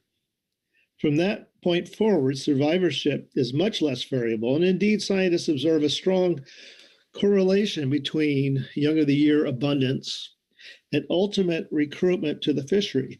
Thus, these oceanographic conditions can have a much stronger effect on recruitment than spawning stock size. The GAP understands spawning stock size alone is commonly used to inform seasonal reproduction within some stock assessments, and this initiative could better inform spawner recruit dynamics. The GAP endorses efforts to bring in existing data on young of the year numbers and adults observed in such scientific efforts as Crane, Pisco, and other scuba surveys, manned submersible and automated underwater vehicles, and remote operated vehicles. Young of the year data could inform year-to-year recruitment deviations directly. Further, the relationship of these data to oceanic conditions could be used to develop a proxy for survivorship past the critical stage. Remotely observed oceanographic data, satellite, and high-frequency radar might be used to estimate likely recruitment success in any given year. 2.8, access flexibility in fisheries management process. The GAP previously commented on the need to assess and optimize flexibility in fisheries management. In our previous comments, and I give you a reference there, we noted fisheries participants quickly adapt to new opportunities and challenges. However, management can lag years behind in addressing these adaptations and potential methods for meeting the challenge of optimizing sustainable fishing opportunities. Stock status information is not always up to date given assessment frequency of many stocks. Relying on older assessments to inform management can hamper sustainable management and fishing opportunities and is problematic when managing species with highly variable reproductive success. Catch data is often more current than estimates of stock abundance. In particular, the GAP cites limited resources for data collection and stock assessment, which result in cases where increased abundance of a species results in increased fishery impacts when effective harvest rates do not increase, leading to the appearance of overfishing. Other negative conservation outcomes can occur in cases where the stock is decreasing in abundance and assessments are conducted infrequently. An exploration of what might be done to improve management flexibility is a worthy endeavor and would better address the Magnuson-Stevens Act mandates to conserve marine resources while implementing sustainable fishing opportunities. And you see at the bottom of my submittal here the reference to maturity and fecundity in rockfishes. Do you have any questions, Council? Thank you, Louis. Questions for Louis on the GAP report? Seeing none, thank you, Louis, for introducing a new terminology by going to the council testimony. So, okay, next up is the EC report, and Lieutenant, where am I at here? Sorry, Lieutenant Lingo. Good afternoon, Mr. Vice Chair. I'm Lieutenant Leela Lingo, Vice Chair of the Enforcement Consultants, and I'll be reading the EC Supplemental Report 1 for Agenda Item H3. The EC have reviewed the documents pertaining to Agenda Item H3, Review of Fishery Ecosystem Plan Initiatives, and have the following comments. The EC noted that Section 2.3 of the Ecosystem Work Group's Report 1, Report on the FEP Initiatives and Draft Updates to the FEP Appendix, discusses an option for the Council to create an ad hoc advisory committee that includes an enforcement representative to assess cross-FMP dynamic bycatch monitoring and minimization policy initiatives. The EC requests consideration for one of its members to be assigned to the committee if this is established by the Council. The EC also noted that Section 2.5 of the Ecosystem Working Group's Report 1 discusses an option for the Council to create an ad hoc advisory committee to assess safety incidents and hazards in West Coast fisheries. The EC agrees that there would be value in creating such a committee, and if the Council does choose to do so, the EC recommends that the Coast Guard representatives on the EC be assigned to the committee. This concludes our report. Thank you, Mr. Vice Chair. Okay, thank you, Leela. Questions for the EC? I'm not seeing any today. Thank you. Next up is Anna Weinstein and the CPS-AS report. Anna. Thank you, Mr. Vice Chair. Can you hear me? We can. Great. Well, thank you, Mr. Vice Chair and members of the Council. I'm Anna Weinstein with the National Audubon Society. I will be reading the Coastal Pelagic Species Advisory Subpanel's report on review of fishery ecosystem plan initiatives. The CPS-AS and the CPS-MT discussed Agenda Item H3, Ecosystem Work Group Report at their joint March 1st webinar. The CPS-AS supports the Ecosystem Work Group's draft revised initiatives, including proposed removals and new additions, and offers the following recommendations for new ecosystem initiatives for the Council to consider in directing the Ecosystem Work Group to scope for development. We recommend Initiative 2.8, assess flexibility in fisheries management process, plus in addition to the EWE's draft scope of this initiative in its report.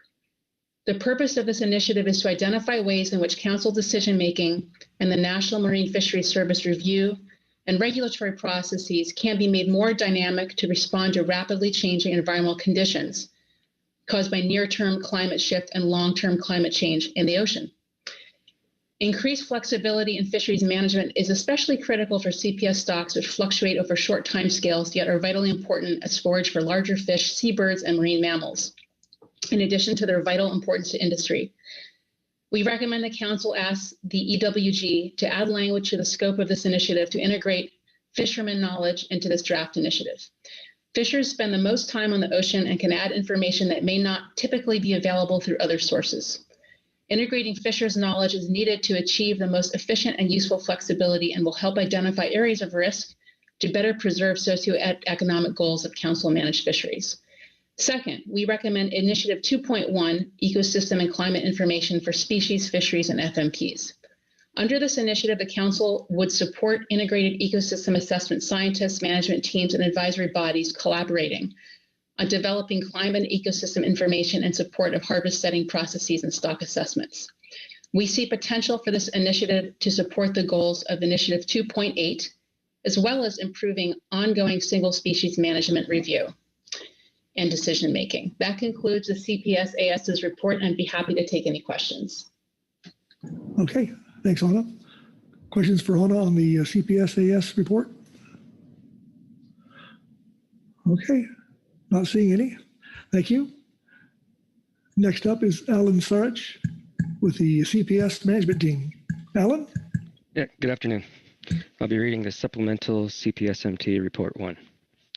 The Coastal Pelagic Species Management Team reviewed the March 2022 statement of the Ecosystem Working Group on the Fishery Ecosystem Plan initiatives and draft updates to the FEP Appendix, EWG Report 1.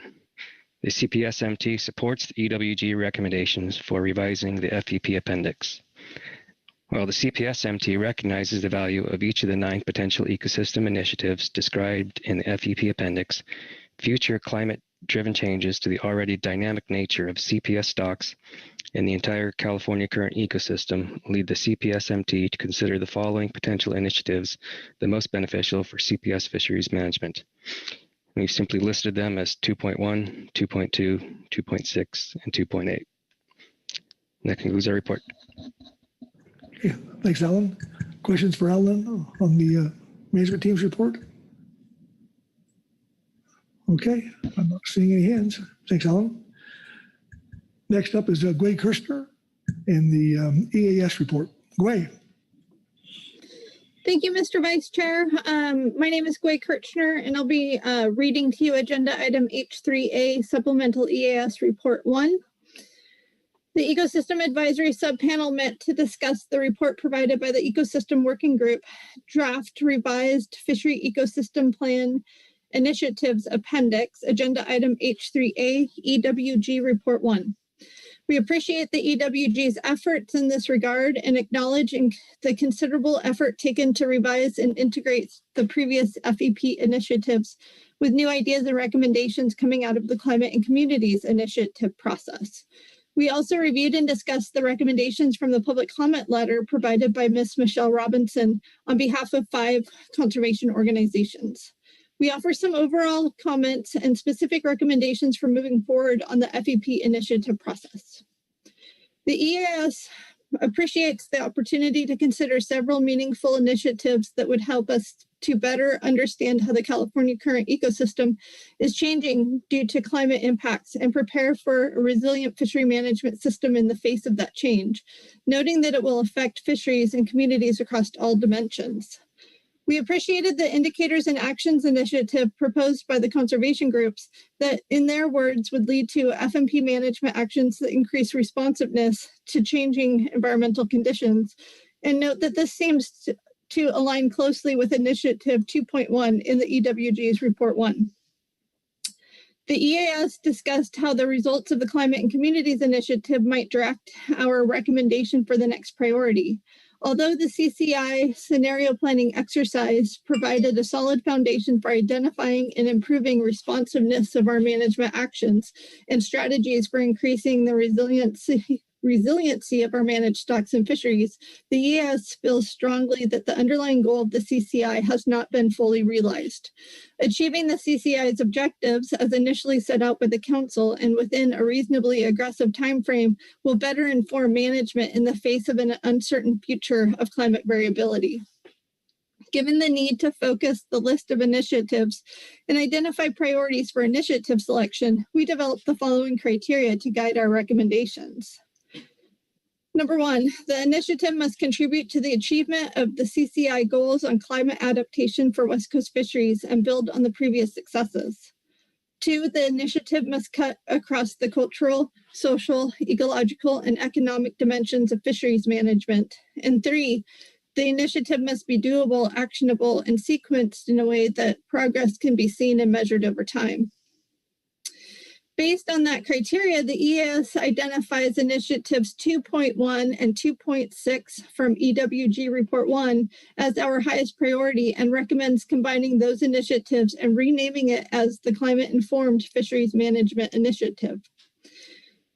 2.1, the ecosystem and climate information for species, fisheries, and fishery management plans would formally pursue and employ fishery management plans, specific indicators that would serve as signals for when fishery management evaluation is justified to achieve conservation fishery goals, and identify the types of fishery management changes that could be engaged or in thresholds for those by those signals.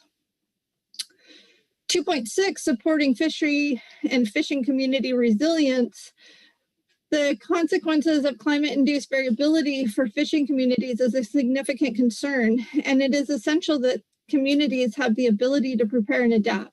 Fundamental to this issue is community safety, inclusive of all community members, including shoreside members, and how community safety is threatened by climate change. Safety is a component that cuts across multiple initiatives and is critical to moving forward, as I'll discuss further below. The EAS recognizes the value in multiple initiatives and that few of these initiatives are so closely connected that it's difficult to effectively work on one in isolation. We agree that the highest priorities are advancing the integration of ecosystem science into the management process, which is 2.1, and continuing to advance resilience work for communities and fisheries, which is 2.6. The EAS believes the following themes should be included as cross-cutting and overarching components of the final initiative. Safety. The EAS feels strongly that the safety of life of all fishery participants is a fundamental need. Climate-related ecosystem impacts such as compressed seasons, stock shifts, and unpredictable weather all contribute to a higher safety risk. Therefore, the EAS is supportive of the EWG's suggestion to create an ad hoc advisory committee from Cross FMP Safety Initiative, FEP Appendix Report 1. We would propose that a core task of that committee should be identifying how fleet responses to changing ocean conditions and regulations impact overall community risk, resilience, and safety. Flexibility in fisheries management processes. Use of FMP-specific indicators may result in the need for more immediate changes to regulations than the current council process allows. Determining ways the management system can increase the nimbleness and efficiency, utilizing indicators effectively, such as those intended from the proposed modified 2.1, is essential to moving from observing the current and changing ocean and translating that into more informed ecosystem-based management. Inclusion of co-managers and all stakeholders. The future initiative process must be inclusive of all stakeholders to enable a full understanding of the potential impacts to fisheries, communities, and the environment. This includes members and representatives of tribes and indigenous peoples who have traditional knowledge, and broadening the scope of stakeholders to reach individual fishery participants across all levels, such as captains, crew, deckhands, shoreside employees, recreational anglers, science advisors, and fishery managers, to ensure inclusion of those affected by council decisions and actions. Overall, the proposed initiatives will enable a transition from generating important data to greater application of those data to a healthy ocean and fishing community. The EAS does not expect that this new initiative would be completed within the 2-year timeframe, but could reach key milestones within that time. Additionally, our intent is that the council would consider developing and executing these initiatives across all FMPs, which will require strong coordination and collaboration with the management teams, technical teams, and advisory subpanels.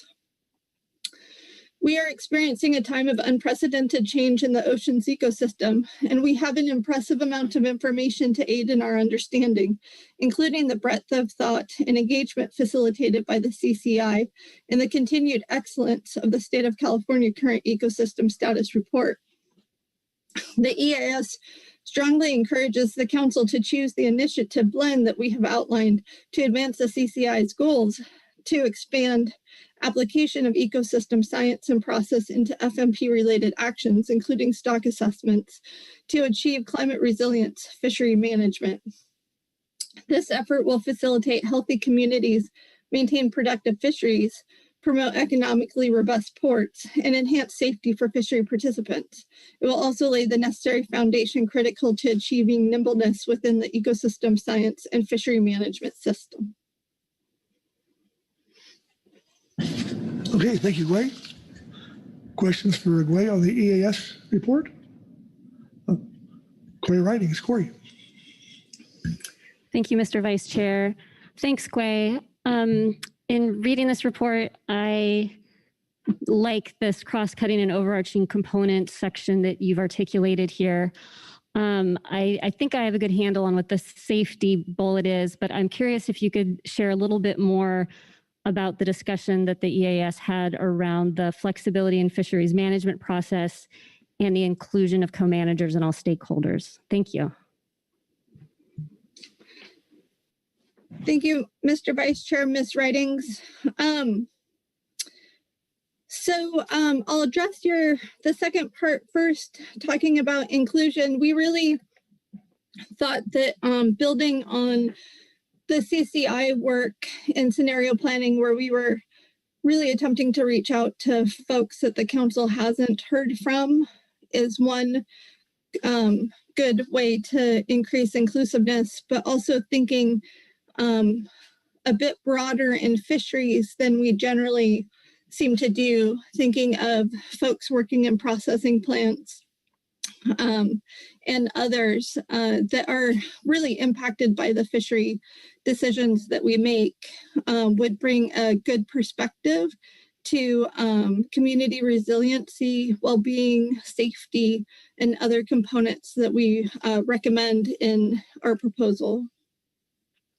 I will add, well, we also think that that's really a cross-cutting theme, which should be included regardless of what initiative the council were to move forward with. With regard to flexibility in fishery management, I think that is something that really the council has heard from stakeholders for many years now, since we first launched the idea of a climate and communities initiative, and where I think many stakeholders thought that the council was going with that initiative. And so we agree, I think we all agreed on the EAS that was definitely a good goal for our work and a necessary component, nimbleness and management, and such a necessary component of being able to address changes as it comes down, as climate impacts comes down. I would say that I don't know that we had great discussion in maintaining the great conservation wins that the council has worked hard to do. It feels, at least to me, that was an assumed part of our discussion, that flexibility included, honoring the work that the council has done over the last several decades to improve the sustainability of their fisheries. I will also say that the EAS heard a bit of information about a project happening with the National Sea Grant Law Center to conduct a comprehensive legal analysis of federal fisheries management decision-making authorities and processes. with the goal of identifying opportunities to increase nimbleness and support of climate-ready fisheries. That's a project that has been launched, has a steering committee, has participation here from the Pacific, with Yvonne participating as a member of that steering committee, and Sheila from NOAA GC also participating in the process. And that will really help to guide flexibility decisions and identifying what the council could do to increase nimbleness of its decision making in the future. Hopefully results from that project will be available sometime this fall.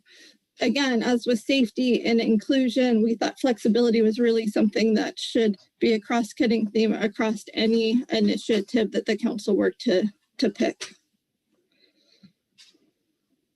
Okay. Thank you, Gway. Further questions for Gway? Okay, not seeing any. Next up is Corey Green and the Habitat Committee report. Corey. Thank you, Mr. Vice Chair. Can you hear me? We do. All right, I'm going to read agenda item H3A, the Supplemental Habitat Committee Report 1, the report on the review of Fishery Ecosystem Plan initiatives.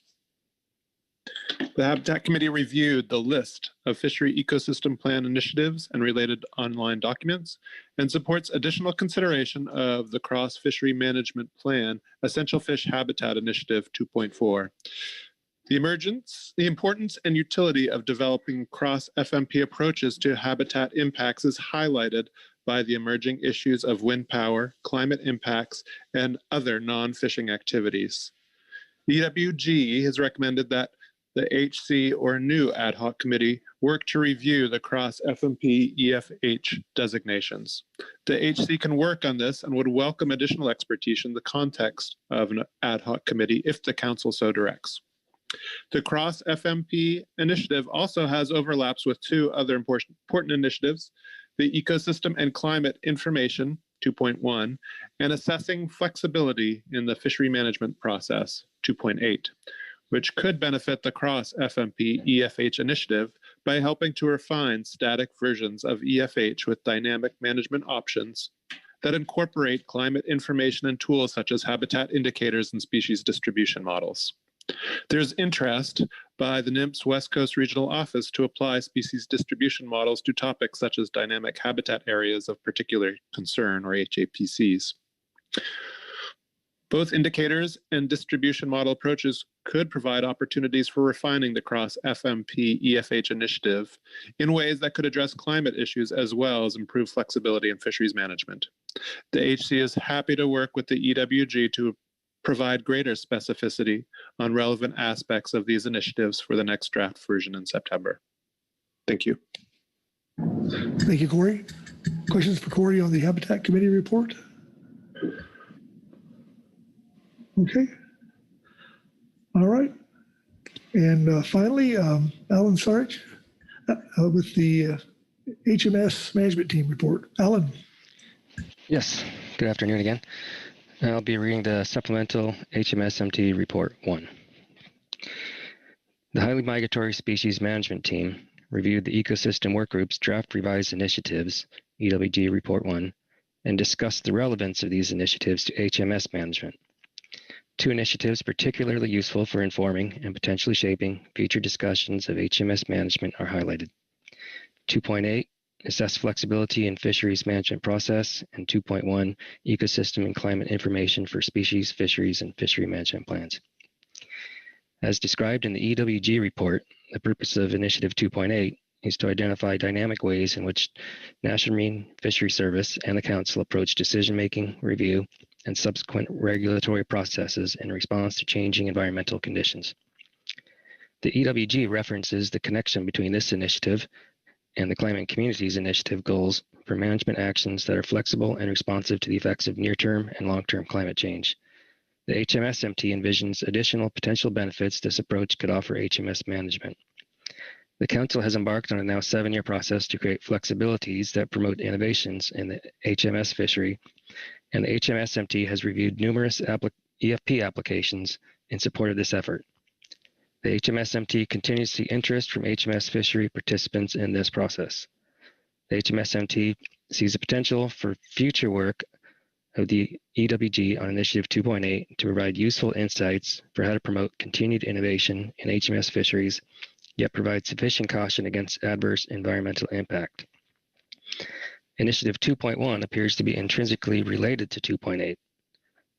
Under Initiative 2.1, the HMSMT anticipates collaboration with members of other council advisory bodies to evaluate how ecosystem and climate information can be used to assess scientific uncertainties and set effective harvest policies and practices for HMS fisheries.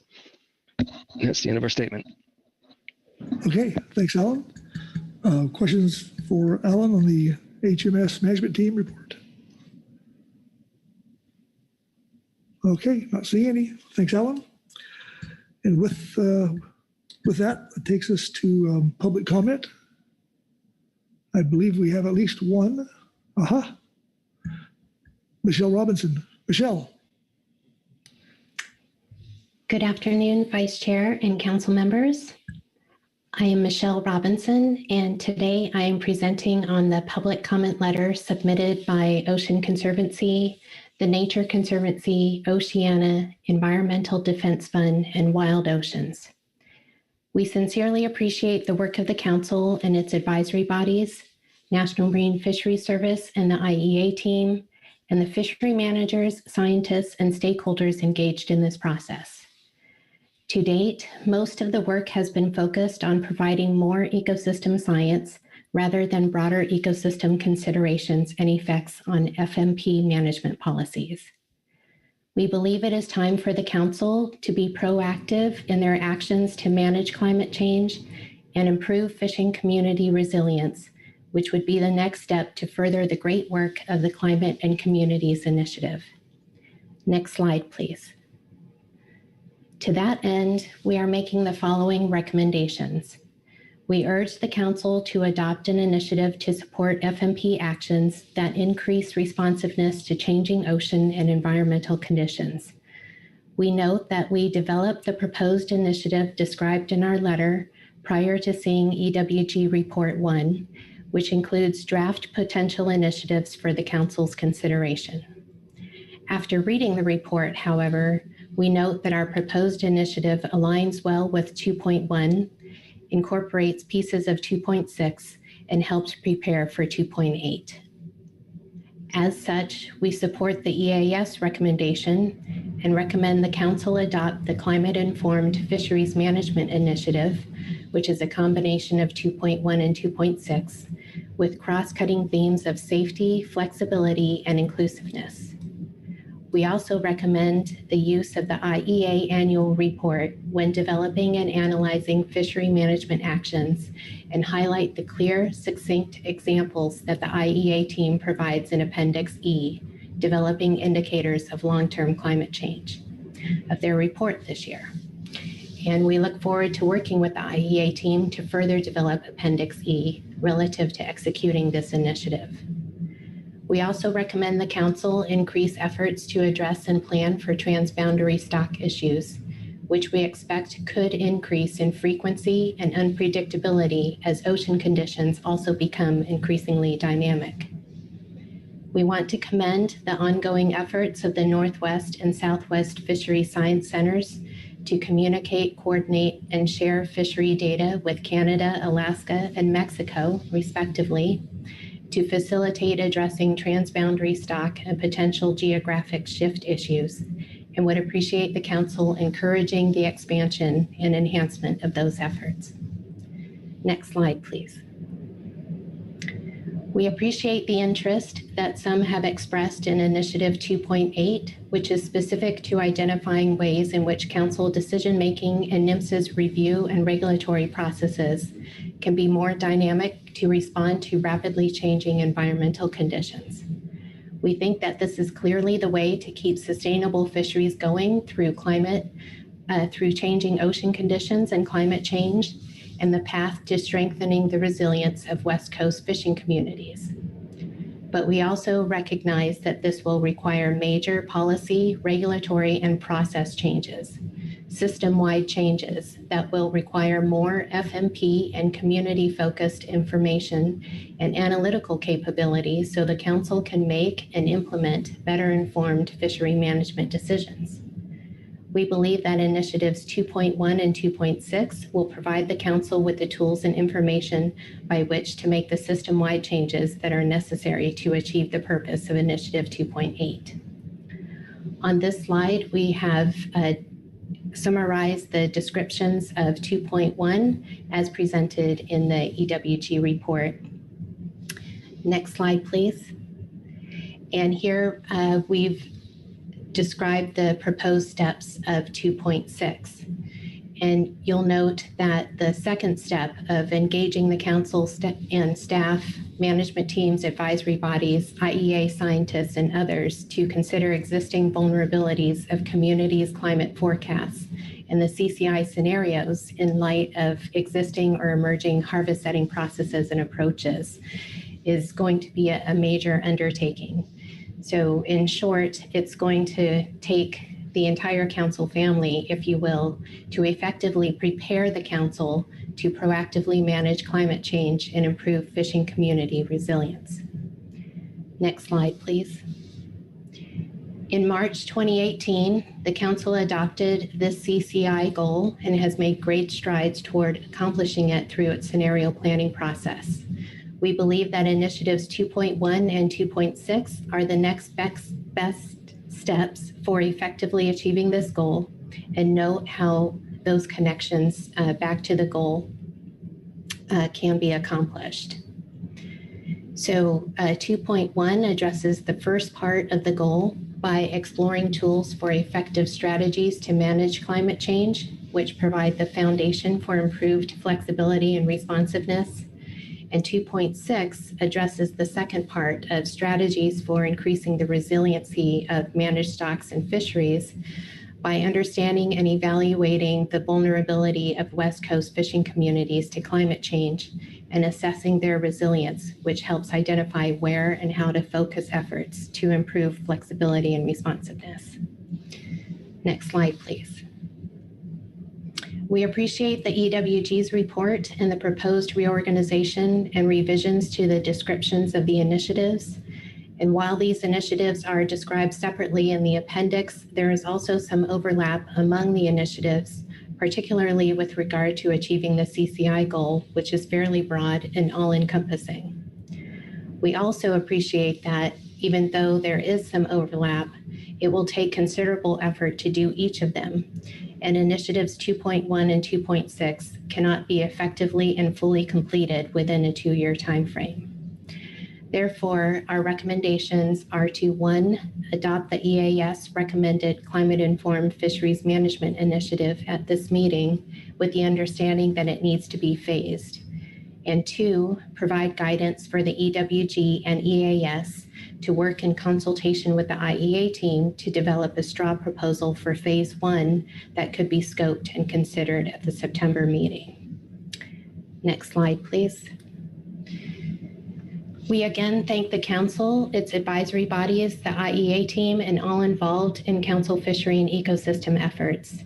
We appreciate the opportunity to provide public comment, and we stand ready to help the council be more proactive in managing fisheries and protecting fishing communities and the broader ecosystem, which is especially challenging but even more critical in light of climate change and changing ocean conditions.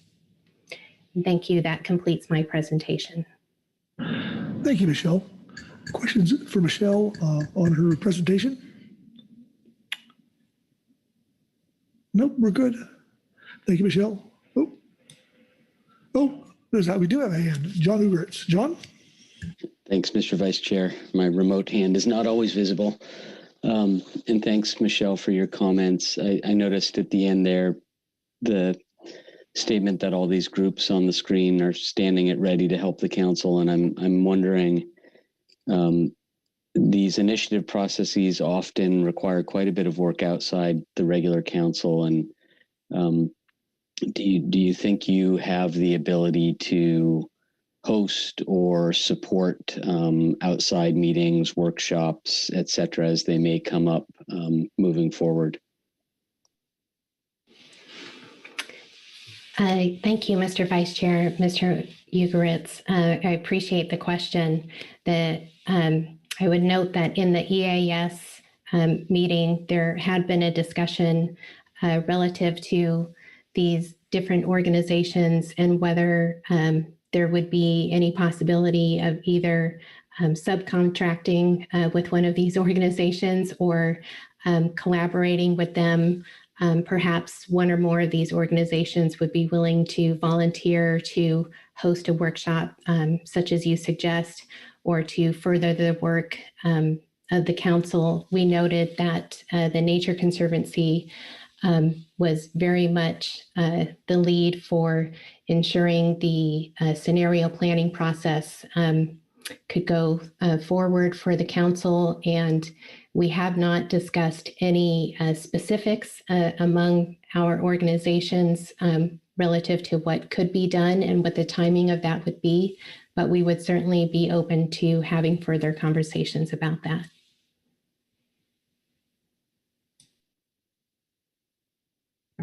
Okay, thank you, Michelle. Let's see your hands here. So thank you, John, for the question. All right, that takes care of public comment and brings us to council action. So open the floor up here for discussion. Heather All. Heather? Thank you, Vice Chair. I can just get started with some overarching comments here and appreciation to all the advisory bodies and management teams that put so much thought into this agenda item and thinking about the next step with the initiatives process. I know there's so many other things that people are working on that really appreciate the time and careful thought that went into this. As we listen to the advisory body and management team input, I heard a common interest in initiatives 2.1 and 2.8, really across the board, with some other initiatives as well filtered in there. 2.8 being the flexibility and fisheries management process. And so really appreciated the Ecosystem Advisory Subpanel in their recommendation to combine 2.1 and 2.6 to take some components of 2.8 and include that in there. It feels like a good starting place anyway. Thanks. I'll conclude with that. Thank you. Thank you, Heather. Anyone else? Karen Brady. Karen?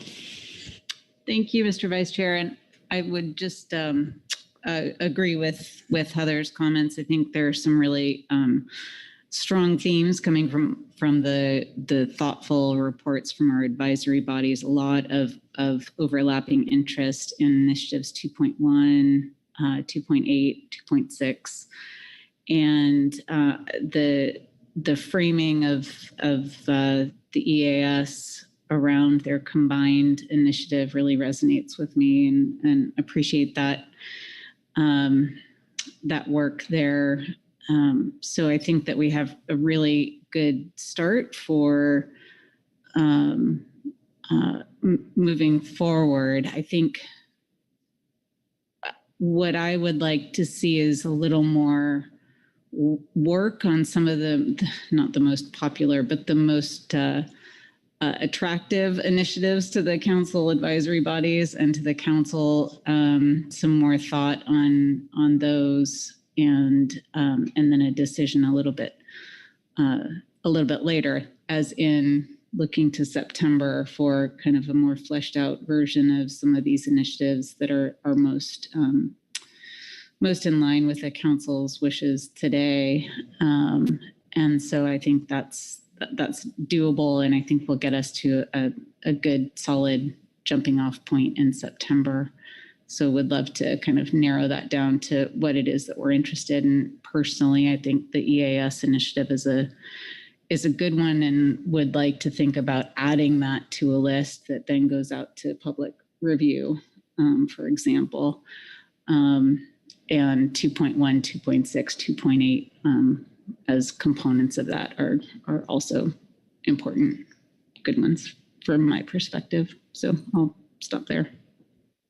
Okay. Thank you, Corin. Phil Anderson. Bill? Yeah, I would just add my voice of support for the comments from Heather and Corin, and also wanted to acknowledge the coordination and collaboration that the 5 conservation organizations displayed in bringing forward their comments and noting that there's a lot of commonality that we're hearing from our advisory groups and committees, as well as the comments that came from that Michelle provided. So I want to acknowledge that and thank them. Thanks, Phil. Anyone else? Corey Ridings. Thank you, Mr. Vice Chair. Sorry, Bob. Yeah, I would just like to echo those thoughts that were just made around the table. I think we're seeing a lot of coalescing around similar themes and similar proposed initiatives. Wanted to note that probably good to send the FEP appendix as drafted by the EWG out for that final review, as Karin mentioned, noting that was a specific request that they made. Also thinking about initiatives to review in September. Karin, I'm not sure if I'm hearing you correctly, maybe paraphrasing, but I think I heard you say sort of fleshing out a little bit more of sort of the popular initiatives that our advisory bodies weighed in on, and specifically the EAS. The EWG noted developing a work plan and maybe some roles and responsibilities that could come back to the council for such an initiative. So wanted to put that out there and see if that was in line with your thinking. Also wanted to speak a little bit to some of the standalone items that the EWG put in that table for us, I believe in their second report. I think 3 of them really stood out to me when I sat down to look at them and reading the advisory body reports. There was a recommendation from the Climate Core Team report to ask NMFS to provide annual updates on actions taken by other councils to prepare for climate change.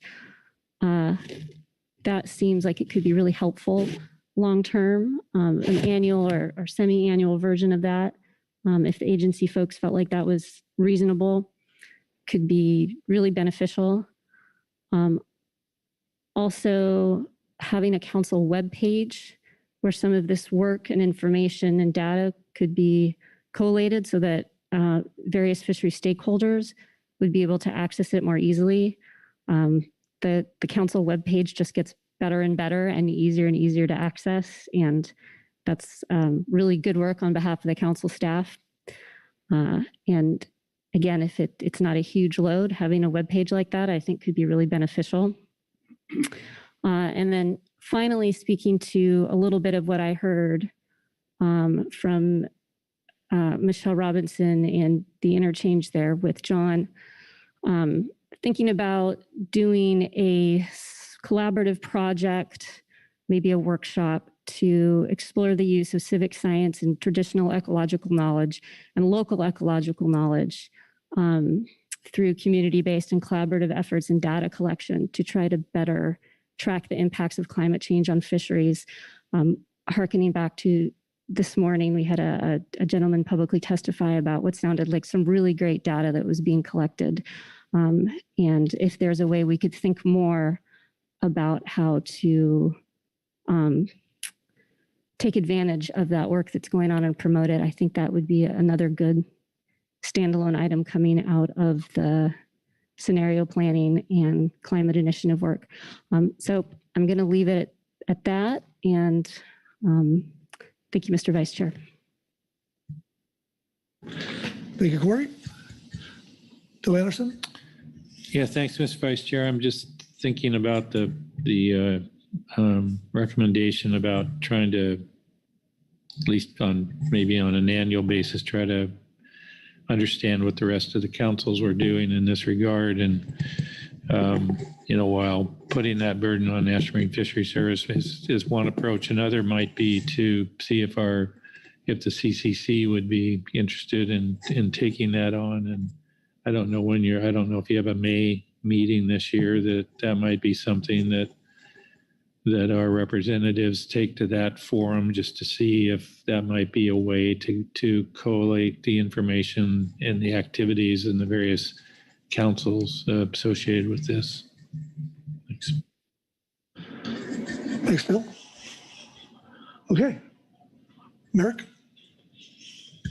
Yeah, thank you, Mr. Vice Chairman. Just maybe in response to Phil, we do have a CCC meeting this coming spring, and the agenda is still under development, although not for much longer. And I'll bring it up with the other executive directors if that's what the council wishes, and see if we can make room. I can't promise anything, but I'll see what I can do if that's what everyone would like. Okay. Anyone else? Karen? It seems like it might be instructive to have a motion for today. We've heard a lot of guidance, but it seems like we might want one. And I'm looking to you, Mr. Vice Chair. I think that would probably be a good idea to get it down. So, yep.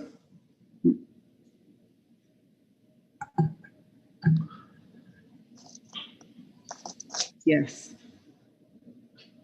Yes. Yes. Thank you. And I would be happy to send one in. Okay. Chris, if you would like to receive it. Yes, we're getting hand signals here. Thank you. Wonderful. We like motions. I know. Just give me a second.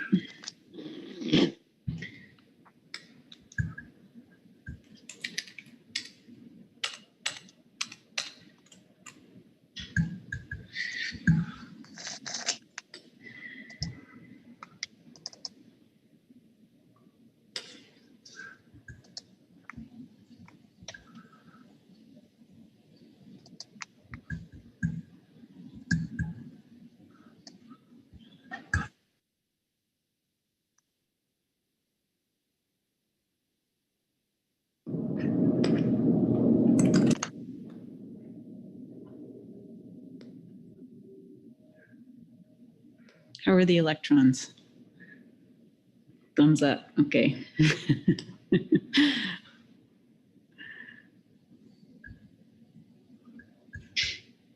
So, Karen, whenever it comes on the screen, when you're ready, just We'll do it. You bet. Thank you, sir.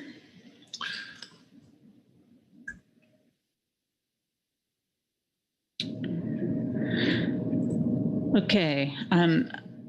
I move that the council put out the revised FEP appendix, agenda item H3A, supplemental EWG report 1, March 2022 for public comment after adding to the list the combination initiative described by the Ecosystem Advisory Subpanel in agenda item H3A, supplemental EAS report 1. And flagging significant interest from PFMC advisory bodies for initiatives 2.1 and 2.8. I also move that the council request of council staff to build a component of the PFMC website to address climate and ocean change as workload and web modification processes allow. okay. Thank you, Karen. Is the language accurate on the screen? It is. Very good. For a second. Second by Heather Hall. Thank you, Heather. Let's speak to your motion, Karen. Yeah. As I mentioned earlier in council discussion, I think the thoughtful combination approach presented by the EAS really resonated with me as a good way to combine elements of the initiatives into a synthetic approach, similar in the way that we did with the Climate and Communities Initiative. And so I would like to get additional comment on that particular initiative description, in addition to the ones that we got really good, strong support for across the board, almost from our advisory bodies, which are initiatives 2.1 and 2.8.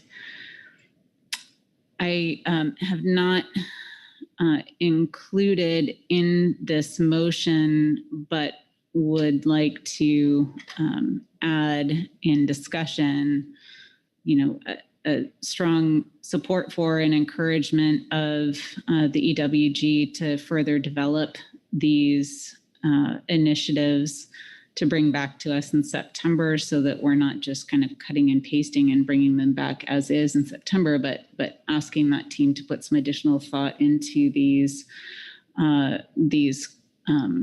strongly supported initiative descriptions, so that we have a strong foundation to start from a new place in September. Ms. Ridings asked about work plan roles and responsibilities. I think that would work into that and be part of that, as that makes sense to the EWG. Would love to see more on that. And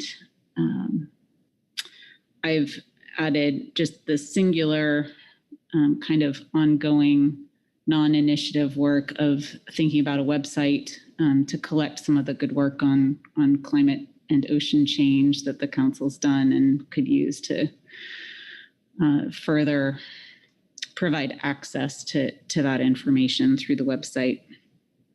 It's a lower priority issue, but something that can be added to that ongoing workload and considerations, and could be really useful and helpful in the long term. And that's my rationale. Very good. Thank you, Gordon. Phil? Yeah, I'd like to move to amend the motion. Okay. I move that the language "and the public" be added after the reference to the PFMC advisory bodies.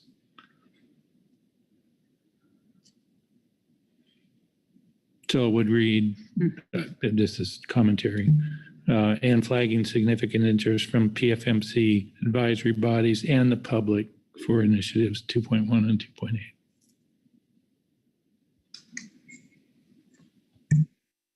2.8. Okay. And the language here was accurate, so make sure. Yes, it is. Okay. Second by Chair Grolnick. So, Phil? Just quickly, I think it's, we've obviously referenced the views that we heard from our various advisory bodies that advise us, but we also heard strong support for those particular initiatives from the public as well. And I thought it was important to acknowledge that in our action. Okay, very good. Discussion on the amendment to the motion? Okay, call for the question. All those in favor signify by saying aye. Aye. Aye. Opposed? Abstentions? Motion passes unanimously. Very good. Thank you, Phil. Okay, we'll go back to the amended motion now and for discussion. John Ugertz. John? Thanks, Mr. Vice Chair, and thanks, Karin, for the motion. I appreciate in your discussion of the motion the comment that the ecosystem work group could continue to work to flesh out what an initiative would look like. And I just want to be sure that that's in the council record is something that we're asking them to do, even though it's not in the motion specifically. I would also point out, and I don't think it requires an amendment to the motion, but when looking at what the advisory bodies recommended, the EAS was talking about 2.1 and 2.6 with perhaps some flair of 2.8 in their language. And out of what I'm counting is at least 8 advisory body comments, it seems like most of them supported 2.1 and 2.8 as the motion describes, but there was also important input on 2.2 and 2.6 from the Science and Statistics Committee, and again, 2.2 from some other groups, and 2.4 from the Habitat Committee. I'm hoping that the ecosystem work group kind of looks at that body of input and brings us a single initiative that is inclusive of all of that. So I understand where you're going with the motion, but I do feel that there's more to it than just 2.1 and 2.8. Okay, thank you, John. I see Karen's nodding her head, so for the record. Okay, further discussion? If not, I'll call for the question. All those in favor signify by saying aye. Aye. Aye. Opposed? Abstentions? Motion passes unanimously. Okay. Kit, are you there? I am here. Well, I'm not there. I'm here, which happens to be Portland, not San Jose. Yeah, you're probably asking me to sum things up, ask if we have sufficient marching orders, and the answer, as it often is yes. So just so I understand, which I often don't, what I heard is for the EWG to work on a revision of the appendix document that would include a new initiative that encapsulates elements of some of the initiatives that are described therein, and specifically the ones that were most often referenced, 2.1, 2.6, 2.8. I think Mr. Ugeritz mentioned a couple others I didn't catch, but they're in the record. I didn't catch in my notes, and I have a poor memory. So anyways, so that will all be taken into account in drafting another initiative to incorporate into the appendix. And I guess the one thing I wasn't entirely sure of is, I mean, certainly the EWG could also look at further revisions to those other initiative descriptions that were in their revised version that you saw in their report one. I guess where I wasn't entirely clear is for those that would be incorporated into this new combined initiative, whether you want, in addition, those component initiatives to be also separately sort of fleshed out and expanded, or would that expansion be part of the new initiative combining those elements? So that was the one thing I wasn't entirely clear on. If that makes any sense.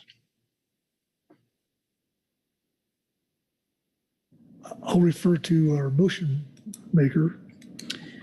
Yeah, and I'll rely on council discussion to help flesh this out. But the intent was to take the initiative as described in the EAS report, append it to the appendix as a new initiative, and have that go to public comment. I think ultimately, we have more initiatives than we can do in 30 years of time. And so I think we need to be really strategic in how we approach that list, and keeping things on the docket, so to speak. So I guess without editorializing in that direction, append the new concept to the appendix, and take the initiatives that had strong support, which I suggested are 2.1 and 2.8, and the new EAS initiative, and flesh those out further for our discussion in September. And then without adding words to John's mouth, he brought up some other initiatives that maybe should be part of that. So I'll stop there. Okay. Yes, thank you, through the vice chair. Okay, yeah, that's helpful. So those are some pretty clear direction. And so we can work on that over the coming months. I think the other thing is, as far as a web page with information on climate change and we'll council staff who maintain the website can consult with all of our partners here and with interested council members to better understand and develop the content of such a page. Okay. So we're good then, right? We are good. All right. So we like.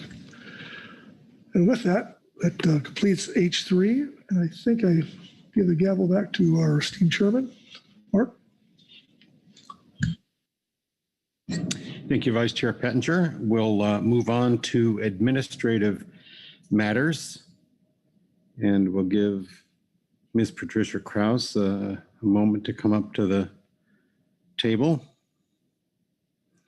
We'll start with fiscal matters.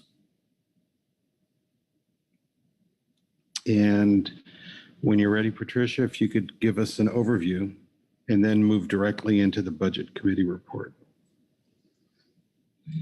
Good afternoon, Chair and Council. The Budget Committee met last Tuesday to discuss Budget Committee issues. Our agenda is under C3 Supplemental Attachment 1, and we also have a revised Supplemental Attachment 3, which is Executive Director's Report. And with that, I'll start reading the report. We have got a, would you pause for a moment here? We have another change. So let's give people an opportunity to settle down.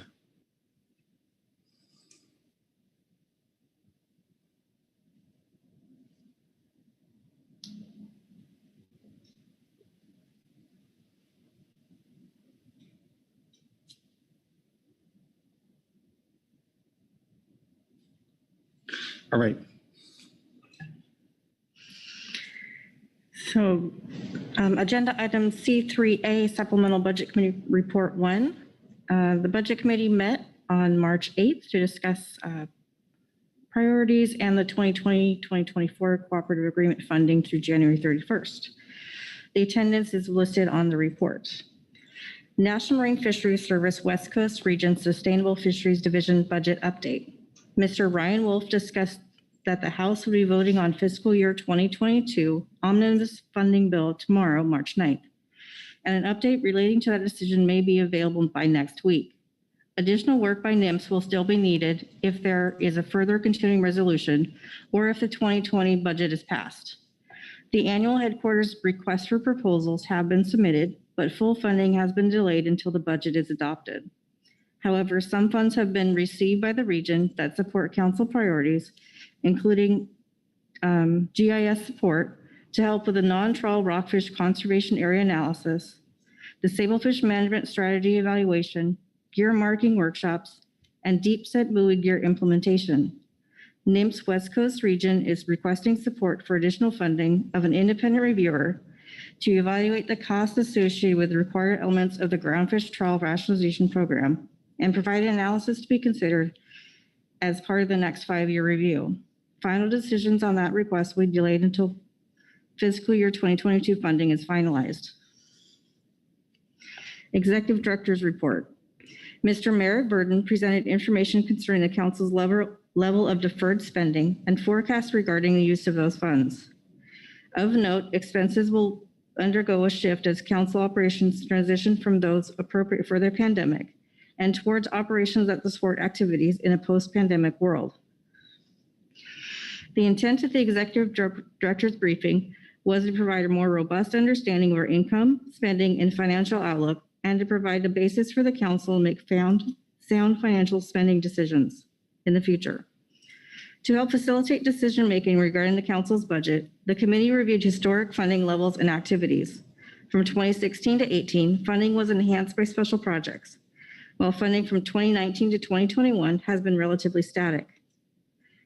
During this time, expenses have slowly increased due to several factors. Based on 2022 expectations, the deferred spending balance at the end of calendar year 2022 is forecast to be slightly less than $2 million, a decline of roughly $1 million.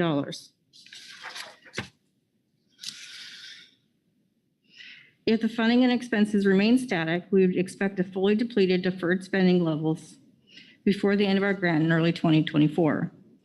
The BC considered different categories of expenses, such as staffing and travel, according to pre-pandemic, pandemic, and post-pandemic time periods. Over time, the highest budget category has included staff wages and benefits, and these expenses have risen due to cost of living increases, insurance, and staff advances. The second largest expense category has traditionally been travel. Travel expenses were reduced substantially during the pandemic, but are expected to increase post-pandemic compared to pre-pandemic years. State liaison contract expense levels have varied noticeably, with a relatively large increase in recent years. The estimated 2022 funding and budget summary provided in the executive director's report indicates that at the end of 2021, deferred spending levels were approximately $3.1 million. Since the start of 2022, the council has received funds of $2.4 million, which provides a current balance of $5.5 million. Staff expects an additional $2.3 million in 2022. The total available balance of $7.9 million. The 2022 provisional budget, if entirely expended, will leave $1.8 million in deferred spending at the end of the year. The BC suggested that staff prepare an analysis for the June meeting to help the BC and council understand the financial risks that could be addressed with the deferred spending account. Additional matters. Mr. Wolf introduced the West Coast Region proposal for a headquarters RFP to request funds for an independent third-party contractor to review the various costs of the trawl rationalization program, and that this could be used to help the council's consideration of the program's 5-year review. During the past, there has been discussion of these types of costs that are borne by the program, and the details provided by the independent reviewer could provide a broader insight for future consideration. This item is a new RFP and is on hold until the final headquarters funding is complete. This is envisioned to be a multi-year proposal for fiscal years 2022 and 2023 in the amount of $170,000, and that's actually per year, not in total. Council staff and West Coast Region staff have discussed the proposal in the context of the trawl program review. Should the West Coast Region proposal be funded, council staff and region staff would envision co-managing the project in a way that would help bolster capacity and avoid duplicative or unnecessary work. Budget committee discussion activities. The BC discussed the development of a policy to address financial risk that the council could face if a delay in funding were to occur due to appropriations, continuing resolutions, or similar.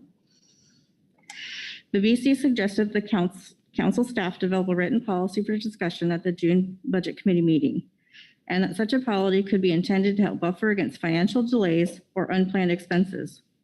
Any consideration of financial risk would need to occur within the constraints and purpose of the council's grant. In terms of the council's budget, the BC discussed looking at line item costs and expressed interest in having a more robust discussion about the council process and design of the council's budget moving forward. Mr. Wolf commented about the North Pacific Fishery Management Council staff discussion paper about possible changes to their meeting process and wanted to flag that our council may want to have similar discussions, including the budget impacts to each of those considerations. Budget committee recommendations. Request council staff prepare a draft policy and rationale concerning the use of council's deferred spending account and include information that informs the level of financial risk that the council may face due to funding delays and unforeseen expenses. This information should be prepared in time for the June 2022 Budget Committee meeting. Support council and council staff engagement on the Trail Cost Project if the NMFS West Coast Region funding proposal is awarded. And hold a June 2022 Budget Committee meeting to discuss 2022 operational budget and deferred spending accounts. And that completes the report. Thank you very much. Are there questions of Patricia or of the committee on this report?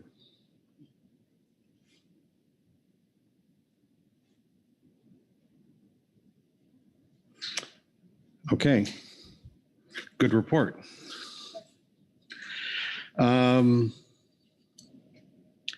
I don't see any other reports in the briefing book, and there's no public comment. So we will turn to council discussion and the recommendations of the committee that are before us. Ryan Wolf. Yeah, thanks. Actually, if you'll indulge me, I can update. Maybe this could be a de facto NMFS report here. Since we did not have a fiscal year appropriations when the budget committee met, as Patricia noted, but we had the 1.5 trillion omnibus that has been passed and signed by the president yesterday. It is very difficult. And I consider myself a pretty good Googler, and it took me quite some time to be able to find what I believe is the relevant explanatory statement for commerce, justice, and science, and in particular NMFS. So this is, but keep in mind, this is preliminary from what I got from when it passed the House. So it's possible that there has been some tweaks. But in general, since the number remains the same, at least I think I can give you a preliminary estimate of what was in this omnibus. In general, NMFS budget went from about 964 million in FY21 to over $1 billion, just over $1 billion, $1,015 million as an agency. That's about a $23 million plus up in protected species and 23, excuse me, and then about a 28 million in fisheries, science and management. The regional council and fisheries commission line went up from 41.5 million in 2021 to 42.9. So it's a slight bump up for councils. So I think for the purposes of this discussion, and expecting at the very least the funding that you got in FY21 is a very reasonable assumption. There is an additional $6.25 million for wind energy, and that's split up between various budget lines, but it does highlight for the increase that will go towards fisheries data collection, basically to the science centers that they focus heavily on mitigating impacts to scientific surveys, and that's in the language. There's a couple other broad bumps up to that. It continues FY21 funding as well as for another $4 million plus up for backlogs and increased environmental permitting, and that's mainly ESA, MMPA, EFH consultations. And keep in mind, I'm giving you numbers here on the agency as a whole. So it's unclear how that will break down and affect the West Coast, but this is at least what's in the national budget. There is $2 million for Southern resident killer whale support, and same funding, I believe, as last year. 39.5 million for implementation of the Pacific Salmon Treaty. There is an $8 million plus up for surveys across the country for the science centers, and it does have the language I believe it had in last year, ensuring that the West Coast groundfish survey is maintained at the very least of 4 vessels. And then finally, there is $400,000 for West Coast video review and electronic monitoring. It's unclear whether or not this is new money. However, it does say to be taken within existing fish base. So I'm not sure if that's new money or if that is money we'll have to direct, but also pay a price elsewhere. But that at least concludes my initial review of what's in the omnibus. And of course, we'll get a lot more detail here over the coming weeks since it was just signed yesterday. Thank you very much, Ryan. Further discussion? Oh, Brad? Yeah, I'd just like to say that I thought the budget meeting we had was probably the best one I've been involved with in my time in the council. And I thought it was very informative and give a much clearer picture, I think, of where we're at. I thought just anyway, just a great job. So. Yeah, I agree. We always have our reports and our presentations at the budget committee are always pretty top notch. I think one other issue that came up and was just to make sure that our expenditures are being kept in line with our grants. And you can see commented in the report that our deferred spending account is depleting at a pretty steady rate, which suggests that notwithstanding the pandemic, we are spending, we need more money than we're getting in our grants. So that is something that we need to pay attention to, and maybe we'll have further discussion at our June budget meeting. Phil. Yeah, thanks, Mr. Chairman. Yeah, I had the opportunity to sit in on the budget committee meeting, and the rate of our expenditures and depletion of our reserve is concerning. I think the suggestion by our executive director that we consider developing a policy is a very wise one, and I encourage the budget committee to continue down that road.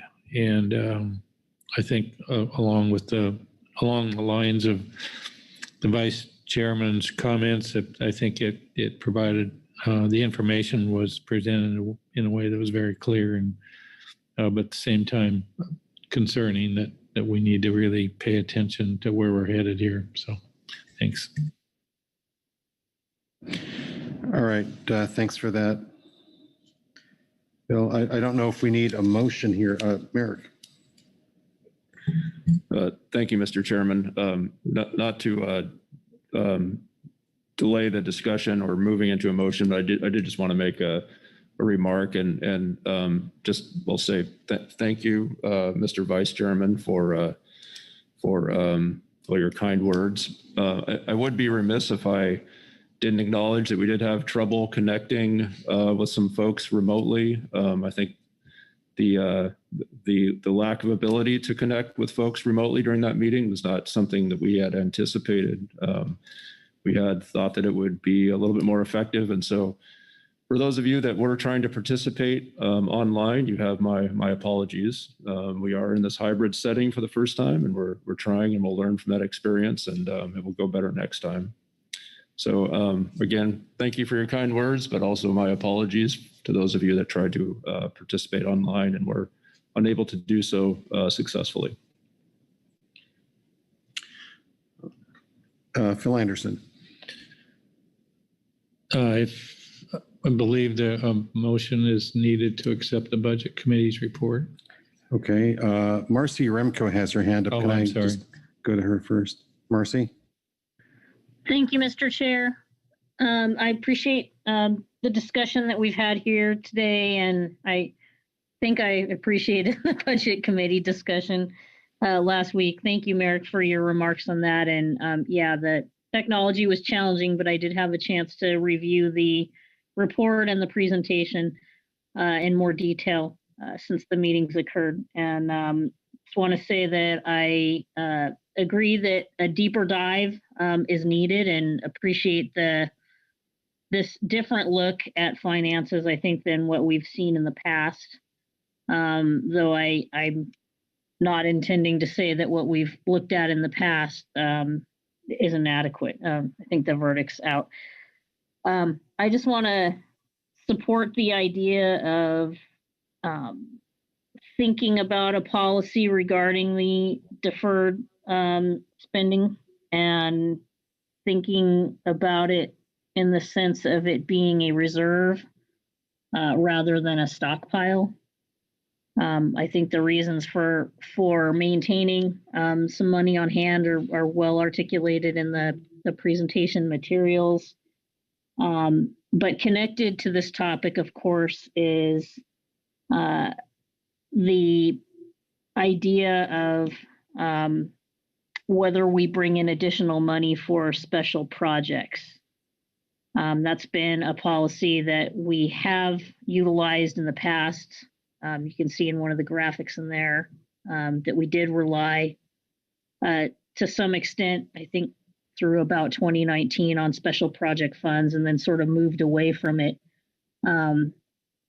for reasons that at least I recall were related to having put a lot of work on our plate and things taking a little longer than they may have originally been envisioned to take, and acknowledging our core needs and functions. So anyway, I guess all I'm saying is that I think I view the decision on maintaining a reserve kind of interconnected with our decisions or policies on pursuing special projects, and just agree that they're important to talk about and think about as we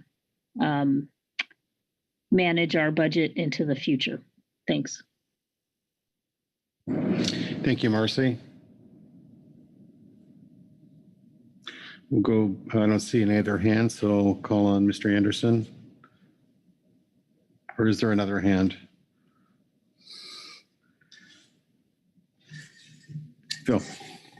Well, with the help of Sandra, I'd move that the council accept the budget report as shown in agenda item C3A Supplemental Budget Committee Report 1, March 2022. Thank you for reading my mind, Sandra. What else is there? All right, we have a motion by Phil Anderson. Do we have a second? Oh, it's seconded by Pete Hassemer. Thank you, Pete. Please speak your motion as necessary. I don't think it's necessary. We had a good discussion, good budget committee discussion and report. So thanks to for the efforts of the committee and the executive director and Patricia. All right, thank you. Is there any discussion on the motion? All right, I'm not seeing any hands, so I'll call the question. All those in favor of the motion say aye. Aye. Opposed, no. Abstentions? Motion passes unanimously. Thank you, Phil, for the motion. Patricia, well, let me just say, is there any other business from the council on this agenda item? Okay, Patricia, how are we doing? Looks like you've completed your action for this agenda item. We'll be back in June with more information and a draft policy. All right, thank you. Shall we go to our last administrative item for the day, which should not take too long. It's legislative, agenda item C4, and I'll pass the gavel to our vice chair. Thank you, Chair Grolnick. It's C4, legislative matters, and I'll get to Mike Berger. Mike?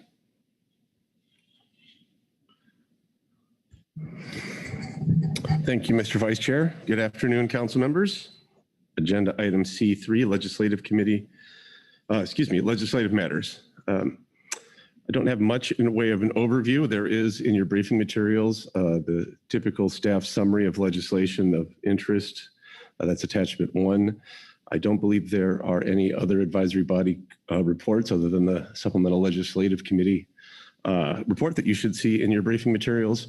And last I checked, we don't have any public comments. So unless there's any questions of that, I suggest I move right into the report of the legislative committee and then go from there. Okay. Agenda item C4, Supplemental Legislative Committee Report 1. The Legislative Committee met on Tuesday, and as you heard from Executive Director Burden, we had some technical issues here with our meeting as well. Unlike the council hybrid session here, which I think is going very well, and many thanks to our IT and admin staff for making everything in this room seem to be going very well. We do continue to struggle with how to do hybrid advisory body sessions outside here. So we'll continue to improve as Merrick mentioned, and my apologies to folks that might not have heard everything that was said. That said, we didn't cover a whole lot, and as you'll see in this brief report, I don't think there was too much missed. I could say that there hasn't been much progress on the bills we've talked about in the past or the bills in the summary in your briefing materials. Congress has had some other business to take care of recently. And we've got no formal requests for comments recently. And to be honest, I don't know of any really on the horizon. So this session was largely informational, as is the report, as you will see. We discussed recent activities, if you want to call this recent, regarding the two bills that this council has commented on before to reauthorize Magnuson Act, that being the bill introduced by Representative Hussman, 4690, on Sustaining America's Fisheries for the Future Act, as well as the bill introduced by Representative Young, HR 59, Strengthening Fishing Communities, Increasing Flexibility in Fisheries Management. Those two bills, along with a bill that this council has also commented on in the past, HR 5770 on forage fish, those three bills were the subject of a congressional hearing in the House on the Natural Resources Committee Subcommittee on Waters, Oceans, and Wildlife back on November 16th.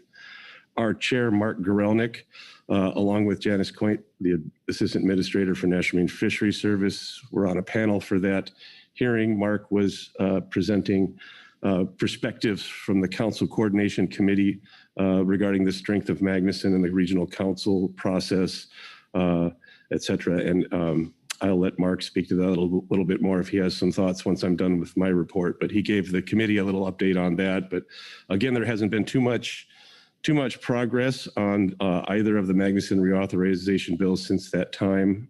I've heard some discussions of perhaps some activities happening as we move further into the year, but thus far there really hasn't been much there. So just sort of a recap on where we were with that, and a report on the hearing is how we spent our time earlier in the week. The Legislative Committee also brought up a bill, HR 6865, which is a Coast Guard Authorization Act of 2022. This bill has been recently introduced, and so I and other staff are catching up on it. We were notified that there's some provisions in there regarding AIS and whale strikes and perhaps other things in that bill that staff promised we would take a look at and bring back to the next legislative committee meeting. Perhaps we could have some more detailed discussions at that time. And in closing, on that note, for future meetings, as you noted in your briefing book, the Legislative Committee is not scheduled for April, and as for reasons I just went through, I don't see any need to put something on the books there, but the committee did recommend that they schedule a meeting for your June session. So with that, I'd take any questions or turn it over to Chair Gorelnik to give his perspectives on that fall hearing I mentioned. Thank you. Okay, thanks, Mike. Questions for Mike on his overview or his report, I should say? Not seeing any. Chair Gorelnik? Thank you, Vice Chair Pettinger. I had the privilege to testify along with Janet Coynt on a hearing on the two Magnuson reauthorization bills, one by Representative Young and one by Representative Huffman. My comments hewed very closely to the consensus statement of the Council Coordinating Committee. So there were no surprises there. Fundamentally, we believe that Magnuson is working well and does not need any large changes, and that the United States does an excellent job in sustainably managing its fisheries. There in the Huffman bill, there were some provisions with timelines that were a bit unrealistic. We touched on that. There was a provision that would prohibit to some extent, our exchange of information with the executive branch, which would not be lobbying, but we touched on that. Concern about mandates that take away the flexibility that the councils have traditionally used to balance the various objectives that we have to deal with. Let's see. There were a lot of workload considerations, particularly with regard to the forage fish aspect that was in the Huffman bill. And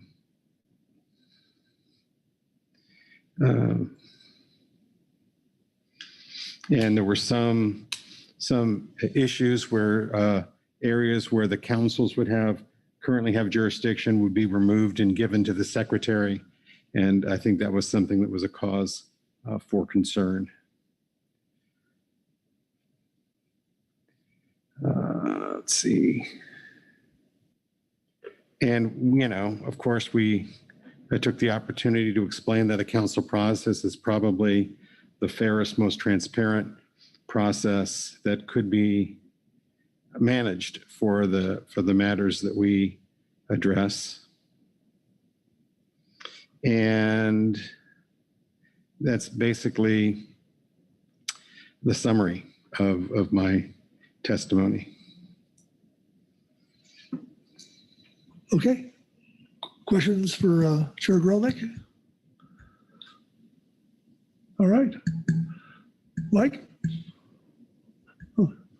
Okay. I guess further discussion on the legislative agenda item? Anyone? Bob Dooley. Bob? Thank you, Mr. Vice Chairman. I just want to comment on our chairman's participation in the hearing. I happened to watch it he made us proud. Did a good job, and I was very, very. It made you proud to be a member of the Pacific Fishery Management Council. He was very professional, knew his material, and I thought he represented us very well. I just wanted to thank him. I'm blushing.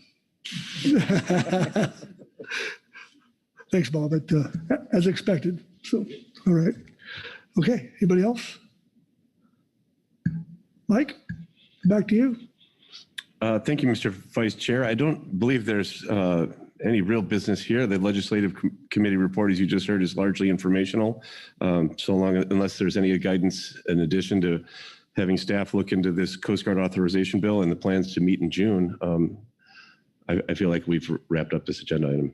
Thank you. Okay, very good. That takes care of the C4. And with that, we'll turn to our executive director, Merrick Burden, for an update on the salmon situation and the rest of our day. So, Merrick. Yes, thank you, Mr. Vice Chairman. So our salmon folks continue to work away very diligently. I'm told they need a bit more time. So if you are inclined, Mr. Vice Chairman and Chairman, I would recommend that we break until about 4 and then come back at that time. And they may be ready at 4. And if not, we can extend our break until they are ready. But my advice would be to give them till about 4 o'clock. Okay, very good. For those of you online, just to check the screen at around 4 o'clock, and we'll have updates as appropriate. So anyway, until then, we'll see you around 4.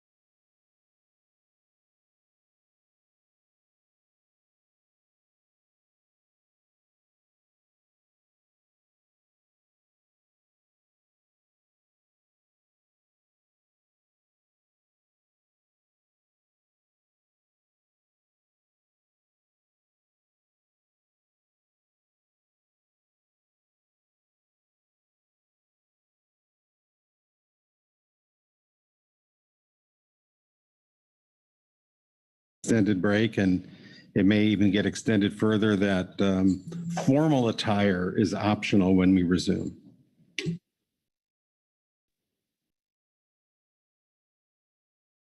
Last attire at 4 o'clock this afternoon.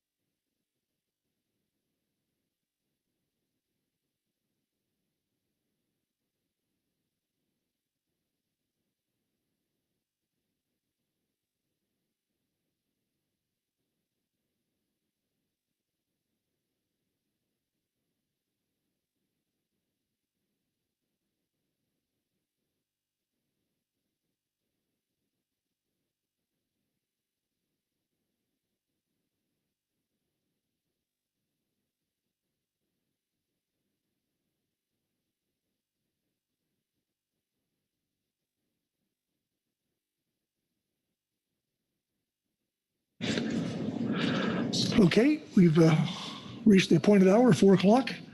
We are now back on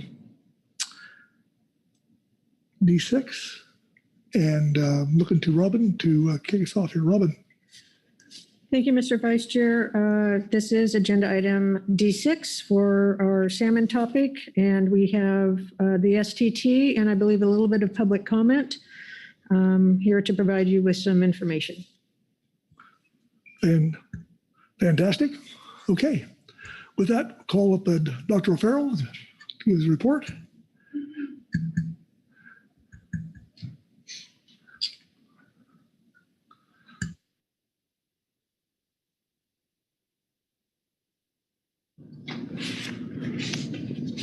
Thank you, Mr. Vice Chair, council members.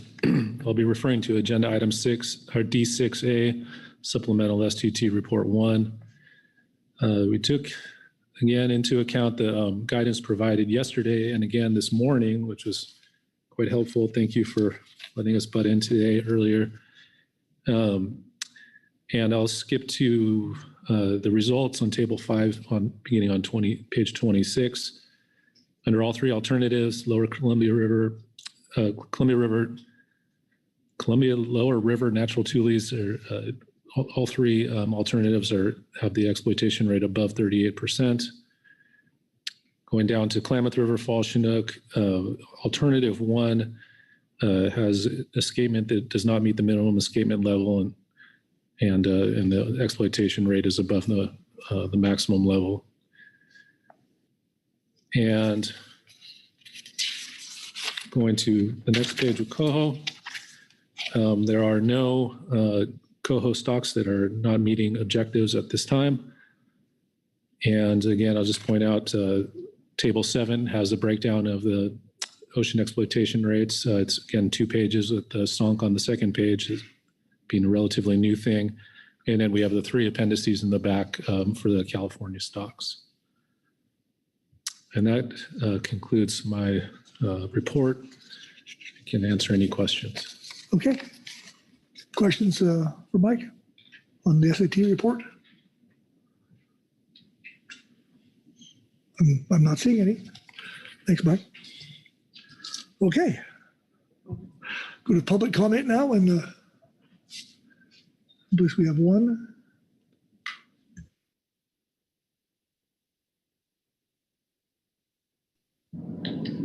Okay.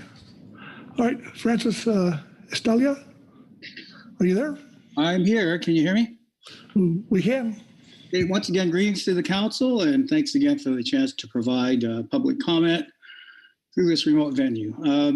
My name is Francis Estelila, for the record, a recreational fisherman, and I'm speaking as an individual. I would like to supplement the public comment I made yesterday regarding Lower Columbia Tule conservation. First, I would like to thank and commend Mr. Kearns for his prudent guidance yesterday. In that latest STT report, as we just heard, this resulted in meeting a lot of those problematic Klamath Chinook objectives in all but the high option. And fortunately, doing this has also indirectly reduced south of Falcon's middle option LRH impacts by about 25% in that latest model run. So it was at 3.2, now down to 2.4. That's a pretty big move. So now our total total LRH impact in the full council's middle option is to within 1.1% of ESA compliance at 39.1.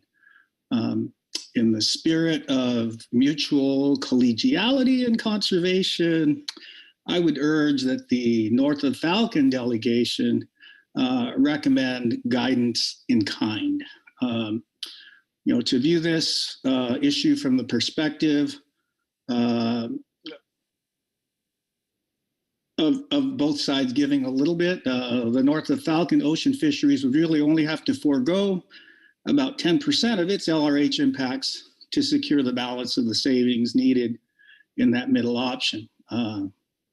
It's about 1.1% of the total 10.3% allocation that's currently on the table.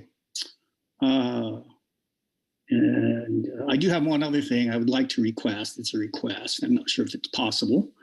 I make a request for the panel here to give guidance, if possible, to the STT to provide a postseason analysis of LRH impacts that were actually consumed in 2021 in a format similar to Table 7 that we've been seeing in their report, okay? So it just kind of breaks down where all the tules are disappearing, at least in a postseason sense, to see how our fisheries are actually performing compared to expectation. If this is something that could be done at this meeting, that would be great. I'd certainly like to see it in April if we have to wait. Okay, thanks again for the opportunity to comment, and I'd be happy to take any questions that the panel may have. Thank you, Francis. Questions for Francis on his testimony? Okay. Seeing no hands. All right. That takes us to council action. And I would look to State of Washington for some guidance. Thank you, Mr. Vice Chair. I do have some guidance for north of Falcon. Oh, excuse me, I'm sorry. Susan? She went there first. Apologies, Mr. Vice Chair. I don't know if this is the correct place to bring this up or not, but I just wanted to note and remind the council that we are still discussing the age 4 Klamath rate on with regard to California Coast Coho. There was a request yesterday that I provide in written form my report. And I do not have a final version of that, but I am very close to that. But I would just say that it will not change the guidance that I gave yesterday, as that might help the council in moving forward. Thank you, Susan. I'm sorry, Kyle. So proceed. Thanks again, Mr. Vice Chair.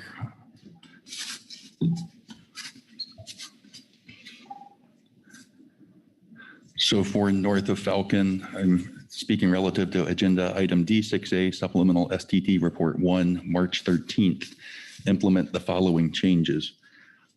On table 1, page 1 for alternative 3, change the overall non-Indian TAC to 53,000. Update all corresponding quotas, sub-area caps, and sub-area guidelines for the north of Falcon commercial on pages 2 to 3 and recreational fisheries on pages 15 to 17 accordingly. And then on the commercial management alternatives on page 3 and alternative 2, add same as alternative 1 except before open 5 days per week, Friday to Tuesday. Okay. Thank you, Kyle. Before we go to Oregon, I see Marcy has her hand up. So, Marcy? Yes, thank you, Mr. Vice Chair. I had a question for Susan based on her remarks. I don't know when the appropriate time is to take that up, but I do have a question. Well, you're here now, so. Okay, great. Thank you. Thanks, Susan. Appreciate that note. I guess I am asking why in the overview that Dr. O'Farrell provided and the content in table 5 of the report, where we outline the spawner objectives or other standards. Why is it that we do not see under the Klamath age 4 ocean harvest rate a statement there that says we're modeling to a new goal of 10%? And the reason I ask that is the numbers are not shown in bold as exceeding that 10% direction that was provided. So I guess I'm just asking again if the intent is to modify this table. Right now, the language reads, note, a modified limit is under consideration for 2022 management. So are we still considering what that limit is, or is there certainty? Thanks. Susan? Thank you, Mr. Vice Chair. Thank you, Mr. Yarimko. My understanding walking away from the conversation yesterday was that there was a desire for additional certainty in NMFS's guidance, and that information be put in a written form, written document. And so I've been working on that and evaluating the available information. And based on the information that I have at this time, if the desire is for the certainty leaving the March council meeting, I do not have any information at this point that would indicate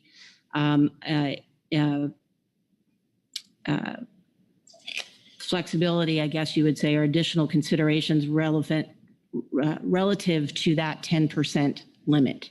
All the information that I have indicates that should address the uncertainty that exists while taking into account the revisions that have been made to the model and additional information that has been provided.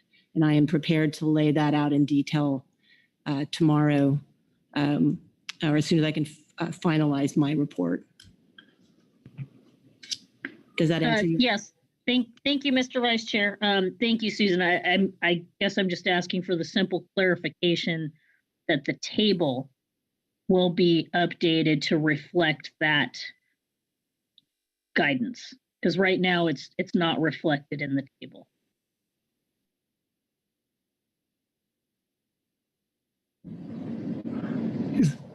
Is that a question again, Marcy? Yes, thank you. Susan? I can work with the team in updating the footnote to the table if that would address the concern. Thank you, Mr. Vice Chair. Yeah, thank you, Susan. It's not a concern. It's just a question. It would seem that, I mean, the table reflects the guidance. I mean, it spells out the guidance. And right now it reads that the allowable impact rate cap is 16%.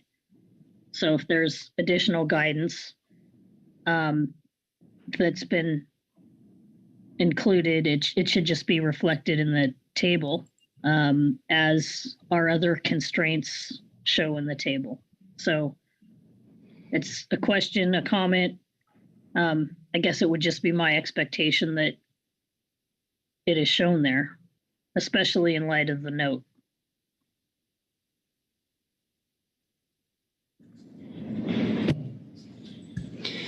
I'll work with the team to make sure that the note reflects the guidance that we've talked about, if that's the agreement of the council. Okay. Thank you. All right. Chris Kern. Thanks, Mr. Vice Chair. I have some guidance for the Oregon areas. Table reading from supplemental item D6A, supplemental STT report, March 13. Implement the following changes, beginning with table 1, ODF commercial management alternatives, beginning on page 5. For the area Cape Falcon to Hecata Bank line, in alternative 1, replace March 15 through May 15 with March 15 through May 31. Replace June 16 through 30 with June 1 through 30. Replace August 1 through 6 with August 1 through 8. In alternative 2, add June 21 through 27. And in alternative 3, replace July 15 through 31 with July 6 through 10 and July 19 through 30. And replace August 1 through 10 with August 2 through 11. Moving to the next section, Hecata Bank line to Humbug Mountain in alternative 1. Replace May 1 through 15 with May 1 through 31. Remove June 1 through 7. Replace August 10 through 18 with August 1 through 8. In alternative 2, add June 21 through 27. In alternative 3, replace August 1 through 10 with August 2 through 11. And lastly, moving to the recreational objectives or alternatives beginning on page 19, Cape Falcon to Humbug Mountain area in alternative 3, replace the August 28 ending date in the all salmon mark selective coho fishery with August 31. And that completes guidance for today. Okay. Thank you, Chris. And now, Marcy, are you there? Yes, thank you, Mr. Vice Chair. I have some guidance for California. Working off of agenda item D6A supplemental STT report 1 for March 13th. Implement the following changes for commercial measures beginning on page 8 in the Fort Bragg area, which is the 4010 line to Point Arena. In alternative 1, remove June 1 through 7. In alternative 2, replace August 1 through 12 with August 1 through 10. In the San Francisco region, which is Point Arena to Pigeon Point, in alternative 2, replace July 1 through 10 with July 1 through 8, and replace August 1 through 15 with August 1 through 12. In alternative 3, remove June 1 through 8, replace July 1 through 8 with July 1 through 11, and replace August 1 through 10 with August 1 through 12. Moving to the Monterey area, for alternative 1, replace May 1 through 12 with May 1 through 15, remove May 20 through 31, replace June 1 through 15 with June 1 through 12, replace July 1 through 12 with July 1 through 10. Also replace August 1 through 12 with August 1 through 10. And alternative 2, replace July 1 through 12 with July 1 through 8. And in alternative 3, replace June 1 through 8 with June 1 through 15. Replace July 1 through 8 with July 1 through 11, and replace August 1 through 10 with August 1 through 12. Moving to recreational alternatives, beginning on page 20, this is in table 2. For the California KMZ, alternative 3, replace July 1 through 22 with July 1 through 24. And in the Fort Bragg area, in alternative 1, replace April 2 through May 15 with May 1 through 15. Thank you. Okay. Thank you, Marcy. Go to the. Sure. Yeah. Go to the tribes here. Joe, are you available? Yeah, thank you, Mr. Vice Chair. So I do not have any further guidance for the treating and trawl management alternatives. So that will remain the same as reflected in table 3. Thank you. Okay, very good. Thank you. Okay. Of guidance, I guess a discussion floor. So, Phil? Thanks, Mr. Vice Chair. I'm aware that most, if not all of you around the table know this, but I think it's worth pointing out. Like everybody's aware that the exploitation rate limit that applies to the lower Columbia River natural tules is a total exploitation rate. There are impacts on that stock in Southeast Alaska, northern BC, west coast of Vancouver Island, Puget Sound, probably the Straits, in river, South Falcon and North Falcon. So there's a lot of pieces to the pie, if you will. I'm going to be looking for at least one of these options when we get the final modeling done to go out of our meeting here that meet. That is at or less than the 38%. I don't support going out of here without any of our alternatives meeting the 38%. limit. That said, there are several pieces that are still in play. And as I mentioned, as part of the Pacific Salmon Commission report, we don't know what the catch limits are for northern BC. We don't know what they are for WCDI yet. Those are, and particularly as you move south, obviously into the WCDI, West Coast Vancouver Island area, the impacts on this stock increase.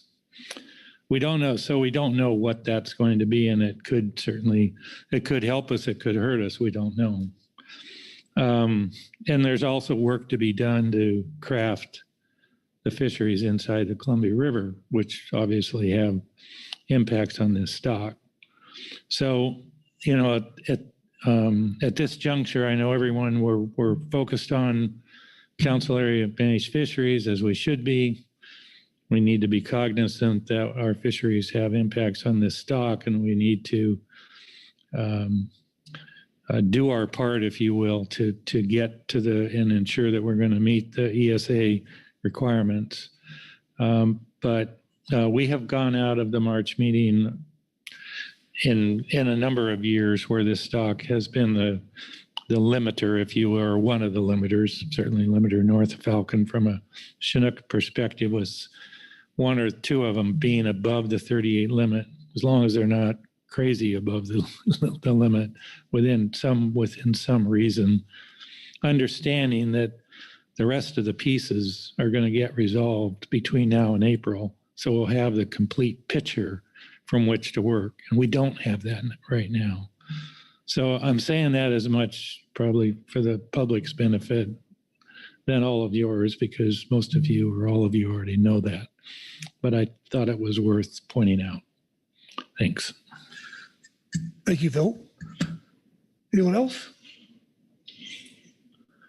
Okay. Oh, Nerd. I thought you were pointing. Thank you, Mr. Vice Chairman. Just in the interest of clarifying council's guidance here, I did want to refer back to the discussion between Marcy and Susan, and just to make sure that everyone's on the same page.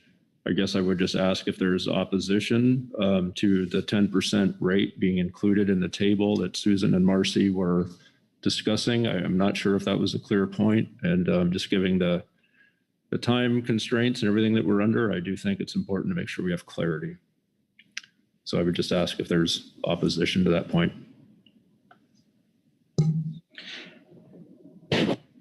Yeah, I just want to say, I don't think there's opposition. I think that's the guidance that's got to go on the table. You know, it's we can't have guidance to the team on one hand and not have our documents reflect that. So I can't imagine there's any opposition to that. People may not be happy with the 10%, but if that's what we're managing to, it's got to be in the table. Okay. All right, very good. Robin? Thank you, Mr. Vice Chair. The STT can move forward with the additional guidance given today.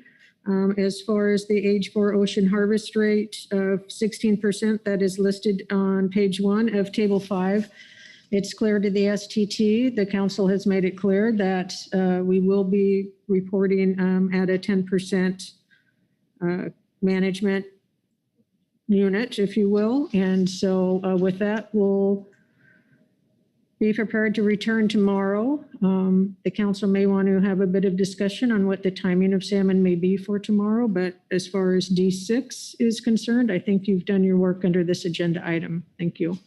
Okay, thank you. Well, that takes care of D6. So I think it's my gavel time is over. Move the gavel back to Chair Gromnick. Mark? Well, it's really hard to believe that we've gone through virtually the entire council meeting with reasonable lunch and break periods, as well as not having to go late. I don't remember the last time that's happened. I don't think it's happened at all during pandemic meetings. So here we are. We're done with our business for the day. Tomorrow is day last. I'm not sure what the checkout time is, but typically we provide time during the day to give people a chance to pack up the rooms and come back. But I know that Executive Director Merrick Burton has an announcement with regard to tomorrow's schedule. Yes, thank you, Mr. Chairman and council members, and I'll express my similar thanks and congratulations on moving through our agenda. So looking ahead to tomorrow, our agenda as published indicates that D7 is the first item to come up. Given the late nature of D6 here this evening, I would advise that we take that up at a later point in time in the morning and go ahead and start off at D8 and proceed through administrative matters until salmon is ready. I imagine we will have more clarity about what that timing looks like in the morning, but at this time, I think the important message is to indicate that we would not intend to bring up D7 first thing, as that seems like an unreasonable time expectation, and instead start with D8 and then announce our schedule for D7 in the morning.